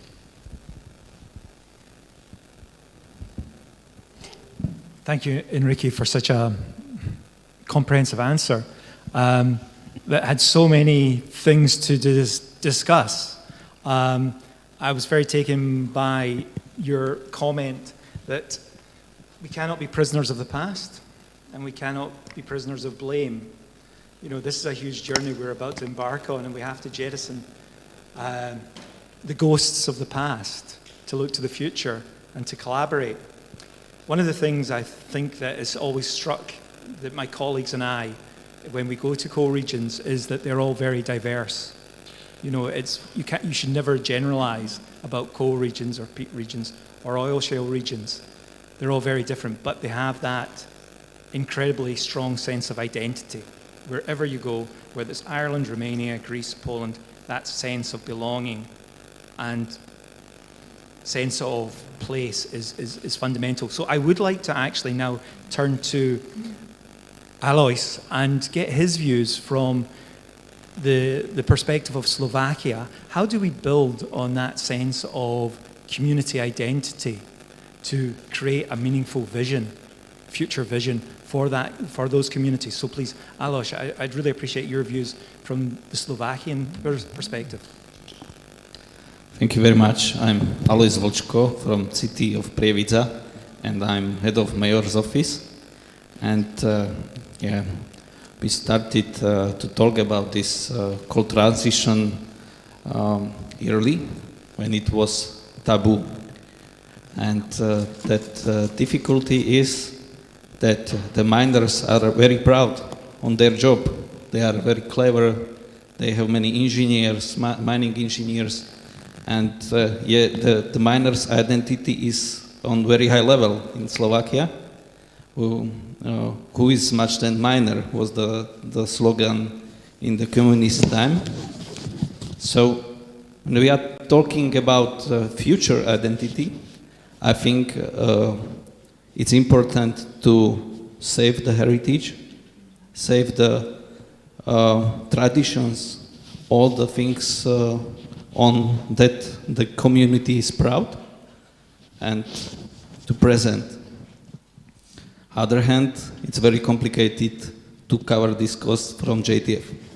Yeah, but it's important to save technical monuments, maybe traditions, how they were going to the work, how they used to sign or have fun, maybe with movie. Because when we lost it this time, when we are closing the mine, we will lose it for the future. Thank you, Alois. I forgot my mic. Thank you, Alois. I'd now like to turn to Aistog, who's to my immediate left, and if you could share your reflections from the Slovenian context, from your own municipality, on how we can use community identity to build strong visions for the future, that would be greatly appreciated. Please. Yeah, thank you, Robert, and thank you for the invitation. And our city and me are very proud to be the part of this conference, and thank you to DG Energy to recognize our city and to help us. I must say that in the start. Well, first I must say something about our history. The Velenje was the only city in Slovenia which was built after the World War II, and it was built because of coal mine. And the workers from all over ex-Yugoslavia come to Velenje for better living, to work in the coal mine, and the identity of our city, or history of our city, is actually identity of miners. And I think that in every regions all over Europe is the same. In 1946 in Velenje was there 1,200 people. Now there are almost 40,000 people. 70 years ago we have the first in Yugoslavia, we had a district heating system. And today we have the largest district heating system in Slovenia, the second largest district heating in Slovenia. And that's why it's the biggest challenge for our city in the next 10 years when we are going to shut down the coal mine, how to get renewables, because the technologies to go to the renewables in this today, I'm not sure that we're capable to do something like that. But I think that we're still asking for answers and that we will get it soon. Yes, sure. We are proud of our history, and also we are aware that coal mines are dinosaurs of our time, and that sooner or later they are going to die. But we are lucky because we know when they are going to die. In Slovenia, that will be in 2033, and Velenje has the last coal mine which is still working. Maybe we'll say this, that 70 years ago when they built the Velenje, they have a motto, they have a vision how to build our city. And they said that the miners who spend half of their days in the dark, they should have a bright and sunny apartments. And the whole city was built between the trees, between the grass, and the city is still like this one. So today, we need a new motto, a new vision of our city. And I must say that we are also very proud and happy or lucky, whatever. I said that we become one of the 100 cities, green cities in Europe. I forgot, sustainable 100 cities, digital, smart cities, yes. Climate neutral 100 cities. Thank you. Thank you, Adele. Thank you very much. Yeah, to 2030. So not 2033. We have 3 years less to do this. But I'm sure, like our grandfathers do it and built a new city 60, 70 years ago, that we can do it again. We can build it, a new city for our children, the new city for our future, and that we are not afraid to do so, and that we are very determined that in the next 8 years will be a really adventure building a new city in Slovenia. Thank you, iStock, for those very inspiring words. I think that's a really important point. The communities, the co-communities in which we are trying to develop new futures have incredible assets. It's not just a historical, cultural asset, it's also built heritage. And the picture you paint of Vilenia is of a beautiful city that has great potential. And when we look around Oviedo, it's one of the most beautiful cities in Spain. I say that, independently. I really like Oviedo. And, we can build on the heritage, the built heritage of these communities to create new visions, not be prisoners of our industrial past.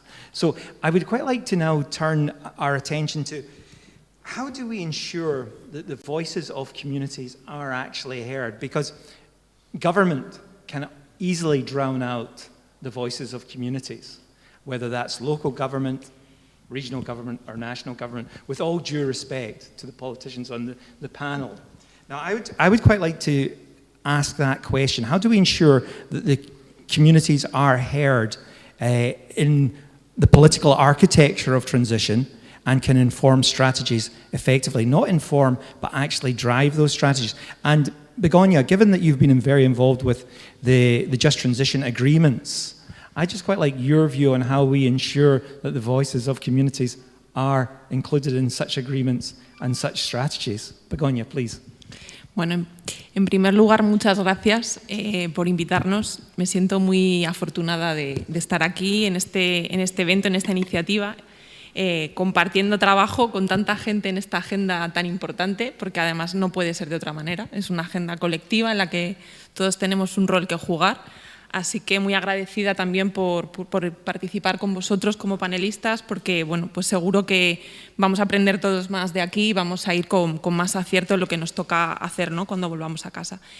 Bueno, yo soy la coordinadora de los convenios de transición justa, que es una herramienta que ha creado nuestro gobierno con la intención de precisamente prestar atención a los territorios, ¿no?, a las regiones que tienen que dejar atrás que han dejado atrás el carbón.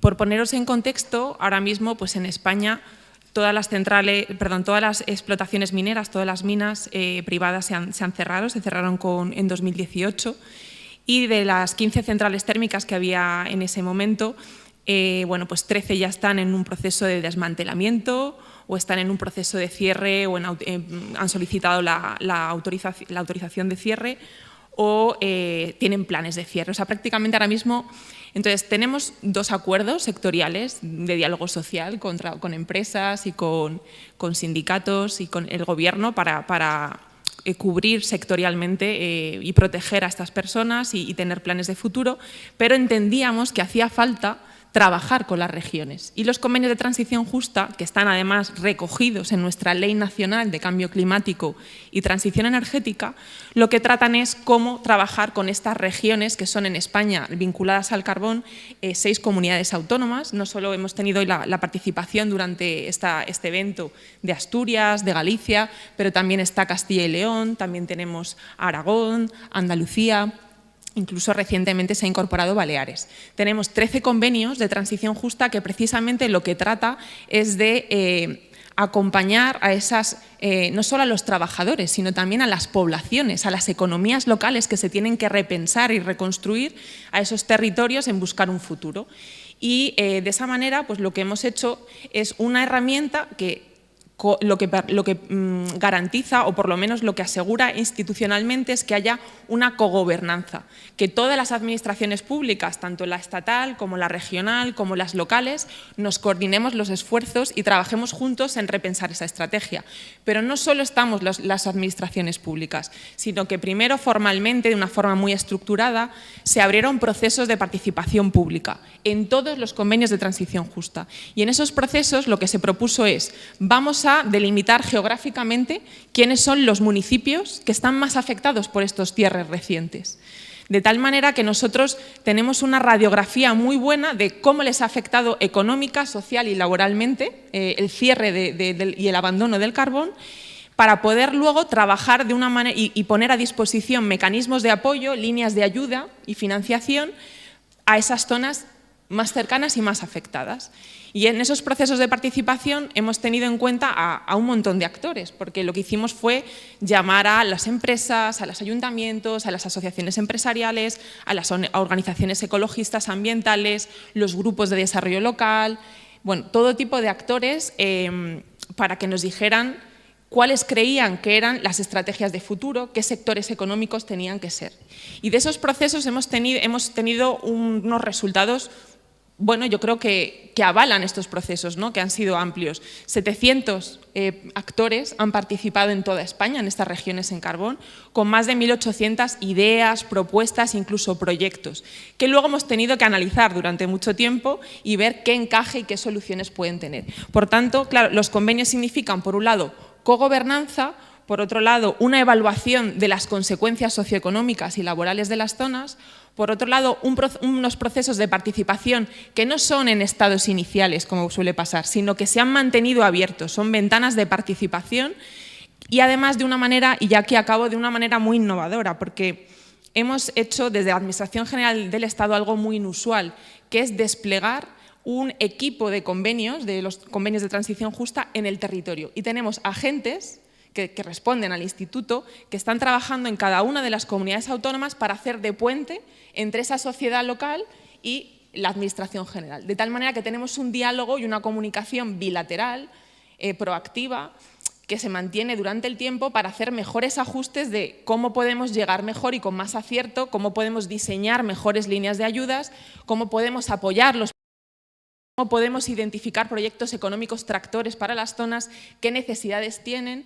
Y bueno, al final es un diálogo pues, constructivo, colectivo, que vamos teniendo poco a poco resultados, que hemos lanzado pues, hace poco, incluso en la pandemia pues, ha sido complicado mantenerlo, pero que yo creo que son unos buenos cimientos para que desde lo institucional, pero también desde lo social, podamos participar de una manera constructiva y útil. Gracias. Thank you, Begonia. A great line to end on. We love participation here. I must say, listening to you and your co-governance model, your bi-directional co-governance model, I think there's a lot of member states in Europe who could learn from that. So congratulations on the architecture you've put in place to ensure that there is a just transition within regions. However, I would like to bring in Amelia now, because as I said, government has got a very important role in this, especially vertical governance, the relationship between local all the way to the European. But I'd like to hear from an NGO, and as I said, Bankwatch is a network, does a lot of work in communities in terms of just transition. And I'd quite like to get your views on how do we ensure that the views of communities are adequately reflected. Obviously, we've heard about processes in Spain to capture different viewpoints, but I'd like to get the NGO perspective. So please, Amelia, the floor. I hope you hear me. I presented before my organization and no. Thank you. Very solidar. So, Bankwatch Network is a network of grassroots environmental groups across Central and East Europe, and indeed, I wanted to say two more words about indeed our work. It's 25 years of experience of watching the funds or follow the money. We are, as environmental groups, we main goal is to make sure that public finance, like cohesion funds, European Investment Bank funds, are used for the best for environment and people. So to some extent, the issue of communities and people being a center, heart of the development, together with the environment, is one of the main mission of us. And I'm leading the energy transformation work, which obviously has a lot to do with the just transition. We was one of the first members of the just regions in transition. Because exactly the transition need to be closer to the people, and how we do that. I mean, we are an international NGO which work also in 7 countries in Central and East Europe, with following specifically the just transition process in 20 regions. Comparing that and trying to be, to some extent, guardian of the European legislation, because we try to be connection between Brussels and local people, specifically explaining what are the EU policies, what are the EU requirements, and what are the possibilities and opportunities for that. So this is our role, and we do work a lot through our members. And Magda, our colleague from Poland, is here to also testimony about what is our engagement in regions like Poland or with Previta in Slovakia. So a lot. Our tools is, of course, regulation and funding. I mean, 2 main things. Regulation, we concluded we love participation. We have a wonderful legislation at EU level which speaks about partnership. Partnership principle means everybody be involved, and this is the core of the cohesion policy and core of the just transition policy. So I think we here with the just transition process, we have even going to one more further steps of defining partnership, something which is more towards co-decision and co-designing the process, which is something which is not yet in the legislation, but we hope with the review of the code of conduct in partnership, this would be a future step, which co-regions could give an example and could give be an experiment, or could be a pioneering such type of system.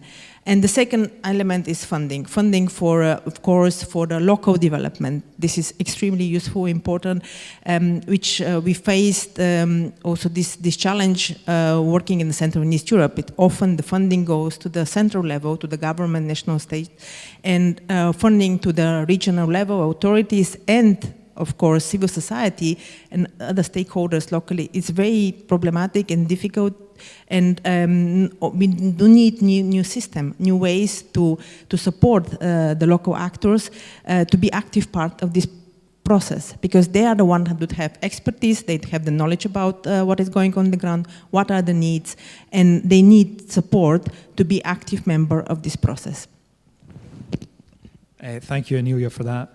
For your perspective, and as I said, you know, having worked with Bankwatch at the community level, I fully appreciate the role which your NGO and other NGOs ensure or take forward in the communities. I'm conscious of time, so I'm beginning to look at the questions that have been provided online, and there's one for you, Lucia, and it's going back to your point about communication. And I think that got a lot of people thinking in the audience, both in the room and online. And they ask, what's your experience of communication of just transition in Spain, at Asturias specifically? So they're putting Asturias on the spot. Obviously, as a former citizen of Asturias, what do you think is the experience of just transition communication, and how can it be improved? ¿Se me escucha, no? Vale. Pues a nivel personal, yo es la primera vez que vengo a un evento así, que no sepáis que perdonadme cualquier error que pueda cometer. Empecé con el tema de las redes sociales, porque bueno, al fin y al cabo, como persona joven estoy un poquito más cerca, y empecé a hablar de minería y de transición energética más o menos va a hacer casi 3 años que monté la asociación. Al principio pues estaba yo sola, ahora ya no escribo sola, ahora tengo ya muchos compañeros que están trabajando conmigo, y lo hacemos sobre todo vídeos cortos, que eso también lo puedo utilizar en la segunda pregunta de cuál es mi consejo. Generalmente el contenido audiovisual suele tener bastante más éxito. Contenido visual como un vídeo de 10 minutos, no. Un vídeo corto, las duraciones que suelen sugerir generalmente, que es, hay estudios de redes sociales de cuál es la capacidad de concentración ahora mismo de un joven, o sea, cuánta atención le presta cuando está con el móvil en el sofá, de la que tiene encima la tele de fondo, que eso también hay que tenerlo en cuenta, entre 30 y 45 segundos. No me lo estoy inventando. Entonces, claro, ¿cómo juegas tú? ¿Cómo hablas de transición energética? De cuál es el problema que tenemos con las regiones del carbón, que ahora que se ha acabado la industria, ¿cómo lo reconvertimos? ¿Cómo le cuentas eso a una persona en 45 segundos? Hay que ser muy creativo, ese es mi consejo. Sobre todo creativo. Y lo segundo, suele funcionar, que yo es lo que he empezado a probar, que es lo que veo que tiene éxito, los vídeos cortos, sobre todo que aparezcan personas. O sea, para nosotros poder identificarnos con gente del mundo profesional y que está dedicada a, precisamente, como todos ustedes, a cómo podemos hacer que Asturias, en concreto, emerja una vez el carbón ha pasado página, con gente joven. O sea, la gente joven es lo que llama a la gente joven. O sea, al fin y al cabo es una cosa que tenemos que aceptar, que no está de más y mucho menos. Creo que tiene que seguir también la gente que tiene experiencia, porque la experiencia es otro grado, como dicen, y es lo que nos falta a los jóvenes. Pero para captar esa atención y el que te escuchen, necesitas, digamos, hacerlo divertido.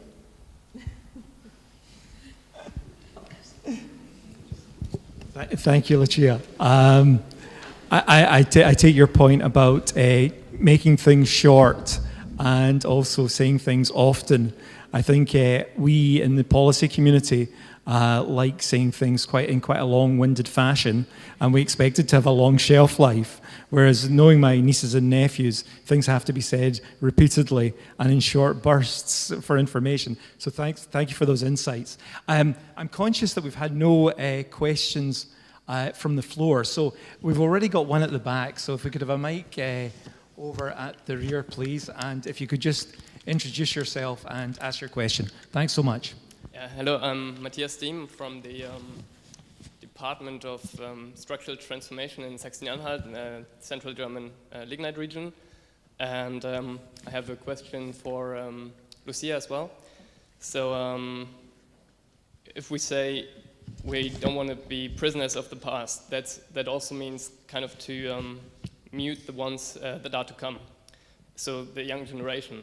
And yeah, sometimes that's necessary, and yeah, you need to suck it up, so to say, to be constructive.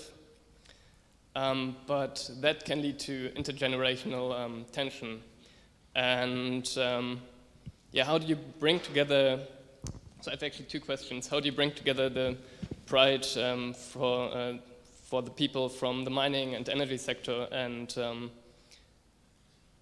also implement like the younger generation in the whole process? So how to manage intergenerational aspects of social change? And the second question is, what means of power would you wish for to be implemented for you into government processes, governance processes? Bueno, gracias por la pregunta. La respuesta a la primera pregunta de cómo conseguir eso, reunir y juntar a jóvenes para hablar de un tema que aparentemente puede no resultar atractivo. Yo lo que empecé a hacer, sobre todo como ahora vivo en Madrid, y de hecho muchos de los amigos que tengo hoy en día que trabajan conmigo en la asociación, pues fue a través de redes sociales, quedando los viernes por la zona de la escuela y conociéndonos con cervezas.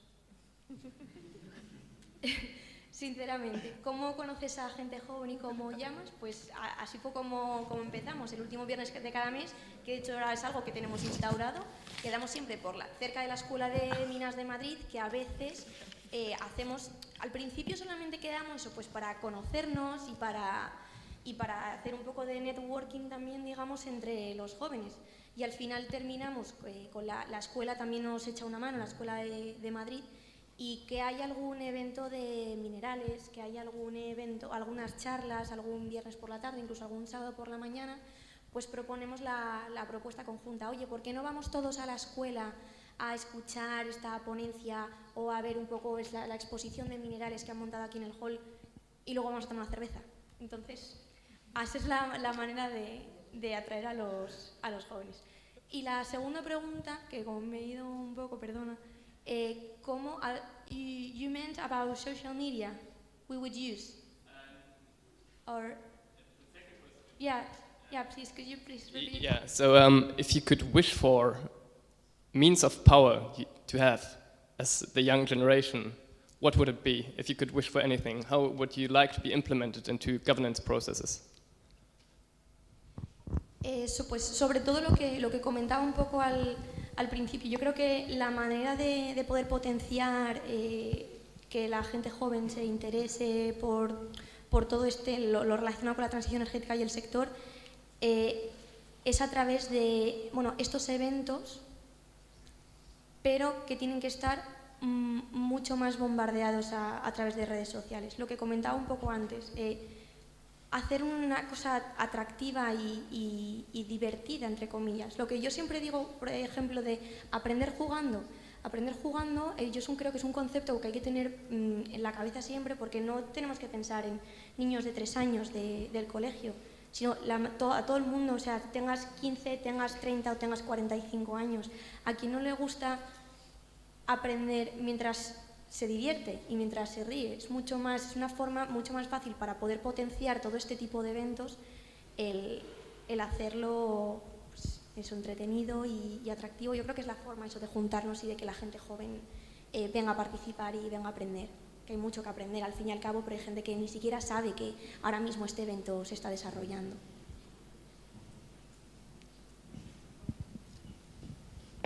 Thank you, Lucia. You bring a new vocabulary to our discussion. Attractive and entertaining is really what we discuss in policy circles. But interestingly, I thought that was a fantastic follow-up question, the one about what power would you like? And I'd quite like to ask Enrique, from your position in regional government, what power would regional government want in Spain to advance the Just Transition agenda? What additional power?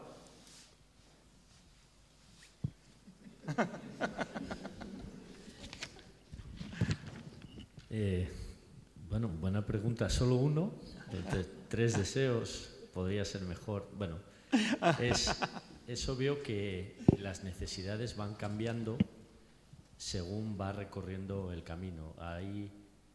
Hace unos años, como parte del colectivo de los alcaldes, yo he sido alcalde de mi municipio, lo que pedíamos era el poder de tener una máquina de hacer dinero. Queríamos fondos, queríamos financiación, y eso fue una lucha que se mantuvo en su día y que consiguió, pues, para todas las regiones en transición, que la Unión Europea fuese generosa y aportase estos fondos adicionales que ahora vemos en forma de Fondo de Transición Justa. En aquel momento queríamos aquel poder. Ahora nos estamos encontrando que tenemos los fondos y nos aprieta el corsé de la burocracia y de los trámites administrativos. No vamos todo lo rápido que nos gustaría. Yo sé que la administración maneja dinero público y tiene que ser garantista, tiene que fiscalizar, revisar hasta el último euro del erario público, del dinero de los contribuyentes que se destina a inversiones o a proyectos o a ciertos territorios, pero a veces es demasiado lento. Yo ahí pediría tener el poder de acelerar el tiempo y poder hacer que muchos proyectos se implementen de forma rápida. Hay una realidad que me preocupa especialmente, y aquí lo dejo. Yo creo que no son las empresas y el ámbito privado el que tiene que ir al ritmo de la administración, sino que la administración tiene que buscar fórmulas, y una puede ser la digitalización, la tecnología. La administración, ahora más que nunca, tiene que buscar la manera de ir al ritmo de los proyectos y de las empresas. Hay empresas, y en Asturias podríamos citar ejemplos claros, empresas como ENCE, Fertiberia, EDP, que tienen los proyectos muy maduros y están esperando que podamos entregarles esos fondos para hacer las inversiones, generar riqueza y generar empleo. Eso sería ya en el momento que podamos mostrar ejemplos concretos, empleos concretos, de una forma clara y nítida. Yo creo que estaremos haciendo ya un gran paso adelante en este proceso de transición justa, que es que haya más credibilidad y se venza este escepticismo que por momentos es asfixiante. Thank you, Enrique. I think it's fair to say that time is certainly not our friend when it comes to global warming and the steps we have to take to avert climate change. And you know, when you think about Fit for 55 and the timescale for that, there is a real sense of urgency. And it comes back to what we heard earlier. We mustn't fall into the trap of just doing the same things over and over again, because that can be expedient. But in the long term, it's not going to be effective and successful. I'm wondering if there's any other views from the floor or any comments from the floor. We do have additional questions on the tablet, so we do have other questions. But I just would like to know if there's any views from the floor. No, it's obviously that time of day where people are thinking, yes, it's all very interesting, but perhaps we need to move on. But interestingly, as I said, we do have questions online, and one of them is for you, iStock. So it relates to, there is the upcoming closure of the coal mine in your community of Vilenia, and is this supported by the people, and how are the people being engaged in regard to reimagining their community?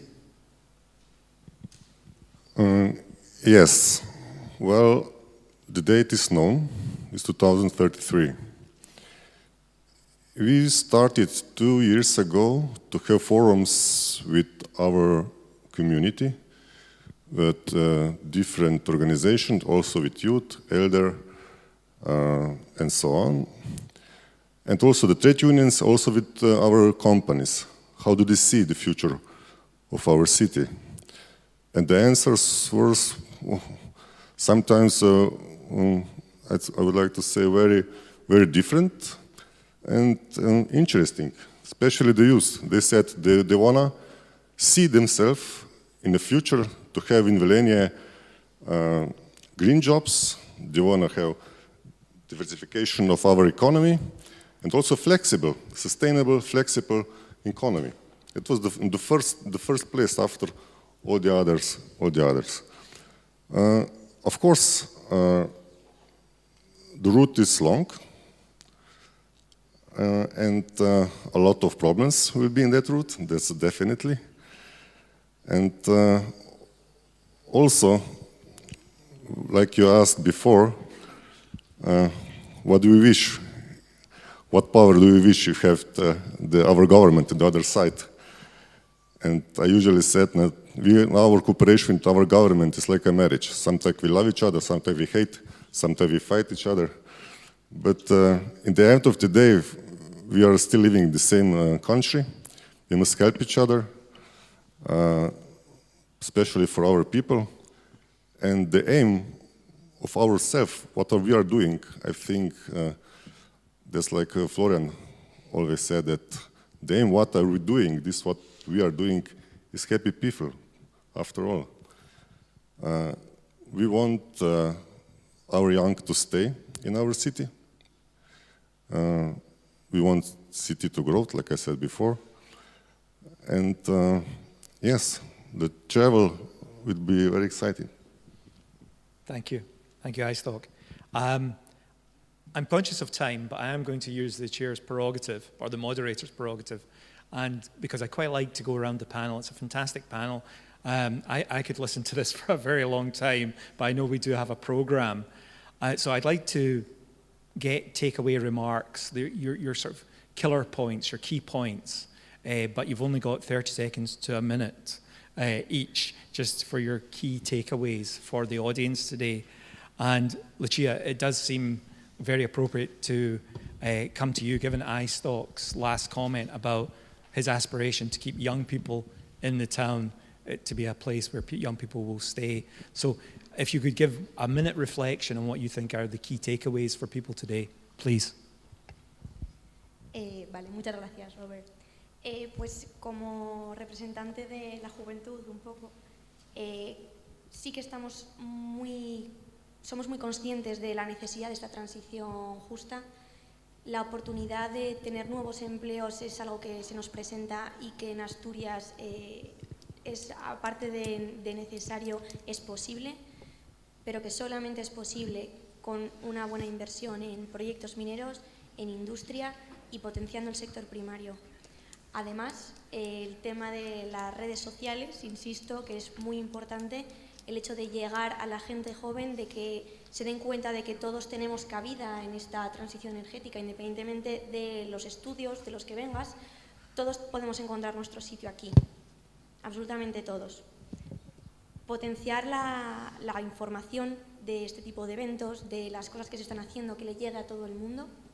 Y sobre todo, tener en cuenta lo de 30 segundos a un minuto para que la gente le quede claro y se escuche y lo tome y sobre todo sea atractivo y divertido. Thank you, Lucia. That was a masterclass in brevity. And true to your statement, we have to keep comments and messages as short as possible. Enrique, please, you have the floor. En un minuto, repetir algo que ya he dicho. Yo creo que en el pasado tenemos nuestra identidad, nuestras raíces como comunidad, también la configuración de infraestructuras, de ecosistemas, pero no tenemos en el pasado el debate sobre qué vamos a hacer en el futuro. Ese lo tenemos que tener ahora, diseñar estrategias que incluyan a todos los colectivos, a todos los territorios, muy importante los jóvenes, porque sois presente y sois futuro. Es muy importante con los jóvenes, introducirles en el diseño de este futuro que vais, y ya podéis gestionar desde ya mismo, pero que vais a gestionar en el futuro, y sobre todo que los jóvenes de hoy, que han sufrido dos crisis muy fuertes, la Gran Depresión y la pandemia, vean que hay una sociedad solidaria, porque es la mejor forma en la que van a aprender a ser solidarios en el futuro, porque en esta vida gran parte de lo que damos es lo que hemos recibido. Así que yo creo que es un gran momento en el que también, insisto, hay que acelerar los tiempos. No podemos, está muy bien el debate, los encuentros son fundamentales, pero a la vez la acción, y una acción rápida. Alice, please, your observations for the final roundup. I want to underline that communication is important not only to the young people, but to the community in general. Maybe this is something what we need to improve in our region, because we are in the process of transition 5 years. And the expectations are big from the public, and they don't see the results. They don't understand why we are still talking and planning and doing strategies, and maybe this is very important to stay in the communication and very clear talk about what's going on in the process. And yeah, it's important to be short and 40 seconds and so on. But I had this TikTok style, like superficial. Wait, here is my colleague, and she knows when I will write it. It will be very long, but clear. So I'm not the right person to write these social media things. Thank you very much. Thank you, Alois. Anelia, any final reflections you would like to share with today's audience? Good team building. I mean, all today's discussion was about the power and energy, and I think we have the power and we have the energy to change the world. It's important that we are first of all aware about our rights, and it's important. I mean, like rights of youth people to propose and act, and the right also of this generation as mine to taking responsibility about what our choices so far, and try to take corrective actions, because we need to find the way to guide and support also the young generation, and to have new model, a new vision together. So our power to dream and work together is in our hands, and I hope there will be more of the examples of constructive process together. Begoña, please. Bueno, pues que nos queda mucho trabajo que hacer, porque es una agenda muy compleja, pero que bueno, tenemos elementos muy interesantes ya y muchos avances, y nosotros pues seguiremos trabajando pues con los otros niveles de administración, en los procesos de participación, intentaremos que haya más jóvenes, ya sabemos que nos tenemos que anunciar no a través de los ayuntamientos, sino de TikTok y de Instagram con Reels, y bueno, y que al final tenemos que seguir reforzando que haya más mujeres, más jóvenes, porque son claves para las comunidades, para fijar población, que tendremos que vigilar que los proyectos que hemos financiado pues generan en la realidad empleo y actividad, y que seguiremos pues diseñando instrumentos de apoyo que hagan que realmente pues las comunidades sean protagonistas de su futuro, y que tengan, pues ya que han recibido sus impactos, que tengan estas oportunidades de la nueva transición energética a las energías renovables. Thank you. iStock. Well, Charles Darwin, 150 years ago, said that it is not the strongest species that survive, not even the intelligent ones, but the ones most responsive to change. So I think this is our future. You can see the change in the world is coming and going, and every day is change something. So I think that is the right path, and that means that the same is with us. The 80% of all the transition to the green must do for ourselves. We will need the support for our government and of course for the European Union. But all the other work with our people will do it with your help, of course. And if you're talking about the future and about the vision, I like the definition of Simon Sinek, who said that vision must be so visible and so clearly, like you were watching your past. So if you see your future like that, you see what to build, what we have to do to have better life, to have green life. I think this is the right direction to go. Thank you. No, thank you, iStock. Thank you for that reference to Charles Darwin, because I think it reminds us that adaptation is just part of the human experience. It's actually part of the natural world's experience, adaptation. But what we're embarking on is a different kind of adaptation. It's a just adaptation. It's a fair adaptation, and that is the real challenge. But I could have gone on much longer. I'm not sure about the panel, if they would have indulged me, but I really thought that these were really rich contributions and very complementary contributions, although they were different levels of government, different sectors of society, and different voices from young people as well. But I thought there was a high degree of complementarity. So I would just like to ask the audience to show the panel the usual form of thanks, because it was a really rich experience. So thank you.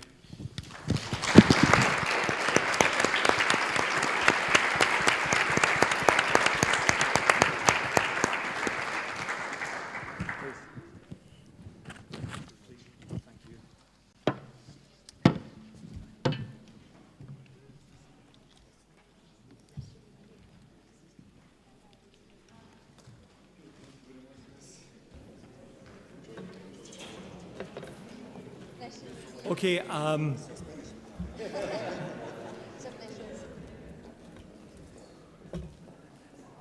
before we start heading off, there is actually a closing session. So I'm delighted to invite Adela Tasarova to the podium to give the closing remarks from the European Commission. As you know, Adela is the head of unit in DG Energy with the focus on just transition and coal transition. So before I hand over to our host from Asturias, please, Adela. Thank you. Thank you very much.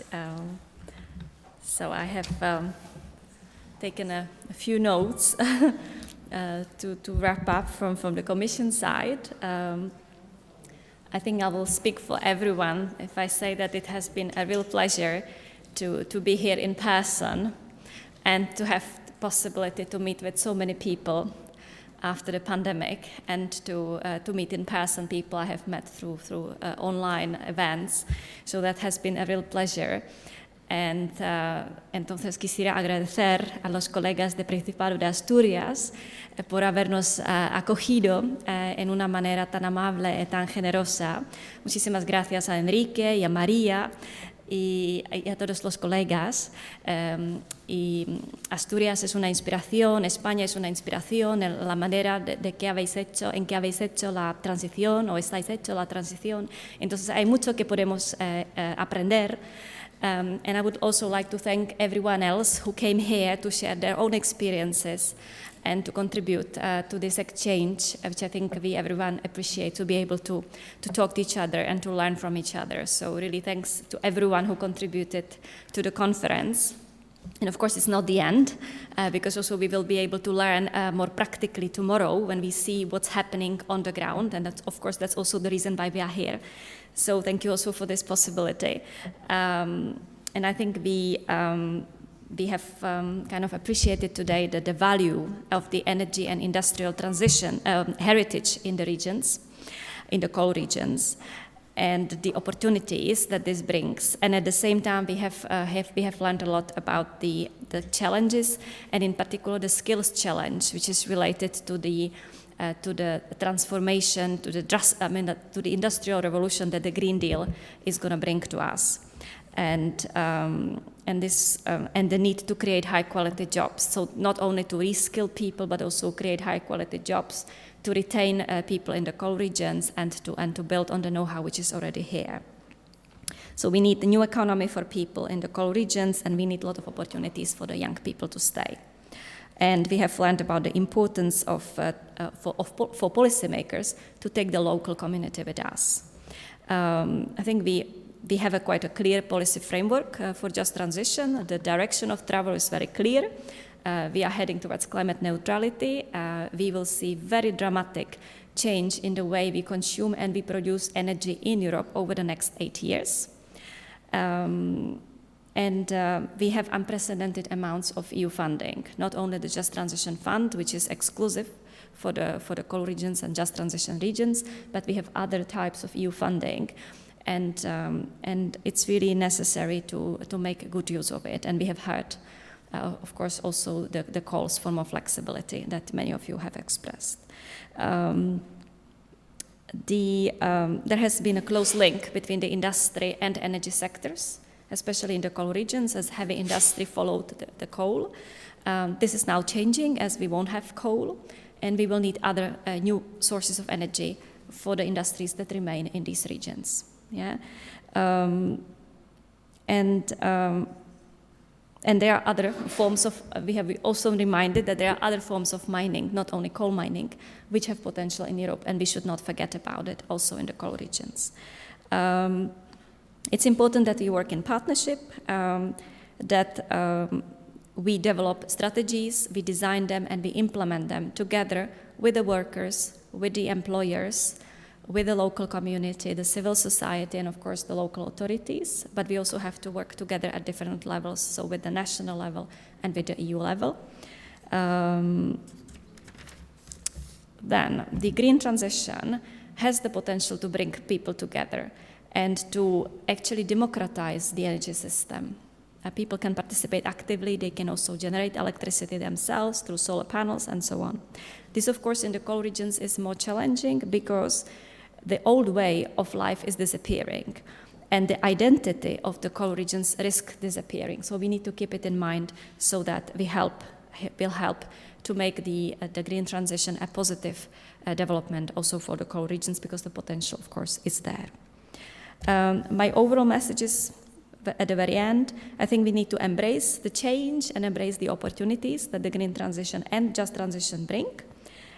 there is anyway no other alternative.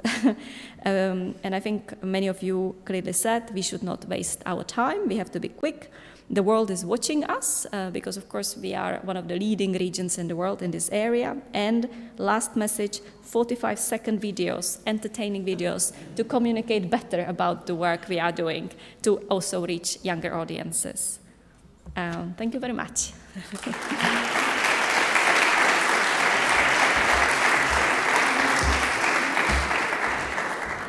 Thank you.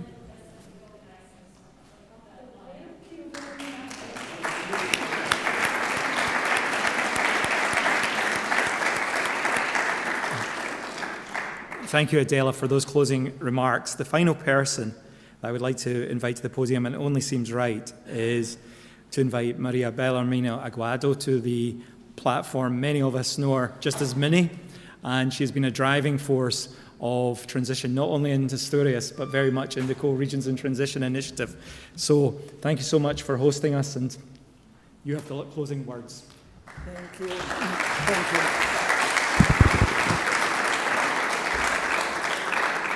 Thank you. Well, I have the responsibility of conclusions and remarks now, and I'm sure of three things in advance.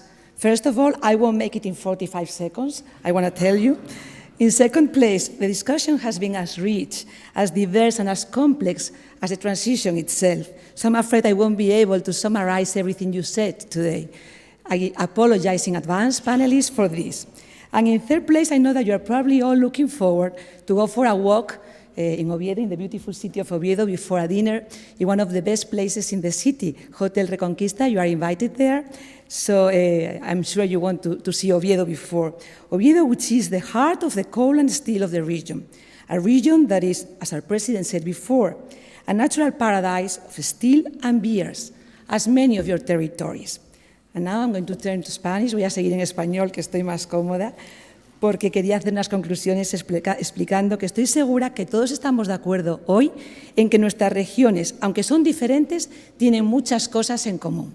Somos iguales pero distintos. Tenemos nuestra identidad como regiones carboneras, nuestro orgullo por décadas de contribución a nuestros países, a la riqueza del país y de Europa. Y tenemos también al menos dos de las tres transiciones. La transición por el cierre de minas, la transición por el cierre de las centrales térmicas de carbón y la descarbonización de una industria muy intensiva en emisiones y en consumo de energía. Una industria que además tiene que seguir siendo competitiva. Asturias tiene las tres, como muchos de vosotros. Así que queremos agradecer a la Comisión Europea por habernos elegido para este diálogo anual, que no ha sido anual, por desgracia, pero que está aquí. Tuvimos hace 3 años el sueño y la audacia, pero no fue solamente nuestro, porque yo creo que todas las regiones de carbón y todos los municipios mineros tuvimos un sueño, que fue esta plataforma de regiones de carbón en transición, que fue el mecanismo de transición justa y el fondo de transición justa. Y hoy los eurodiputados nos han explicado cómo se han ido consiguiendo hitos. Hoy hemos entendido que las regiones juntas hemos logrado impulsar logros conjuntos y hemos creado una cogobernanza con la Comisión. Y si hemos logrado eso, ¿cómo no vamos a lograr una transición justa? Hoy hemos hablado de nuestros retos, de nuestras dificultades también. Tenemos incertidumbres y tenemos también escepticismo. Hay mucha desinformación que tenemos que vencer. Tenemos el reto de ser el espejo del mundo y de seguir siendo key players, actores claves en el mundo actual. Tenemos la necesidad de mejorar el permitting, los permisos, y si algo que se ha dicho hoy sin parar ha sido el concepto del tiempo. El tiempo como algo clave, el tiempo para llegar a tiempo, nunca mejor dicho. Hay que evitar la pérdida de empleo antes de la creación de nuevos trabajos decentes y dignos, y hay que evitar también la fuga de talento. Y es fundamental la recualificación, el upskilling y reskilling de nuestros trabajadores. Y también nos ha quedado muy claro, y así lo ha dicho la comisaria esta mañana, que no hay marcha atrás. Ha hablado de speeding, además, y de accelerating. Es más, no hay otra solución. Por tanto, hay que ver cómo sincronizamos los tiempos de la transición con las enormes dificultades añadidas, la recuperación post-COVID y la crisis del gas. Dificultades que nos han encogido el corazón al escuchar al alcalde de Donetsk justo el día en que se les pedía a la población que abandonasen todo y lo dejasen todo atrás. Así, y aún así, dejó un mensaje de futuro. Tenemos, pues, que mejorar, pero hay oportunidades. Nuestras regiones tienen proyectos, y se ha hablado de ellos, en energía solar, hidrógeno verde, en viento, en offshore, en digitalización, en minería, en industria sostenible. Tenemos capacidades también y estamos en el camino correcto y con los instrumentos adecuados. Hay nuevos modelos de negocio y hay emprendedoras valientes y disruptivas como Mariel. Y también tenemos un sólido ecosistema y una cadena de valor.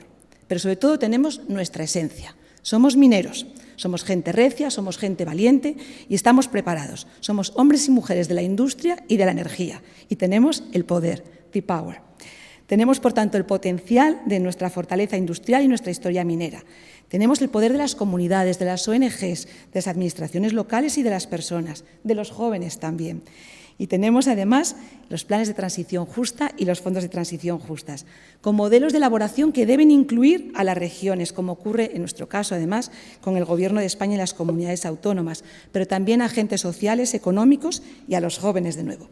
Llevamos trabajando tiempo en un diálogo social rico y variado y también esos observatorios que tienen que hacer un seguimiento de las estrategias. Y si ha habido algo maravilloso hoy, ha sido nuestra capacidad de diálogo, ese diálogo que hemos mantenido, apasionado, apasionante, con discrepancias también. Hay una frase española que dice que para dialogar, preguntad primero y después escuchar. Y hoy nos hemos escuchado como hacía tiempo que no hacíamos, además. Y espero que hayamos, encima, aprendido algo, en particular de todos los que habéis hablado en nombre de las personas y de los jóvenes que nos habéis recordado que solo hay un planeta y que la transición debe de ser global y de todas las generaciones, no solo de una generación. Se han trasladado hoy demandas todas muy justas, porque hay que recordar que Europa y los países deben mucho a las regiones y municipios del carbón. Así que yo, para terminar, los que me conocéis sabéis que siempre hago peticiones. Voy a hacer la carta a los Reyes Magos de cada año o la carta a Papá Noel. Y es que el futuro llegue pronto y bien, con oportunidades de justicia social y económica para los territorios, con verdadero protagonismo de las regiones, de los municipios, con flexibilidad y con solidaridad, que se ha repetido insistentemente hoy, con una gobernanza que sea justa, con la simplificación de los trámites y dando el papel adecuado, el rol protagonista a los verdaderos actores, a las personas, a los trabajadores, a las ONGs, a los jóvenes, a las empresas y a los políticos que forman parte de este proceso. Y termino ya con dos mensajes muy breves. En primer lugar, quiero dar las gracias. Gracias, como no puede ser de otra forma, a los que lo habéis hecho posible. La comisión, por supuesto, a Adela, Brie, que no está hoy aquí, Florian, Victoria y a todos vuestros equipos, muchas gracias. Gracias también a Ecoris, a través de Robert, Paul y vuestros equipos, por todo vuestro apoyo. Gracias también a las empresas que mañana nos reciben en las visitas de campo. ArcelorMittal, Windar, nos va a recibir también UNOSA, que estaba por ahí María también, y nos va a recibir también EDP, así que muchas gracias. Gracias a FAEN, que nos habéis ayudado en todo, y a los que habéis organizado todo esto. Y gracias, por supuesto, a mi equipo, que siempre está ahí, como no decirlo, y a Vicente y a Miren, que sois los que habéis currado más en todo esto. Yo pido un aplauso muy fuerte para los que han hecho posible este evento, así que, por favor, aplaudámosles.